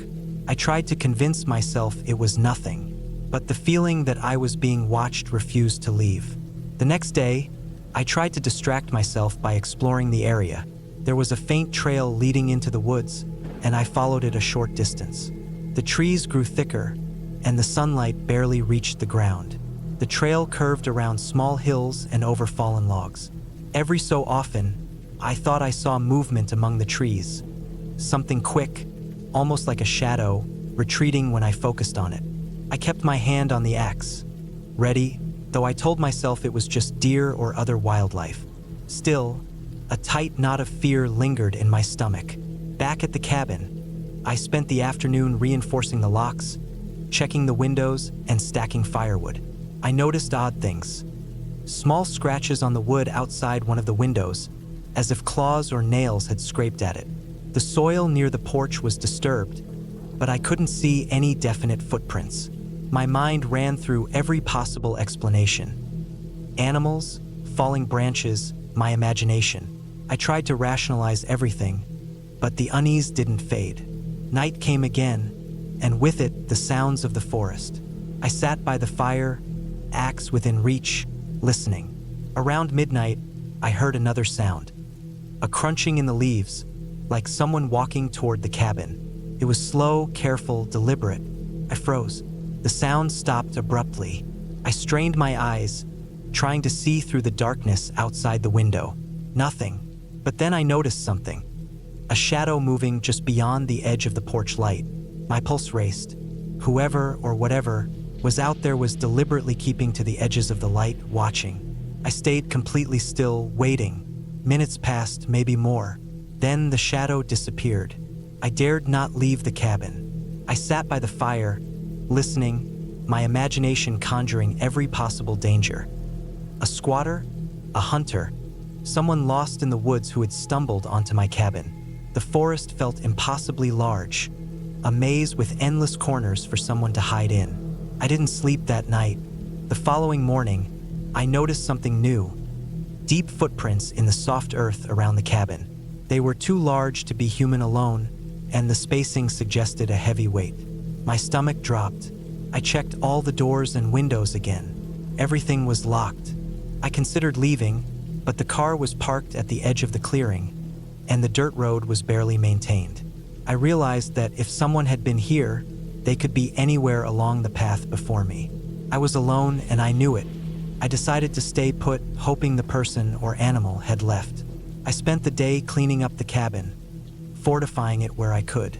I moved furniture against the doors, placed makeshift barricades. Every sound outside made me jump. Birds taking flight, branches snapping under the weight of some unseen animal. By evening, I was exhausted, my nerves raw from constant vigilance. I lit the fire again, keeping it bright, hoping it would ward off anything outside. Then I heard it, the unmistakable sound of someone trying to enter the cabin. Not at the door this time. The back window, the one near the kitchen, rattled violently. I grabbed the axe, ready to defend myself. My hands were shaking so badly that I could barely hold the lantern steady. I peered through the small window in the door. A figure was there, crouched, trying to force the window open. I yelled, though no one could hear me beyond the walls, and swung the axe at the window frame, shattering the glass. The figure leapt back into the shadows. I ran to the door, slammed it shut, locked it, and barricaded it with a heavy chair. I realized then that I had no choice but to wait for daylight. I stayed awake the entire night, sitting with the axe in my lap, listening to the forest, listening for movement. By the first light of dawn, everything was quiet. I cautiously opened the door and stepped outside. The footprints had vanished, as if the figure had melted into the trees. There were no signs of a struggle, no left-behind items. Nothing. The fear didn't leave me, though. I knew someone had been watching, had tried to get in, and had disappeared without a trace. I decided to leave. I packed quickly, leaving nothing behind. The drive out was tense, every rustle of leaves, every movement in the trees, making me glance nervously. I didn't stop until I reached the paved road and the first signs of civilization. The city lights, the hum of cars, the sight of other people. It was overwhelming after the silence and fear of the forest. I didn't look back.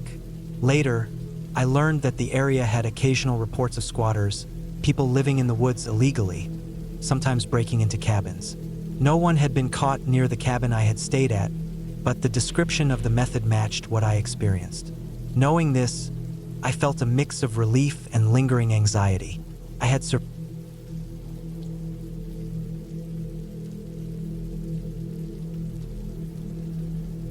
had planned the trip for months, mapping everything carefully, noting every road, trail, and landmark that might guide me to the cabin I had rented. It was in a remote part of the forest, far from towns or roads that saw regular traffic. I had always liked solitude, the kind that pressed on your senses until the air itself felt heavier, and I was certain I could handle a weekend away alone. I had told myself that being alone in the forest would be liberating, a chance to disconnect from work, from noise, from people. I had imagined sitting by the fireplace, reading, listening to the wind move through the trees, and cooking simple meals without anyone watching or expecting anything of me. I had thought of the trip as a test, a way to prove that I could be completely self-reliant and unfazed by isolation. The drive itself was long and quiet. The last stretch was a dirt road, rough, covered with gravel, potholes, and tree roots that made me slow down to a crawl. My car rattled along, each bump and hollow sound echoing in the otherwise silent forest. On the way, I noticed that fewer and fewer of the trees bore the marks of human activity. There were no tire tracks besides my own, no litter, no signs of nearby houses or paths. Just the forest, thick and unbroken, pressing closer as I drove deeper. I remember the light fading earlier than usual, though it was only late afternoon, and how the shadows in the trees seemed darker and more solid than normal. It was still daylight, but there was a chill in the air, a feeling that the forest was holding itself in a kind of tense patience, waiting for something. When I finally saw the cabin, it was smaller than I had imagined, made of dark, aged wood, with moss and vines creeping along the sides. It had a simple porch and one small window facing the dirt road. I parked the car on a patch of flattened grass and got out, stretching after the long drive. The air smelled of damp earth, pine, and something faintly metallic, like the trace of iron in water. I carried my backpack and a small bag of groceries, stepping carefully on the uneven ground as I approached the cabin. The wooden steps creaked under my weight, a dull warning of age, and the door was heavy but functional, locking with a simple metal latch that had seen years of weather. Inside, the cabin was small and practical. There was a main room with a wood stove, a small table and chair, and a bed pushed into the corner. The furniture was simple, worn, but clean. There was a tiny kitchen area with a sink, a small counter, and some basic utensils, and a bathroom with a shower that looked like it had not been updated for decades. I put my bags down and took a moment to look around. The walls were rough, the smell of old wood strong, and the windows were thick, allowing only slivers of light through the dirt on the glass. It felt enclosed but not oppressive yet. It felt like a place that could be a refuge if treated with care. I unpacked slowly, putting food into the tiny cabinets, arranging a few things I had brought, and then starting a fire in the stove. There was something satisfying about striking the match, lighting the kindling, and watching the fire catch, the smell of smoke and warmth would filling the room. Outside, the light was fading fast, and the forest began to settle into the dark quiet of evening. I made a simple meal, bread, some cheese, and a few canned vegetables, and ate slowly, paying attention to the sound of my own chewing, the occasional crackle of the fire, and the wind moving in the trees. It was peaceful, in a way, and I felt a sense of satisfaction at having managed the first part of the trip. But as the night deepened, a different feeling began to creep in. The forest outside became dense shadows, and the sounds of the night came alive. Small branches snapping, leaves rustling, and distant, unidentifiable noises. At first, I told myself it was animals. Deer, raccoons, maybe an owl. But then there were the heavier sounds, the kinds of noises that didn't belong to small creatures. Thuds on the ground, branches breaking with weight, the sound of movement closer than it should have been. I tried to ignore it, focusing on the fire and the small bubble of light inside the cabin, but the sounds were persistent. They moved around the cabin, circling, coming closer, retreating. At one point, I went to the window and peeked through the grime-covered glass. The forest looked still, but the darkness was so thick I could see almost nothing. I strained my ears and thought I could hear heavy breathing, or maybe it was just the wind moving in a strange rhythm against the trees. Sleep was difficult. Every small sound made me tense, gripping the blanket around me, imagining shapes in the shadows beyond the window.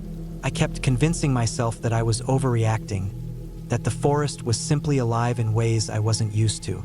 I had spent years camping, hiking alone, and this shouldn't have been new to me. Yet the isolation made each noise feel amplified, each shadow more deliberate.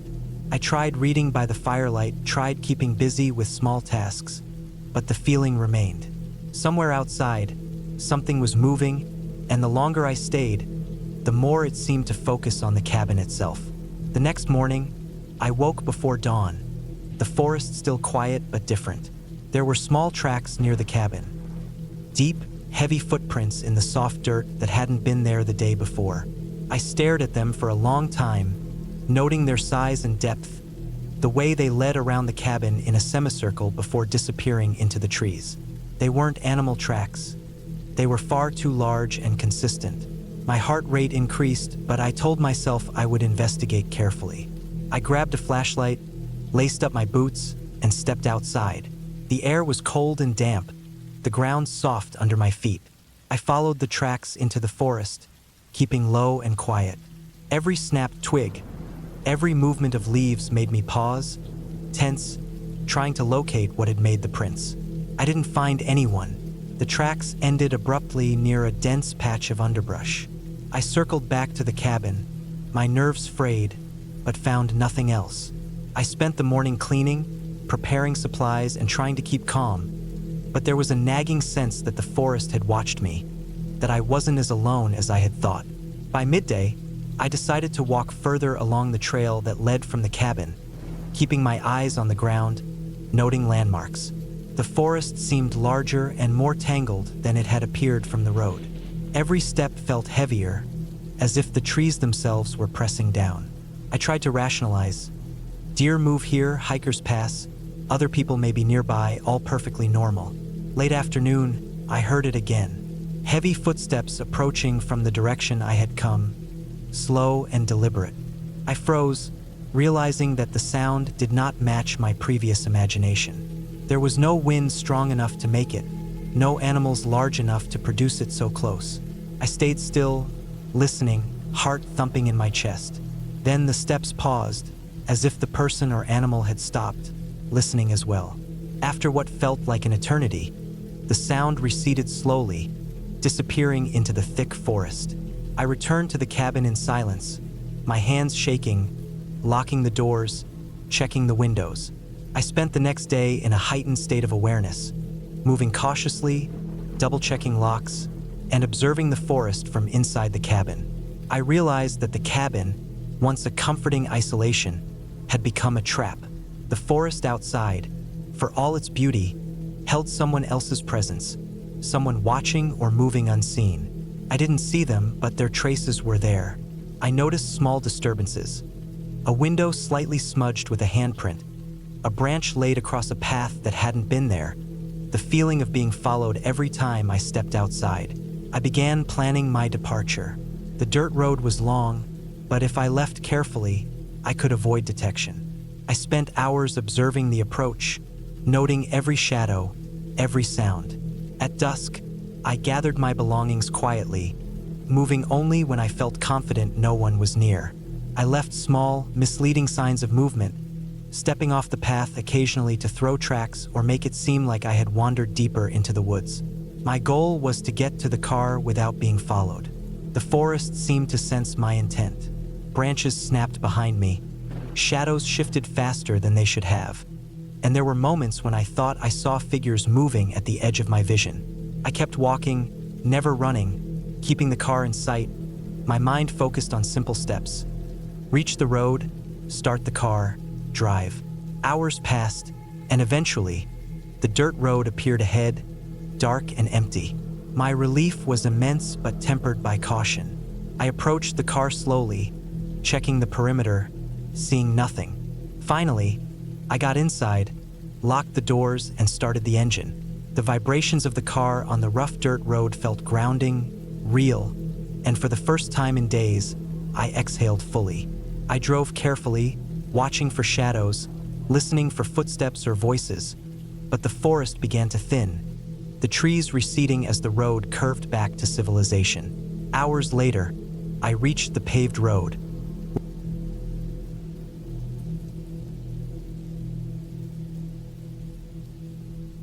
I remember the exact day I decided to take the trip to the cabin. It was a Friday in early autumn, the kind of day when the air carries a sharpness that hints at the coming winter. I had been feeling trapped in the routine of the city, and I needed a place far away from the noise, far from the constant hum of traffic and the glare of streetlights. I wanted isolation, the kind that allows you to hear your own thoughts and nothing else. I packed slowly, deliberately, making sure I had everything I might need. Food that could last, water bottles, a first aid kit, extra blankets, flashlights, batteries, a map of the area, and a small backpack with essentials for hiking. I did not bring a cell phone charger because I wanted to test how it would feel to be completely cut off. The drive was long, the kind of long that stretches hours into a kind of meditative quiet. The city fell away behind me, replaced first by suburban roads, then by winding country lanes, and finally by a narrow forest path. My car rattled on the uneven dirt road, branches brushing the sides, leaves occasionally falling onto the hood. The sun was low, casting long shadows through the trees. I passed no houses, no other cars. For a moment, I realized I hadn't seen anyone else for at least an hour. The sense of isolation that had been appealing in the city suddenly became heavier, more tangible. The cabin appeared just as the last light of day was fading. It was small, a single story with a pitched roof and wooden siding that had weathered to a soft gray. Moss grew along the edges of the roof, and the small porch was covered in a scattering of dry leaves. It looked abandoned at first glance, but as I approached, I saw that the windows were intact, and smoke was faintly rising from the chimney, though I couldn't tell if it was fresh. I parked the car just off the path, grabbed my bag, and walked to the door. The air was colder here, carrying the scent of damp earth and pine. The door opened with a creak, revealing the interior. It was simple but functional, with a small kitchen area to the right, a wood-burning stove against the back wall, and a table with a few chairs. There were 2 bedrooms and a small bathroom. The furniture was minimal, worn, but sturdy. Dust lay thick on surfaces, but there were no signs of immediate danger. I set my bag down and opened a window to let in fresh air. The wind whispered through the trees, carrying a sound that was almost like a low groan, but it was only the forest shifting. I decided to light a fire in the stove. The wood was dry and cracked, and the fire started quickly, casting flickering shadows across the walls. I sat by the fire, sipping water, listening to the forest outside. Everything was still, almost unnervingly so. The quiet pressed in, filling every corner of the cabin. First, it was peaceful. I could hear my own breathing, the occasional rustle of leaves, the faint call of a distant bird. But as darkness fully descended, the silence began to feel heavier, almost alive. I reminded myself that it was just the forest, nothing more. Night fell completely, and I went to check the perimeter outside. The moon was thin, barely illuminating the clearing around the cabin. The trees seemed taller at night, their trunks black and rigid, their branches tangled and reaching like fingers. I could hear something moving in the underbrush, small at first like a rabbit or a fox. Then the sound grew closer, heavier, and I realized it was something bigger. My heart rate increased, and I quickly returned to the cabin, locking the door behind me. The fire was the only source of warmth and light, but even that felt insufficient against the dark pressing against the windows. Sleep did not come easily. Every crack of wood, every rustle of leaves outside, made me tense. I kept thinking I saw movement at the edges of the window, shadows that weren't there a moment before. I kept the flashlight close, the only other source of reassurance besides the fire. Hours passed in this tension. The fire began to die down, and I refilled it, noticing a faint smell of smoke mingling with the damp forest scent. By the time I finally drifted off, I was aware that I hadn't fully relaxed once. I woke abruptly, not knowing if it was light or dark. The fire had burned low, leaving only glowing embers. I could hear a new sound, a crunching, deliberate, heavy, coming from somewhere beyond the porch. My body froze. I held my breath, listening. The sound continued, moving slowly around the cabin. I tried to convince myself it was just a deer or some other animal, but it didn't feel right. The steps were too heavy, too measured, too careful to be a deer. My mind raced, going over every possible scenario. I grabbed the nearest tool, an old cast iron skillet from the kitchen, and crept to the door. I peeked out through a crack in the curtain. There was nothing, only the black forest, but I could hear breathing, heavy, labored, coming from somewhere nearby. I stepped onto the porch slowly, trying not to make a sound. The moonlight was enough to see vague shapes moving between the trees. Then I saw it. A man, crouched low, watching the cabin. His face was partially hidden under a hood, and he carried what looked like a long metal rod. Panic surged. I retreated inside and bolted the door. My mind raced through options. I didn't want to fight, but I also knew I couldn't leave through the front. I checked the windows. They were all intact, but small and barred with wooden frames. I considered climbing out the back, but the ground was uneven, the forest dense. I realized I was trapped in the cabin with someone watching me. I tried to calm myself, thinking about what I had learned from survival guides. I turned off the lights and extinguished the fire, plunging the cabin into darkness. I moved quietly, checking the doors, moving furniture against them where I could. I kept the skillet in my hand, ready for defense. Hours passed like this, silent except for the occasional sound of movement outside. I did not sleep again that night. The tension was unbearable. At dawn, the man was still there. He hadn't approached, hadn't retreated, just stayed on the edge of the clearing. I could see his outline clearly in the weak morning light. My first thought was to stay completely still and hope he left, but as the sun rose, it became clear he wasn't going anywhere. I realized I needed to make a plan to get help. I had brought a map, and I remembered a ranger station marked several miles down the forest road. I couldn't risk stepping outside while he was near, so I waited, watching him. By late morning, he moved closer, circling the cabin, testing the doors, peering through the windows. I stayed completely hidden. I noticed his movements were slow and deliberate, almost ritualistic, and it made me feel more afraid. I began to consider if there was a place I could escape unseen. The cabin had a small shed nearby, old and rickety, partially hidden behind a clump of trees. If I could make it there, I might be able to slip out the back without him noticing. I waited until he moved to the far side of the cabin, distracted by something in the underbrush. I counted carefully, waited for him to move again, and then bolted. I ran from the cabin to the shed, heart pounding, every step carefully placed. I could hear him calling out, or maybe just making noise, but I did not look back. Once inside the shed, I barricaded the door with an old wooden plank I found on the floor. It was not strong, but it would buy me time. Inside the shed, I found an old gas-powered generator and some tools left behind. I could use the generator to create a loud noise if needed, to scare him off, or perhaps to signal someone. I spent hours in the shed, planning, resting, and observing. Eventually, the man gave up and left the clearing. I waited a long time after that, listening carefully for any sign of his return. Once I was confident he was gone, I moved cautiously, checking the perimeter. I made my way back to the cabin to retrieve my things, taking care not to leave any trace of my path. I packed quickly, taking only essentials, and set out down the dirt road toward the ranger station. My legs were sore, my body exhausted, but adrenaline kept me moving. I stayed low, moving through the underbrush when the path seemed open to anyone watching. By late afternoon, I reached the ranger station. I was dirty, tired, and shaken, but I was safe. I reported everything, giving as much detail as I could. Rangers combed the area, but they never found the man.